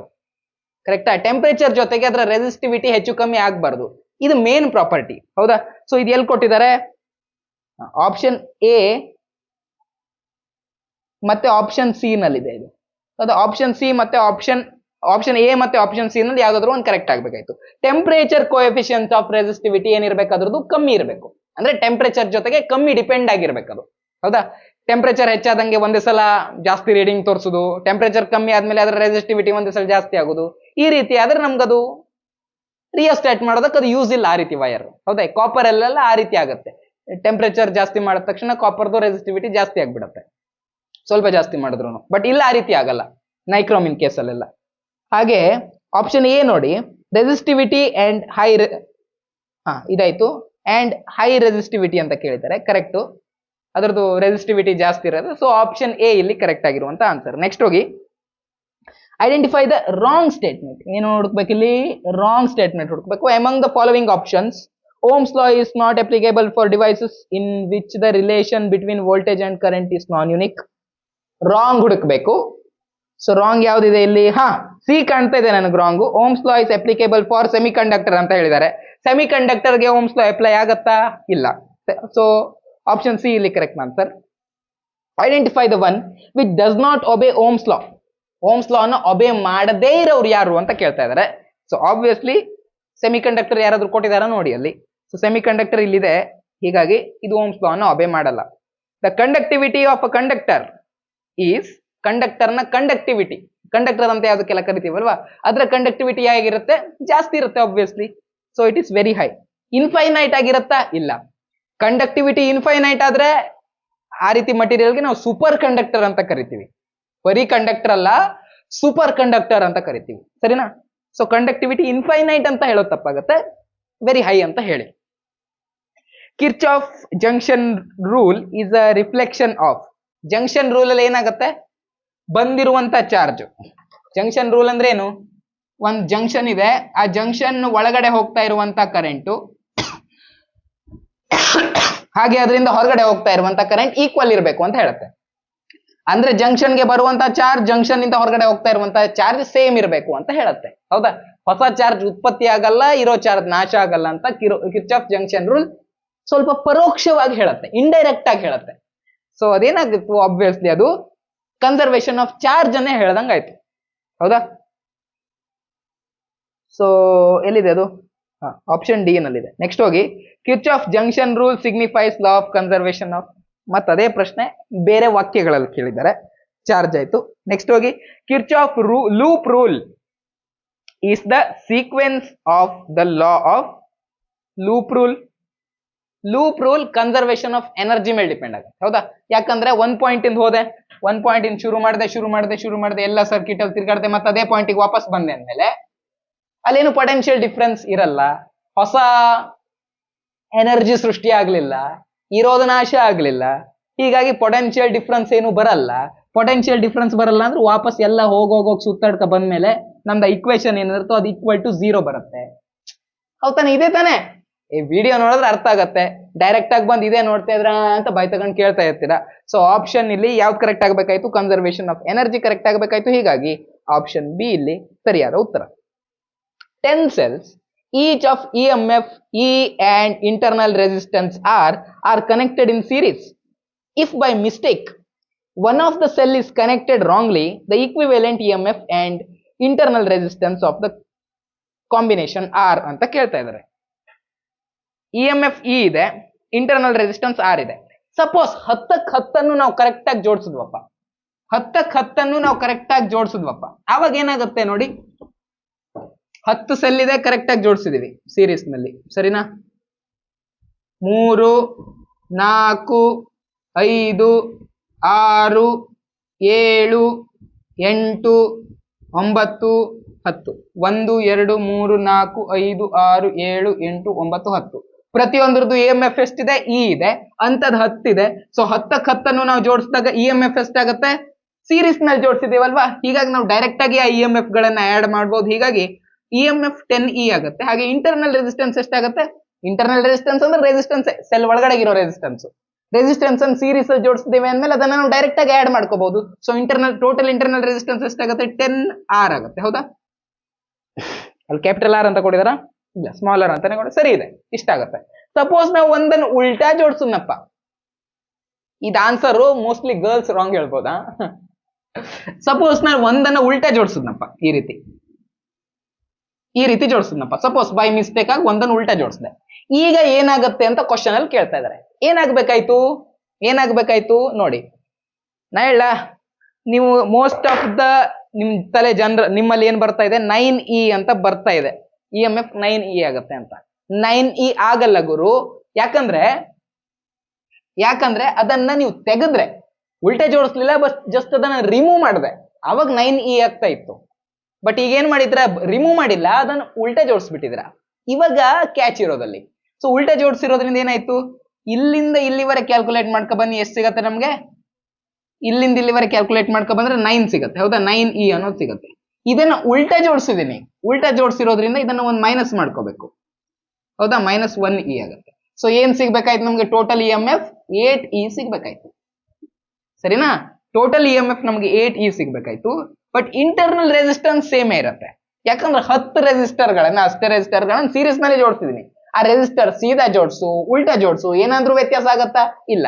ಸೊ ಇಂಟರ್ನಲ್ ರೆಸಿಸ್ಟೆನ್ಸ್ ಅಷ್ಟೇ ಇರುತ್ತೆ, 10R ಇರುತ್ತೆ. ಬಟ್ ಒಂದನ್ನು ಉಲ್ಟಾ ಜೋಡಿಸೋದ್ರಿಂದ ಈ ರೀತಿಯಾಗಿ ಆಗುತ್ತೆ, ಹೌದಾ? ಸೊ ಆಪ್ಷನ್ ಇಲ್ಲಿ ಯಾವ್ದಿದೆ, ಬಿ ಕರೆಕ್ಟ್ ಇದೆ. ಸೊ ಆಪ್ಷನ್ ಬಿ ಇಲ್ಲಿ ಸರಿಯಾದ ಉತ್ತರ. ನೆಕ್ಸ್ಟ್ ಹೋಗಿ, terminals of cell R open, now the potential difference across the terminal is. Cell ಇದೆ, ಆ ಸೆಲ್ ನ ಟರ್ಮಿನಲ್ ಓಪನ್ ಬಿಟ್ಟಿದ್ದೀನಿ ಅಂದ್ರೆ ಅದನ್ನ ಯಾವ್ದಕ್ಕೂ ಕನೆಕ್ಟೇ ಮಾಡಿಲ್ಲ, ಸರಿನಾ? ಯಾವ್ದಕ್ಕೂ ಕನೆಕ್ಟ್ ಮಾಡಿಲ್ಲ ಅಂದ್ರೆ ನಾನು ಅದರಿಂದ ಕರೆಂಟ್ ಅನ್ನ ಎಳಿತಾ ಇಲ್ಲ ಅಂತ ಅರ್ಥ. ಸೊ ಕರೆಂಟ್ ಅನ್ನ ಅದನ್ನ ಕರೆಂಟ್ ಎಳಿತಿಲ್ಲ ಅಂತಂದ್ರೆ ಏನಾಗ್ಬೇಕಾಯ್ತು, ಅದರ potential difference E M F ಎರಡು ಒಂದೇ ಆಗಿರ್ಬೇಕಾಯ್ತು, ಹೌದಾ? So E M F is equal to potential difference. So option C ಇಲ್ಲಿ ಕರೆಕ್ಟ್. ಗಂಟ್ಲು ಹೋಯ್ತು ನಂದು. Terminals of a cell are closed by connecting a resistors. Okay, the potential difference across the terminal is. So ಇದೇ cell ಅನ್ನ ಯಾವ್ದು connect ಮಾಡಿದೀನಿ, ಯಾವ್ದೋ ಒಂದು ರೆಸಿಸ್ಟರ್ ಕನೆಕ್ಟ್ ಮಾಡಿದೀನಿ. ಈಗ ಪೊಟೆನ್ಶಿಯಲ್ ಡಿಫ್ರೆನ್ಸ್ ಏನಾಗುತ್ತೆ, ಆ ಇ ಎಂ ಎಫ್ ಗಿಂತ ಕಮ್ಮಿ ಆಗುತ್ತೆ. ಯಾಕಂದ್ರೆ ಈಗ ಇದು ಕರೆಂಟ್ ಅನ್ನ ಡ್ರಾ ಮಾಡ್ತಾ ಇದೆ, ಹೌದಾ? ಸೊ ಇ ಎಂ ಎಫ್ ಗಿಂತ ಪೊಟೆನ್ಶಿಯಲ್ ಡಿಫ್ರೆನ್ಸ್ ಕಮ್ಮಿ ಇರುತ್ತೆ. ಆಪ್ಷನ್ ಏನಲ್ಲಿ ಕರೆಕ್ಟ್ ಇದೆ ಅಲ್ವಾ? ಮಾರ್ಕರ್ ಅಲ್ಲಿ ಯಾಕೆ ನಾನು ಟ್ಯಾಬ್ ಮೇಲೆ ಬರೀತಾ ಇದ್ದೀನಿ? ಆಪ್ಷನ್ ಎ ಕರೆಕ್ಟ್ ಇದೆ, ಸರಿನಾ? ನೆಕ್ಸ್ಟ್ ಹೋಗೋಣ. On increasing the temperature of a conductor it's resistance increases because. Resistance ಯಾಕೆ ಇನ್ಕ್ರೀಸ್ ಆಗುತ್ತೆ? ಯಾಕಂದ್ರೆ ಅದು ಅದ್ರ ಒಳಗಡೆ ಇರೋದು ವೈಬ್ರೇಟ್ ಆಗೋಕ್ ಶುರು ಆಗುತ್ತೆ. ವೈಬ್ರೇಟ್ ಜಾಸ್ತಿ ಆಗತ್ತೆ ಅಂತಂದ್ರೆ ಡಿಕ್ಕಿ ಜಾಸ್ತಿ ಆಗತ್ತೆ, ಹೌದಾ? ಡಿಕ್ಕಿ ಜಾಸ್ತಿ ಆಗತ್ತೆ ಅಂದ್ರೆ ಅದು ರಿಲ್ಯಾಕ್ಸ್ ಆಗಿರೋಕೆ ಟೈಮ್ ಕಮ್ಮಿ ಸಿಗತ್ತೆ, ಅಂದ್ರೆ ರಿಲ್ಯಾಕ್ಸೇಷನ್ ಟೈಮ್ ಕಮ್ಮಿ ಆಗುತ್ತೆ. ಡಿಕ್ಕಿ ಆಗ್ತಾ ಇದ್ರೆ ಹೆಂಗ್ ರಿಲ್ಯಾಕ್ಸ್ ಆಗಿರತ್ತದು, ಹೌದಾ? ಸೊ ಆ ರಿಲ್ಯಾಕ್ಸೇಷನ್ ಟೈಮ್ ಏನಾಗುತ್ತೆ, ಇಲ್ಲಿ ಕಮ್ಮಿ ಆಗುತ್ತೆ. ಸೊ ಆಬ್ವಿಯಸ್ಲಿ ಆಪ್ಷನ್ ಎ ಇಲ್ಲಿ ಕರೆಕ್ಟ್. ಗಂಟ್ಲು ಹೋಯ್ತು ನಂದು. ಛೇ, ಈ ರೀತಿ ಪ್ರಶ್ನೆ ಯಾಕಪ್ಪ ಕೇಳ್ತೀರಾ? Direct questions. Homework, this is for your homework. ಇದು ನಿಮ್ ಹೋಮ್ವರ್ಕ್, ಆಮೇಲೆ ಇದು ನಿಮ್ ಹೋಮ್ವರ್ಕ್. ಏನು ಎಲ್ಲ ಇದೇ ತರ ಕ್ವಶನ್ಸ್ ಇದೆಯಾ ಮತ್ತೆ ಇಲ್ಲಿ? ಇದು ಡೈರೆಕ್ಟ್ ಫಾರ್ಮುಲಾ ಬೇಸ್ಡ್ ಕ್ವಶನ್. ಇದು ನಿಮ್ಗೆ ಹೋಮ್ವರ್ಕ್. ಲಾಸ್ಟ್ ಚಾಪ್ಟರ್ಗೆ ಬಂದಿದ್ದೀವಿ. ಒಂದ್ ಕೆಲಸ ಮಾಡ್ತೀರಾ, ಈ ಚಾಪ್ಟರ್ ನಲ್ಲಿರೋ ಎಲ್ಲ ಕ್ವಶನ್ ನೀವು ಮಾಡ್ಬಿಡ್ತೀರಾ? ಬೇಡ, ಒಳ್ಳೊಳ್ಳೆ ಕ್ವಶನ್ ಇದೆಯಲ್ಲ ಇಲ್ಲಿ. ಇದೆ, ಒಳ್ಳೆ ಕ್ವಶನ್ ಇದೆ. ಪರವಾಗಿಲ್ಲ, ನಾನು ಮಾಡ್ತೀನಿ. ಬಟ್ ನನ್ ಗಂಟ್ಲು ಹೋಗಿದೆ. ನಾನು ಎಲ್ಲ ಒಂದೇ ಶಾರ್ಟ್ ತಗೊಳ್ಳೋಣ ಅಂತ ಇದ್ದೆ. I will take some rest and continue the recording.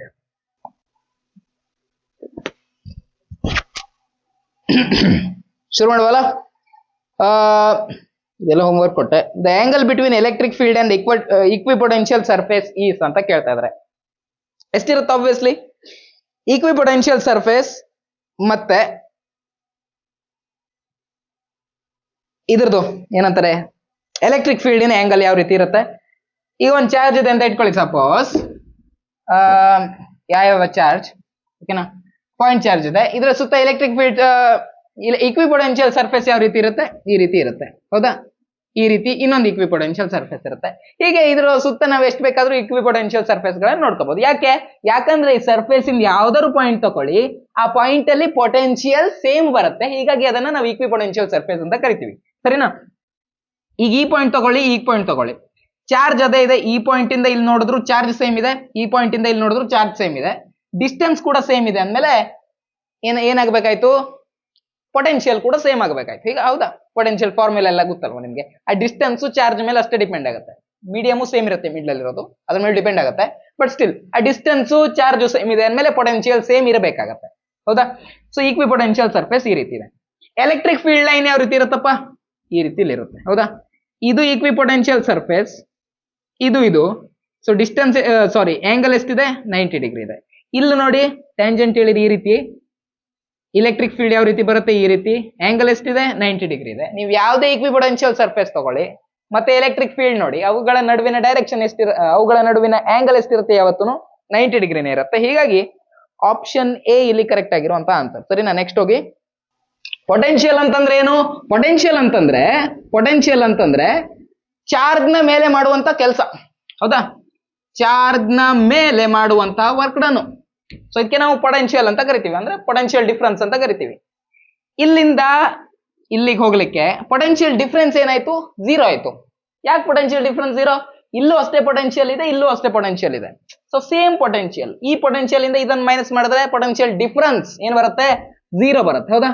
So potential difference 0 ಬರುತ್ತೆ. ಚಾರ್ಜ್ ನ ವ್ಯಾಲ್ಯೂ ಅಂತೂ ಇಲ್ಲಿ 0 ಆಗೋಕ್ ಸಾಧ್ಯ ಇಲ್ಲ, ಯಾಕಂದ್ರೆ ಚಾರ್ಜಿಗೆ ಒಂದು ಫಿಕ್ಸ್ಡ್ ವ್ಯಾಲ್ಯೂ ಇದೆ ಇಲ್ಲಿ. ಬಟ್ ವರ್ಕ್ ಡನ್ ಇದು 0 ಆದ್ಮೇಲೆ ಇಲ್ಲಿ ಯಾರು 0 ಆಗ್ಬೇಕಾಯ್ತು? ಆಬ್ವಿಯಸ್ಲಿ ವರ್ಕ್ ಡನ್ 0 ಆಗ್ಬೇಕಾಯ್ತು, ಹೌದಾ? ಸೊ ವರ್ಕ್ ಡನ್ ಏನ್ ಬರ್ತದೆ ಇಲ್ಲಿ? 0 ಅನ್ನೋದು ಬರುತ್ತೆ. ಸೊ ಇಲ್ಲಿ ಕರೆಕ್ಟ್ ಆಗಿರುವಂತ ಆನ್ಸರ್. ನೆಕ್ಸ್ಟ್ ಹೋಗೋಣ. Which of the following sentences is wrong for N equipotential surface?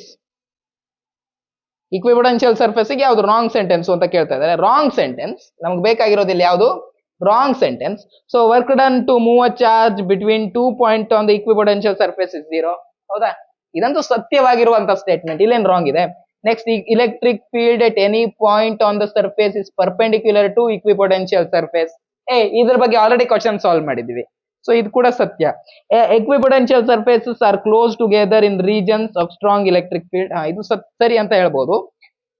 Two equipotential surfaces can intersect with each other. ಇದು ತಪ್ಪು, ಹೌದಾ? ಎರಡು equipotential surface, ಒಂದು equipotential surface ಹೀಗಿದ್ದು ಇನ್ನೊಂದು equipotential surface ಹೀಗಿದ್ರೆ ಈ ಪಾಯಿಂಟ್ ನಲ್ಲಿರುವಂತ ಪೊಟೆನ್ಶಿಯಲ್ ಎಷ್ಟು ಅಂತ ಹೇಗೆ ಹೇಳ್ತೀರಾ? ಹೇಳಕ್ಕಾಗಲ್ಲ, ಹೌದಾ? ಸೊ ಆಬ್ವಿಯಸ್ಲಿ ಇದು ಸರಿ ಅಲ್ಲ. ಸೊ ಆಪ್ಷನ್ ಡಿ ಇಲ್ಲಿ ಕರೆಕ್ಟ್ ಆಗಿರೋ ಆನ್ಸರ್ ಅಲ್ಲ, ಯಾಕಂದ್ರೆ equipotential surfaces cannot intersect like this. ಓಕೆನಾ? ನೆಕ್ಸ್ಟ್ ಹೋಗೋಣ. The potential energy of on electric dipole moment in a uniform electric field is ಅಂತ ಕೇಳ್ತಾ ಇದ್ದಾರೆ. ಸೊ ನಮ್ಗೆ ಕೇಳ್ತಾ ಇರೋದು ಏನವ್ರು ಇಲ್ಲಿ? ನಮಗ್ ಕೇಳ್ತಾ ಇರೋದು potential energy. Potential energy is a scalar quantity, ಹೌದಾ? Scalar quantity. So P cross E ಮಾಡಿದಾಗ ಅಂದ್ರೆ ಕ್ರಾಸ್ ಪ್ರಾಡಕ್ಟ್ ಮಾಡಿದಾಗ ನಮ್ಗೆ ಏನ್ ಸಿಗತ್ತೆ? ವೆಕ್ಟರ್ ಸಿಗತ್ತೆ. ಸೊ ಇದಂತೂ ಆಗಕ್ ಸಾಧ್ಯ ಇಲ್ಲ. ಇಲ್ಲಿರುವಂತ ಕ್ರಾಸ್ ಪ್ರಾಡಕ್ಟ್ ಇದು ಆಗಕ್ ಸಾಧ್ಯ ಇಲ್ಲ, ಹೌದಾ? ಇನ್ನು ಏನಾಗ್ಬೇಕಾಯ್ತು ಹಾಗಾದ್ರೆ? ಬಿ ಕರೆಕ್ಟ್ ಆಗ್ಬೇಕಾಯ್ತು, ಇಲ್ಲಾಂದ್ರೆ ಡಿ ಕರೆಕ್ಟ್ ಆಗ್ಬೇಕಾಯ್ತು. ನಾನು ಹೇಳ್ತೀನಿ ಡಿ ಕರೆಕ್ಟು ಅಂತ. ಯಾಕಪ್ಪ ಡಿ ಕರೆಕ್ಟು ಅಂತಂದ್ರೆ, ಹೋಗಿ ಆ ಡಿರೈವೇಶನ್ ನೋಡ್ಕೊ ಬನ್ನಿ, ಸರಿನಾ? ಡಿರೈವೇಶನ್ ಎಲ್ಲಿ ಮಾಡಿದೀನಿ? ಒನ್ ಶಾರ್ಟ್ ವಿಡಿಯೋದಲ್ಲಿ ಆಲ್ರೆಡಿ ಮಾಡಿದೀನಿ. ಬೇಸಿಕ್ ಇಂದ ಹೇಳ್ಕೊಂತ ಹೋಗಿನಿ. ಈಗ ಮತ್ತೆ ಅದನ್ನ ಹಿಡ್ಕೊಂಡು ಬೇಸಿಕ್ ಇಂದ ಎಕ್ಸ್ಪ್ಲೇನ್ ಮಾಡ್ತಾ ಡಿರೈವೇಶನ್ ಮಾಡ್ತಾ ಕೂತ್ರೆ ಟೈಮ್ ಅದಕ್ಕೆ ಆಗೋಗುತ್ತೆ. ಸೊ ಅಲ್ಲಿ ಹೇಳಿದೀನಿ, ಅದನ್ನ ನೋಡ್ಕೊ ಬನ್ನಿ. ಅದನ್ನ ನೋಡ್ಕೊ ಬಂದ್ಮೇಲೆ ನಿಮ್ಗೆ ಒಳ್ಳೆ ಫೀಲ್ ಬರುತ್ತೆ, ಚೆನ್ನಾಗಿರ್ತೀರ ನೀವು, ಸರಿನಾ? ಸೊ ಇದು ಫಾರ್ಮುಲಾ. ಲಾಸ್ಟ್ ಡಿರೈವೇಶನ್ ಮಾಡಿದಾಗ ನಮ್ಗೆ ಈ ಫಾರ್ಮುಲಾ ಸಿಗುತ್ತೆ ಪೊಟೆನ್ಷಿಯಲ್ ಎನರ್ಜಿಗೆ. ಈ ಫಾರ್ಮುಲಾ ಇಂಪಾರ್ಟೆಂಟ್. ಇದನ್ನ ಯೂಸ್ ಮಾಡ್ಕೊಂಡು ನಾವು ನೆಕ್ಸ್ಟ್ ಕ್ವಶನ್ ಎಲ್ಲ ಸಾಲ್ವ್ ಮಾಡ್ತಾ ಹೋಗ್ತೀವಿ. ನೆಕ್ಸ್ಟ್ ಕ್ವಶನ್ ಇರೋದು potential energy stored in electric dipole is maximum when the angle between uniform electric field and dipole moment is equal to. ಈ ಫಾರ್ಮುಲಾ ಇದೆಯಲ್ವಾ, ಇದನ್ನ ಹಾಕಿ ನೀವು. ಏನಿದೆ? U is equal to minus P dot E. ಜಾಗ ಇಲ್ಲ ಅಂದ್ರೆ ಜಾಗ ಮಾಡ್ಕೋಬೇಕು. U is equal to minus P dot E. U is equal to minus P dot E. Dot product ಇದೆ ಅಂದ್ರೆ ಏನ್ ಬರುತ್ತೆ? ಮೈನಸ್. ಡಾಟ್ ಪ್ರಾಡಕ್ಟ್ ಇದೆ ಅಂದ್ರೆ ಪಿ ಕಾಸ್ ಥೀಟಾ ಬರುತ್ತೆ, ಹೌದಾ? P cos theta. Cos theta ಬರುತ್ತೆ. ಸಪೋಸ್ ನಾವು ಆಂಗಲ್ ನ 0 ಇಟ್ಕೊಂಡಿದೀವಿ, ಆಂಗಲ್ ನ 0 ಇಟ್ಕೊಂಡಿದೀವಿ ಅಂತ ಇಟ್ಕೊಳ್ಳಿ. ಕಾಸ್ 0 ಅಂತಂದ್ರೆ ವ್ಯಾಲ್ಯೂ ಎಷ್ಟು ಬರುತ್ತೆ? 1 ಆಗುತ್ತೆ. ಅಂದ್ರೆ ಮೈನಸ್ ಪಿ ಅನ್ನೋದು ಸಿಗುತ್ತೆ. ಯಾವಾಗ? ಆಂಗಲ್ 0 ಡಿಗ್ರಿ ಇದ್ದಾಗ, ಸರಿನಾ? ಸಪೋಸ್ ನಾವು ಆಂಗಲ್ ನ 180 ಡಿಗ್ರಿ ಮಾಡಿದ್ವಿ, ಎಕ್ಸಾಕ್ಟ್ ಉಲ್ಟಾ ತಿರ್ಸ್ಬಿಟ್ವಿ ಡೈಪೋಲ್ ನ ಅಂತ ಇಟ್ಕೊಂಡಾಗ, ಅವಾಗ ಏನಾಗುತ್ತೆ? Minus P E cos theta. Angle ಎಷ್ಟಿದೆ? 180 ಡಿಗ್ರಿ ಇದೆ. ಸೊ 180 ಡಿಗ್ರಿ ಇದ್ದಾಗ ಏನ್ ಬರ್ಬೇಕು? ಕಾಸ್ 180 ಆಗ್ಬೇಕು. ಕಾಸ್ 180 ಅಂತಂದ್ರೆ -1. -1 ಅಂತಂದ್ರೆ ಆನ್ಸರ್ ನಮ್ದು ಒಟ್ಟಾರೆಯಾಗಿ ಪಾಸಿಟಿವ್ ಬರುತ್ತೆ. ಹೀಗಾಗಿ ಪಿಇ ಅಂತ ಬರುತ್ತೆ, ಸರಿನಾ? ಹೀಗಾಗಿ ಪಾಸಿಟಿವ್ ಪಿಇ ಅಂತ ಬರುತ್ತೆ. ಓಕೆ. ಸಪೋಸ್ ನಾನು 90 ಡಿಗ್ರಿ ಇಟ್ಕೊಂಡ್ರೆ, 90 ಡಿಗ್ರಿ ಇಟ್ಕೊಂಡ್ರೆ P E cos theta. Cos theta 90, cos 90 ಅಂತಂದ್ರೆ 0. ಸೊ ಈ ವ್ಯಾಲ್ಯೂ 0 ಆದ್ರೆ ಎಲ್ಲ ವ್ಯಾಲ್ಯೂನು 0 ಆಗುತ್ತೆ. ಸೊ ಈ ರೀತಿಯಾಗಿ ಆಗುತ್ತೆ. ಮ್ಯಾಕ್ಸಿಮಮ್ ಇರೋದು ಯಾವಾಗ? ಮ್ಯಾಕ್ಸಿಮಮ್ ಇರೋದು 180 ಡಿಗ್ರಿ ಇದ್ದಾಗ, ಇದು ಮ್ಯಾಕ್ಸಿಮಮ್. ಮಿನಿಮಮ್ ತುಂಬಾ ಕಮ್ಮಿ ಇರೋದು ಯಾವಾಗ? ಇಲ್ಲಿ ತುಂಬಾ ಕಮ್ಮಿ ಇರೋದು. ಸೊ 0 ಇರೋದು ಯಾವಾಗ? 90 ಡಿಗ್ರಿ ಇದ್ದಾಗ 0 ಇರೋದು, ಸರಿನಾ? ಸೊ ಇದ್ರ ಮೇಲೆ ಇದೆ ಆ ಕ್ವಶನ್. ಸೊ ಇಲ್ಲಿ ಏನ್ ಕೇಳ್ತಾ ಇದಾರೆ? ಮ್ಯಾಕ್ಸಿಮಮ್ ಯಾವಾಗ ಇರುತ್ತೆ ಅಂತ ಕೇಳ್ತಾ ಇದಾರೆ. So 180 degree. ನೆಕ್ಸ್ಟ್ ಇರೋದು the potential energy stored in a dipole is minimum ಯಾವಾಗ ಅಂತ ಕೇಳ್ತಾ ಇದಾರೆ. ಮಿನಿಮಮ್ ಯಾವಾಗ ಇರೋದು? ಮಿನಿಮಮ್ ಯಾವಾಗ ಇರೋದು ಅಂದ್ರೆ 0 ಡಿಗ್ರಿ ಇದ್ದಾಗ. ಸೊ ಇದು ಕರೆಕ್ಟ್. ನೆಕ್ಸ್ಟ್ ಏನ್ ಕೇಳ್ತಾ ಇದಾರೆ? ಅಲ್ಲಿ ಯಾಕೆ ನೋಡ್ತಾ ಇದೀನಿ, ಇಲ್ಲಿ ನೋಡ್ಬೇಕು ತಾನೆ. The potential energy stored in a dipole is 0 ಇದ್ದಾಗ ಯಾವಾಗ ಅಂತ ಕೇಳ್ತಾ ಇದಾರೆ. 0 ಯಾವಾಗ ಇರುತ್ತೆ? 90 ಡಿಗ್ರಿ ಇದ್ದಾಗ ಇರುತ್ತೆ. ಸೊ ಇಲ್ಲಿ ಇದು ಕರೆಕ್ಟ್ ಆಗಿರುವಂತ ಆನ್ಸರ್, ಸರಿನಾ? ಸೊ ಕ್ವಶನ್ ನಂಬರ್ 12 ಮುಗೀತು. ಕ್ವಶನ್ ನಂಬರ್ 13ಗೆ ಹೋಗೋಣ. The correct formula connecting electric field and electric potential is ಅಂತ ಕೇಳ್ತಾ ಇದ್ದಾರೆ. ಸೊ ಆಬ್ವಿಯಸ್ಲಿ ಇಲ್ಲಿ ಡೈರೆಕ್ಟ್ ಕ್ವಶನ್ ಇದು. ಆಪ್ಷನ್ ಎ ಇಲ್ಲಿ ಕರೆಕ್ಟ್ ಆಗಿರೋ ಆನ್ಸರ್. ಎಲೆಕ್ಟ್ರಿಕ್ ಫೀಲ್ಡ್ ಈಸ್ ಅದೇ ಗೊತ್ತಲ್ವಾ ಏನಂತ? ಇದಕ್ಕೆ ಏನಂತಾರೆ ಆಕ್ಚುಲಿ ಅಂದ್ರೆ ಗ್ರೇಡಿಯಂಟ್ ಅಂತ ಕರೀತಾರೆ. ನೀವು ಹೈಯರ್ ಸ್ವಲ್ಪ ಕಲ್ತ ಮೇಲೆ, ನಂಗೆ ಆಕ್ಚುಲಿ BSc ಬಂದಿತ್ತು, ಮುಂದೆ ಹೋಗ್ತಾ ಇದ್ದಾಗೆ ನೀವು ಇದು ಕರೀತೀರಿ, ಇದಕ್ಕೆ ಗ್ರೇಡಿಯಂಟ್ ಅಂತ ಕರೀತಾರೆ. ಸರಿನಾ? ಡೈರೆಕ್ಟ್ ಫಾರ್ಮುಲಾ ಅಂಡ್ ಇದೆ, ಇದ್ರದ್ದು ಡಿರೈವೇಶನ್ ಇದೆ. ಅದು ಈಕ್ವಿಪೊಟೆನ್ಷಿಯಲ್ ಸರ್ಫೇಸ್ ಇನ್ ಟಾಪಿಕ್ ನಲ್ಲಿ ಆಲ್ರೆಡಿ ಇದ್ರ ಡಿರೈವೇಶನ್ ಇದೆ, ಮಾಡಿಸಿಟ್ಟಿದ್ದೇನೆ, ಫೀಲ್ ಬರೋ ರೀತಿ ಮಾಡಿಸಿದ್ದೇನೆ. ಬೇಕಾದವರು ಹೋಗಿ ಒನ್ ಶಾರ್ಟ್ ವಿಡಿಯೋನ ನೋಡ್ಬೋದು. ಬರೀ ಇದೇ ಬಾಯ್ ಬಡ್ಕೊಳ್ಳೋದೇ ಆಯ್ತು, ನೀವು ಮಾಡ್ತಾ ಇರ್ತೀರ. Next, one of the equatorial plane of an electric potential V and electric field E are such that, ಏನಪ್ಪ ಕೇಳ್ತಾ ಇದಾರೆ ಅಂದ್ರೆ ಇದು ಕೇಳ್ತಾ ಇದಾರೆ electric equatorial plane of electric potential and electric field are such that ಅಂತ ಕೇಳ್ತಾ ಇದಾರೆ. ಈಕ್ವಟೋರಿಯಲ್ ಪ್ಲೇನ್ ನಲ್ಲಿ ಯಾವ ರೀತಿ ಇರುತ್ತೆ ಅಂತ. ಈಕ್ವಟೋರಿಯಲ್ ಪ್ಲೇನ್ ಇಂದ ಆಲ್ರೆಡಿ ನಾವು ಡಿರೈವೇಶನ್ ಮಾಡಿದ್ದೇವೆ, ಹೌದಾ? ಈಕ್ವಟೋರಿಯಲ್ ಪ್ಲೇನ್ ಮೇಲೆ ಆಲ್ರೆಡಿ ನಾವು ಡಿರೈವೇಶನ್ ಮಾಡಿದ್ದೇವೆ. ಇಲ್ಲಿ ಎಲೆಕ್ಟ್ರಿಕ್ ಫೀಲ್ಡ್ ನ ಫೈಂಡ್ ಔಟ್ ಮಾಡಿದ್ದೇವೆ, ಹೌದಾ? ಆಲ್ರೆಡಿ ಈ ಪಾಯಿಂಟ್ ಅಲ್ಲಿ ಎಲೆಕ್ಟ್ರಿಕ್ ಫೀಲ್ಡ್ ನ ಫೈಂಡ್ ಔಟ್ ಮಾಡಿದ್ದೇವೆ. ಇದೊಂದು ಡೈಪೋಲ್ ಇದೆ, ಇದು ಪ್ಲಸ್ ಕ್ಯೂ ಅಂತ ಕರೀರಿ, ಇದಕ್ಕೆ ಮೈನಸ್ ಕ್ಯೂ ಅಂತ ಕರೀರಿ. ಇಲ್ಲಿ ಡೈಪೋಲ್ ಇದೆ, ಅವಾಗ ಯಾವ ರೀತಿ ಬರುತ್ತೆ? ಇಲ್ಲಿ ಇದರಿಂದ ಎಲೆಕ್ಟ್ರಿಕ್ ಫೀಲ್ಡ್ ಲೈನ್ ಈ ರೀತಿ ಬರುತ್ತೆ, ಇದನ್ನ ನೋಡಿದ್ರೆ ಇಲ್ಲಿ ಎಲೆಕ್ಟ್ರಿಕ್ ಫೀಲ್ಡ್ ಈ ರೀತಿ ಇರುತ್ತೆ. ಸೊ ಎರಡರದು ವೆಕ್ಟರ್ ಅಡಿಷನ್ ಮಾಡಿದಾಗ ನಮ್ಗೆ ಸಿಗುವಂತ ಡೈರೆಕ್ಷನ್ ಈ ರೀತಿ ನೆಟ್ ಎಲೆಕ್ಟ್ರಿಕ್ ಫೀಲ್ಡ್ ನಮ್ಗೆ ಈ ಡೈರೆಕ್ಷನ್ ಅಲ್ಲಿ ಸಿಗುತ್ತೆ, ಹೌದಾ? ಇದನ್ನ ನಾವು ಆಲ್ರೆಡಿ ನೋಡಿದ್ದೇವೆ, ಡಿರೈವ್ ಮಾಡ್ಬೇಕಾದ್ರೆ ನೋಡಿದ್ದೇವೆ, ಫಸ್ಟ್ ಚಾಪ್ಟರ್ ನಲ್ಲಿ ನೋಡಿದ್ದೇವೆ. ಅಂದ್ರೆ ಈ ಈಕ್ವಟೋರಿಯಲ್ ಪ್ಲೇನ್ ನಲ್ಲಿ ಏನೋ ಒಂದು ಎಲೆಕ್ಟ್ರಿಕ್ ಫೀಲ್ಡ್ ಇರುತ್ತೆ. ಸೊ ಎಲೆಕ್ಟ್ರಿಕ್ ಫೀಲ್ಡ್ ಏನೋ ಒಂದು ಇರುತ್ತೆ ಅಂದ್ರೆ ಅದು ಝೀರೋ ಆಗಿರುತ್ತಾ? ಅಲ್ಲ, ಅದು ಝೀರೋ ಆಗಿರಲ್ಲ. ಸೊ ಎಲೆಕ್ಟ್ರಿಕ್ ಫೀಲ್ಡ್ ಝೀರೋ ಆಗಿರಲ್ಲ ಅನ್ನೋದಂತೂ ಕನ್ಫರ್ಮು. ಸೊ ಆಪ್ಷನ್ ಎಲ್ಲಿದೆ? ಅದು ಇದು ತಾನೇ 14ನೇ ಕ್ವಶನ್ ತಾನೆ. ಆಪ್ಷನ್ ಸಿ ಅಥವಾ ಡಿ ನಲ್ಲಿ ಯಾವ್ದಾದ್ರು ಆಗಿರ್ಬೇಕಾಯ್ತು. ಪೊಟೆನ್ಶಿಯಲ್ ಝೀರೋ ಆಗಿರುತ್ತಾ ಅಲ್ವಾ ಅನ್ನೋದನ್ನ ನೋಡ್ಬೇಕು. ಈ ಮಿಡ್ ಪಾಯಿಂಟ್ ಅಲ್ಲಿ ಆ ಪಾಸಿಟಿವ್ ಚಾರ್ಜು ಅಷ್ಟೇ ದೂರದಲ್ಲಿದೆ, ನೆಗೆಟಿವ್ ಚಾರ್ಜು ಅಷ್ಟೇ ದೂರದಲ್ಲಿದೆ. ಹೀಗಾಗಿ ಈ ಮಿಡ್ ಪಾಯಿಂಟ್ ಅಲ್ಲಿ ಪೊಟೆನ್ಶಿಯಲ್ ಝೀರೋ ಆಗಿರುತ್ತೆ, ಎಲೆಕ್ಟ್ರಿಕ್ ಫೀಲ್ಡ್ ಝೀರೋ ಆಗಿರಲ್ಲ. ಎಲೆಕ್ಟ್ರಿಕ್ ಫೀಲ್ಡ್ ಒಂದು ವ್ಯಾಲ್ಯೂ ಇರುತ್ತೆ, ಬಟ್ ಪೊಟೆನ್ಶಿಯಲ್ ಏನಾಗಿರುತ್ತೆ? ಝೀರೋ ಆಗಿರುತ್ತೆ, ಸರಿನಾ? ಸೊ ಇಲ್ಲಿ potential zero, electric field non zero, C correct. Next ಹೋಗೋಣ. Inside a charged conducting spherical shell. Spherical shell ಒಳಗಡೆ, ಸೆಲ್ ನ ಒಳಗಡೆ ನೀವು ಯಾವುದೇ ಪಾಯಿಂಟ್ ತಗೊಳ್ಳಿ, ಎಲೆಕ್ಟ್ರಿಕ್ ಫೀಲ್ಡ್ ಏನಾಗಿರ್ಬೇಕು? ಝೀರೋ ಆಗಿರ್ಬೇಕು. ಸೊ ಆಪ್ಷನ್ ಎ ಅಥವಾ ಬಿ ನಲ್ಲಿ ಯಾವ್ದಾದ್ರು ಒಂದು ಕರೆಕ್ಟ್. ಈಗ ವಿ ಝೀರೋ ಆಗಿರುತ್ತೋ ನಾನ್ ಝೀರೋ ಆಗಿರುತ್ತೋ? ಇದ್ರ ಒಳಗಡೆಗೆ ಇಲ್ಲಿ ಏನು ಎಲ್ಲೋಯ್ತದು? ಈಕ್ವಟೋರಿಯಲ್. ಇಲ್ಲಿ electric field non zero but potential zero. ಇಲ್ಲಿ ಏನಾಗುತ್ತೆ? ಒಳಗಡೆಗೆ ಎಲೆಕ್ಟ್ರಿಕ್ ಫೀಲ್ಡ್ ಝೀರೋ ಇರುತ್ತೆ, ಬಟ್ ನೀವು ಒಳಗಡೆ ಅಥವಾ ಸರ್ಫೇಸ್ ನಲ್ಲಿ ಯಾವ್ದಾದ್ರು ಪಾಯಿಂಟ್ ತಗೊಳ್ಳಿ, ಪೊಟೆನ್ಶಿಯಲ್ ಅಷ್ಟೇ ಇರುತ್ತೆ, ಸರಿನಾ? ಪೊಟೆನ್ಶಿಯಲ್ ಕಾನ್ಸ್ಟೆಂಟ್ ಆಗಿರುತ್ತೆ, ಅಂದ್ರೆ ಏನೋ ಒಂದು ವ್ಯಾಲ್ಯೂ ಇರುತ್ತೆ, ಝೀರೋ ಅಂತೂ ಆಗಿರಲ್ಲ. ಹೀಗಾಗಿ ಆಪ್ಷನ್ ಬಿ ಇಲ್ಲಿ ಕರೆಕ್ಟ್ ಆಗಿರುವಂತ ಆನ್ಸರ್. ನೆಕ್ಸ್ಟ್ ಹೋಗಿ, the potential energy between 2 point charges. Direct question, direct formula. So ನೋಡ್ರಿ, ಡೈರೆಕ್ಟ್ ಫಾರ್ಮುಲಾ ಹಾಕ್ರಿ, ಆನ್ಸರ್ ಹೇಳ್ರಿ, ಸರಿನಾ? ನೆಕ್ಸ್ಟ್ ಹೋಗಿ, potential energy of an electric dipole is zero when dipole moment is aligned. So dipole ನ potential energy zero ಯಾವಾಗ ಅಂತ ಕೇಳ್ತಾ ಇದಾರೆ. ಆಲ್ರೆಡಿ ನಾವು ಹಿಂದೆ ಸಾಲ್ವ್ ಮಾಡಿರುವಂತ ಕ್ವಶನ್ನೇ ಬೇರೆ ರೀತಿಯಲ್ಲಿ ಕೇಳಿದ್ದಾರೆ. ಸೊ ಹೇಳಿ, ಸರಿನಾ? ಆಲ್ರೆಡಿ ಮಾಡಿರುವಂತ question. Next, the electron is accelerated through a potential difference of 1 volt. The kinetic energy gained by electron is ಅಂತ ಕೇಳ್ತಾ ಇದಾರೆ. ಕೈನೆಟಿಕ್ ಎನರ್ಜಿ ಎಷ್ಟಾಗುತ್ತೆ? ಅವಾಗ 1 electron ಆಗುತ್ತೆ. ಯಾಕಂದ್ರೆ 1 electron ಇನ್ ಡೆಫಿನೇಷನ್, 1 electron ವೋಲ್ಟ್ ನ ಡೆಫಿನೇಷನ್ ಅದು. 1 electron ವೋಲ್ಟ್ ಏನಿದೆಯೋ, 1 electron ವೋಲ್ಟ್ ಏನಿದೆಯೋ, ಇದು ಎನರ್ಜಿ ಹೇಳೋದಕ್ಕೆ ಯೂಸ್ ಮಾಡ್ಕೋತೀವಿ. ವೋಲ್ಟ್ ಅನ್ನ ಪೊಟೆನ್ಶಿಯಲ್ ಡಿಫರೆನ್ಸ್ ಹೇಳೋದಕ್ಕೆ ಯೂಸ್ ಮಾಡ್ಕೋತೀವಿ. ಬಟ್ ಎಲೆಕ್ಟ್ರಾನ್ ವೋಲ್ಟ್ ಏನಿದೆಯೋ, ತುಂಬಾ ಕಮ್ಮಿ ಎನರ್ಜಿ ಇದ್ದಾಗ ನಾವು ಎಲೆಕ್ಟ್ರಾನ್ ವೋಲ್ಟ್ಗಳಲ್ಲಿ ಹೇಳೋದಕ್ಕೆ ನೋಡ್ತೀವಿ, ಓಕೆನಾ? ಸೊ ಕಮ್ಮಿ ಅಂದ್ರೆ ಎನರ್ಜಿ ಹೇಳುತ್ತೆ ಎಲೆಕ್ಟ್ರಾನ್ ವೋಲ್ಟ್. 1 electron ವೋಲ್ಟ್ ಅಂದ್ರೆ ಏನು? ಡಿಫೈನ್ 1 electron ವೋಲ್ಟ್ ಅಂತ ಏನು ಅಂತ ಕೇಳಿದ್ರೆ, ಒಂದು ವೋಲ್ಟ್ ಪೊಟೆನ್ಶಿಯಲ್ ಡಿಫರೆನ್ಸ್ ಇದೆ ಎರಡು ಪ್ಲೇಟ್ ನಡುವೆ ಅಂತ ಇಟ್ಕೊಳ್ಳಿ, ಆ ರೀತಿ ಇದೆ. ಆವಾಗ ಅಲ್ಲಿ ಆವಾಗ ಇಲೆಕ್ಟ್ರಾನ್ ಮೂವ್ ಆಗತ್ತಲ್ವಾ, ಅದಕ್ಕೆ 1 electron ವೋಲ್ಟ್ ಅಂತ ಕರಿತೀವಿ, ಸರಿನಾ? ಆವಾಗ ಇಲೆಕ್ಟ್ರಾನ್ಗೆ ಏನು ಎನರ್ಜಿ ಬರುತ್ತಲ್ವಾ, ಆ ಇಲೆಕ್ಟ್ರಾನ್ ಮೂವ್ ಆಗೋದಕ್ಕೆ ಏನದಕ್ಕೆ ಕೈನೆಟಿಕ್ ಎನರ್ಜಿ ಬರುತ್ತಲ್ವಾ, ಅದಕ್ಕೆ 1 electron ವೋಲ್ಟ್ ಅಂತ ಕರಿತೀವಿ. ಡೈರೆಕ್ಟ್ ಕ್ವಶನ್ ಇದು. ನೆಕ್ಸ್ಟ್ ಹೋಗೋಣ. ಇದ್ರೆ ಡೈರೆಕ್ಟ್ ಕ್ವಶನ್ ಬಂದ್ರೆ ಆನ್ಸರ್ ಇದು ಎಕ್ಸ್ಪ್ಲೇನ್ ಮಾಡಕ್ ಮಜಾ ಬರಲ್ಲ ಗುರು. Next, which is the polar molecule among the example given below. Polar molecule ಯಾವುದು ಅಂತ ಕೇಳ್ತಾ ಇದಾರೆ. ಪೋಲಾರ್ ಮಾಲಿಕ್ಯೂಲ್ ಅಂತಂದ್ರೆ ಅದ್ರಲ್ಲಿ ಏನೋ ಒಂದು ಡೈಪೋಲ್ ಮೊಮೆಂಟ್ ಇರಬೇಕು. ಈಗ O2 N2 ಈ ರೀತಿ ಎಲ್ಲ ಬರ್ತಾವಲ್ವ, ಇವೆಲ್ಲ ನಾನ್ ಪೋಲಾರ್. ಯಾಕೆ? ಆ ಕಡೆನೂ ಅಷ್ಟೇ ಈ ಕಡೆನೂ ಅಷ್ಟೇ ಪೋಲರೈಸೇಷನ್ ಇರಲ್ಲ. You know all these things, ಹೌದಾ? Polar molecule, non polar molecule, dielectric ಬಗ್ಗೆ ಹೇಳ್ಬೇಕಾದ್ರೆ ಆಲ್ರೆಡಿ ಹೇಳಿದ್ದೀನಿ, ಸೆಕೆಂಡ್ ಚಾಪ್ಟರ್ ಒನ್ ಶಾಟ್ ನೋಡಿ. ಮತ್ತೆ ಅದೇ ಪುಂಕ್ತಾ ಇರಲ್ಲ ಇಲ್ಲಿ.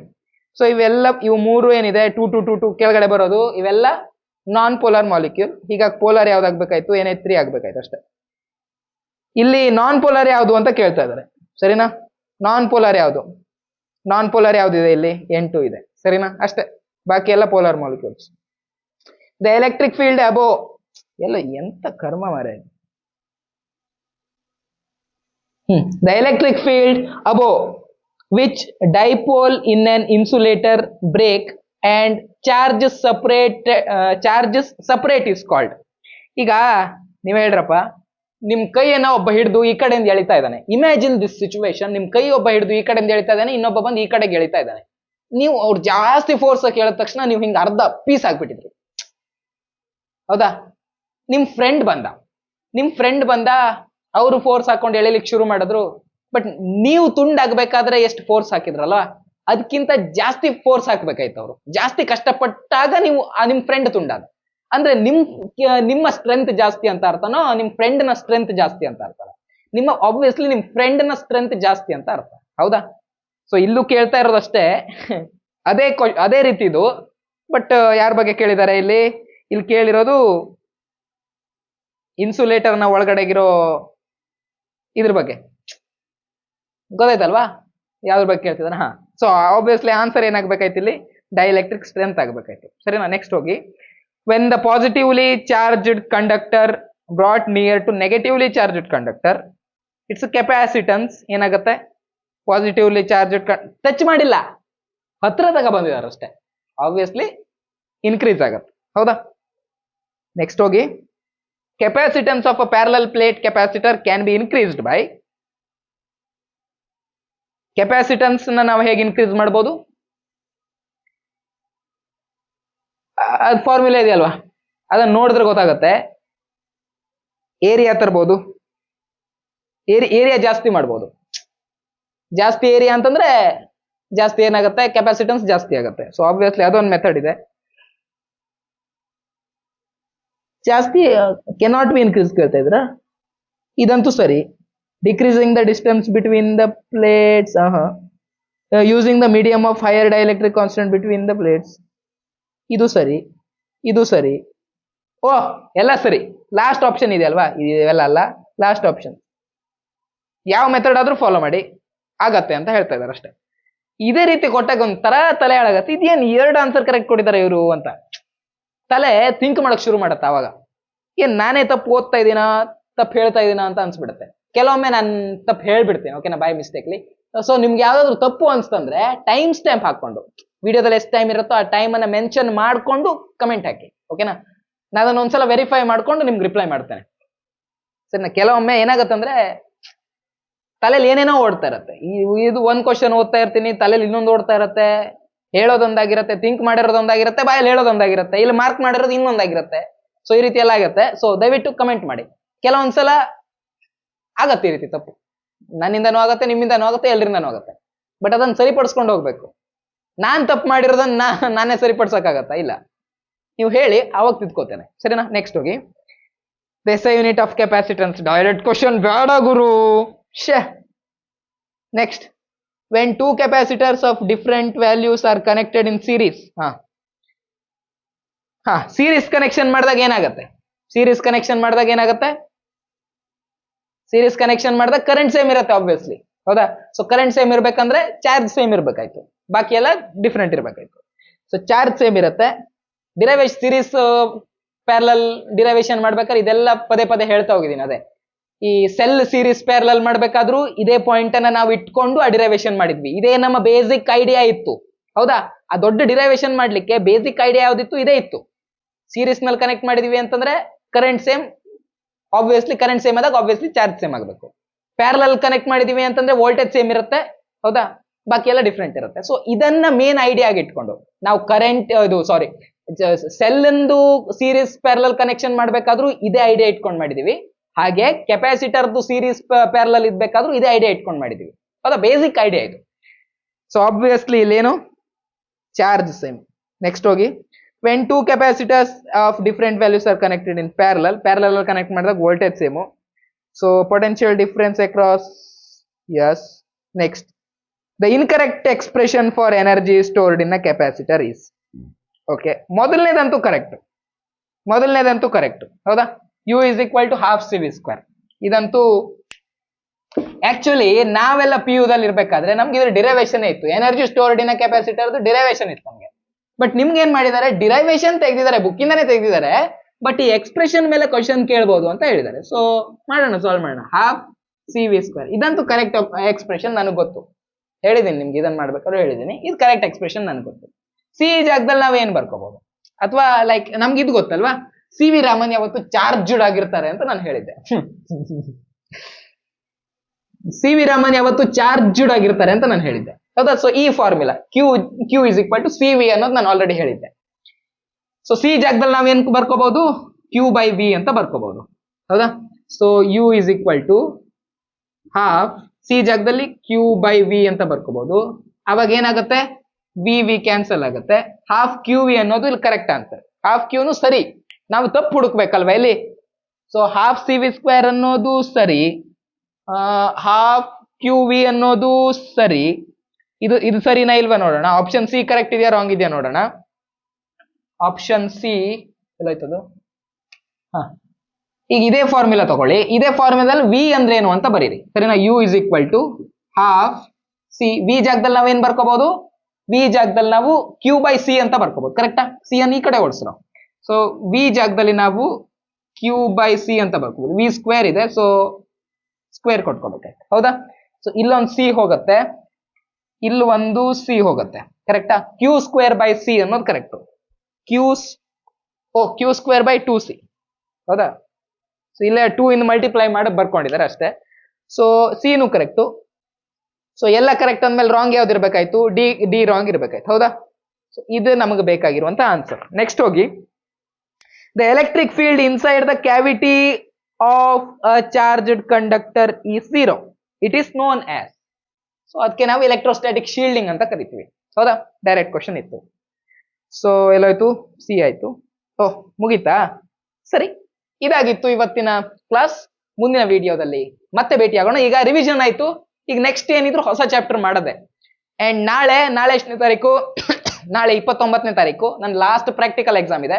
ಅದೊಂದು ಮುಗಿಸ್ಮೇಲೆ ನಂದು ಎಲ್ಲ ಎಕ್ಸಾಮ್ ಮುಗ್ದಂಗೆ ನಾನು ಫ್ರೀ. ನನ್ನ ಥಿಯರಿ ಆಲ್ರೆಡಿ ಮುಗಿದಿದೆ, ಪ್ರಾಕ್ಟಿಕಲ್ ಮುಗಿಯುತ್ತೆ 29ನೇ ತಾರೀಕು, ಅಂದ್ರೆ ನಾಳೆ ಮುಗಿಯುತ್ತೆ. ಸೊ ನಾನು ಫ್ರೀ. ಅದಾದ್ಮೇಲೆ ಮನೆಗೆ ಹೋಗ್ತೇನೆ. ಮನೆ ಹೋದ್ಮೇಲೆ one by one daily classes ಎಲ್ಲ ಬರ್ತಾ ಹೋಗುತ್ತೆ. 3 ಕ್ಲಾಸು, ಒಂದು ಈ ರೀತಿ MCQ ರಿವಿಷನ್, ಮತ್ತೆ 3 ಚಾಪ್ಟರ್ 1 ಶಾರ್ಟು, ಆಮೇಲೆ ಮತ್ತೆ MCQ ರಿವಿಷನ್. ಈ ರೀತಿಯಾಗಿ ಮಾಡ್ತಾ ಹೋಗೋಣ. ಸೊ ಅದು ಎಲ್ಲ ಮಾಡ್ಬೇಕಾದ್ರೂ ನಾನು ಫಾಲೋ ಮಾಡೋದು ಕಳ್ಳದಾರಿ ಪ್ಲಾನೇ. ಓಕೆನಾ, ನಿಮ್ಗೆಲ್ಲ ಕೊಟ್ಟಿದ್ದೇನಲ್ಲ ಕಳ್ಳದಾರಿ ಪ್ಲಾನ್, ಅದನ್ನೇ ಫಾಲೋ ಮಾಡ್ತಾ ಹೋಗ್ತೀನಿ. ಸೊ ಸಪೋಸ್ ಒಂದು ಚಾಪ್ಟರ್ ಇದೆ, ಅದರಲ್ಲಿ ಸಾಲ್ವ್ ಮಾಡೋದಕ್ಕೆ ಇದೆ ಇಲ್ವಪ್ಪ ಅಂದ್ರೆ ಕೆಲವೊಂದ್ರಲ್ಲಿ ನಾನು ಹಾಕೊಂಡಿರ್ತೀನಲ್ವಾ, ಇಷ್ಟು 5 ಮಾರ್ಕಿನ್ ಸಾಲ್ವ್ ಮಾಡಿದ್ರಾಯ್ತು. ಸಪೋಸ್ ರೇ ಆಪ್ಟಿಕ್ಸ್ ನಲ್ಲಿ ನಾನು 5 ಮಾರ್ಕಿನ್ ನಾನು ಸಾಲ್ವ್ ಮಾಡಲ್ಲ ಅಂತ ಹೇಳಿದ್ದೀನಿ ಅಲ್ಲಿ. ಸೊ 5 ಮಾರ್ಕಿನ್ ಸಾಲ್ವ್ ಮಾಡಲ್ಲ ಅಂತಂದ್ರೆ ಜಸ್ಟ್ ನಾವು ಅದನ್ನ MCQ ಓದ್ತಿದ್ದೀವಿ ಅಂದ್ರೆ ಅದಕ್ಕೆ MCQ ಏನೆಲ್ಲ ಬೇಕೋ ಎಲ್ಲವನ್ನ ಒನ್ ಶಾರ್ಟ್ ವಿಡಿಯೋದಲ್ಲಿ ನಿಮ್ಗೆ ಅರ್ಥ ಮಾಡಿಸ್ತೇನೆ. ಆ ಟಾಪಿಕ್ ಇಂದು ಏನು ಪ್ರತಿ ಸಾರ ಏನಿದೆಯೋ ಅದನ್ನ ಅರ್ಥ ಮಾಡಿಸ್ತೇನೆ, ಸರಿನಾ.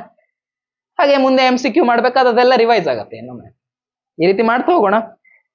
ಮುಗೀತಲ್ಲ ವಿಡಿಯೋ. ಮುಂದಿನ ವಿಡಿಯೋದಲ್ಲಿ ಮತ್ತೆ ಭೇಟಿಯಾಗೋಣ. ಅಲ್ಲಿವರೆಗೂ ನಮಸ್ಕಾರ. ಅದಕ್ಕಿಂತ ಮೊದಲು ಒಂದು ಮಾತು, Vedantu offline ಸೆಂಟರ್ಗಳಲ್ಲಿ republic day offer ನಡೀತಾ ಇದೆ. ಇದು 31ನೇ ತಾರೀಕುವರೆಗೂ ವ್ಯಾಲಿಡ್ ಇರುತ್ತೆ. ಸೊ ನಿಮ್ಮ ಹತ್ತಿರದಲ್ಲಿರೋ ವೇದಾಂತು ಆಫ್ಲೈನ್ ಸೆಂಟರ್ಗೆ ವಿಸಿಟ್ ಮಾಡಿ, ಹಾಗೂ ಸೀಟ್ ಬುಕ್ ಮಾಡ್ಕೊಳ್ಳೋದಕ್ಕೆ ಇಂಟ್ರೆಸ್ಟ್ ಇದ್ದರೆ ಆದಷ್ಟು ಬೇಗ ಹೋಗಿ. ಬಾಯ್. ಮುಂದಿನ ವಿಡಿಯೋದಲ್ಲಿ ಮತ್ತೆ ಸಿಗೋಣ.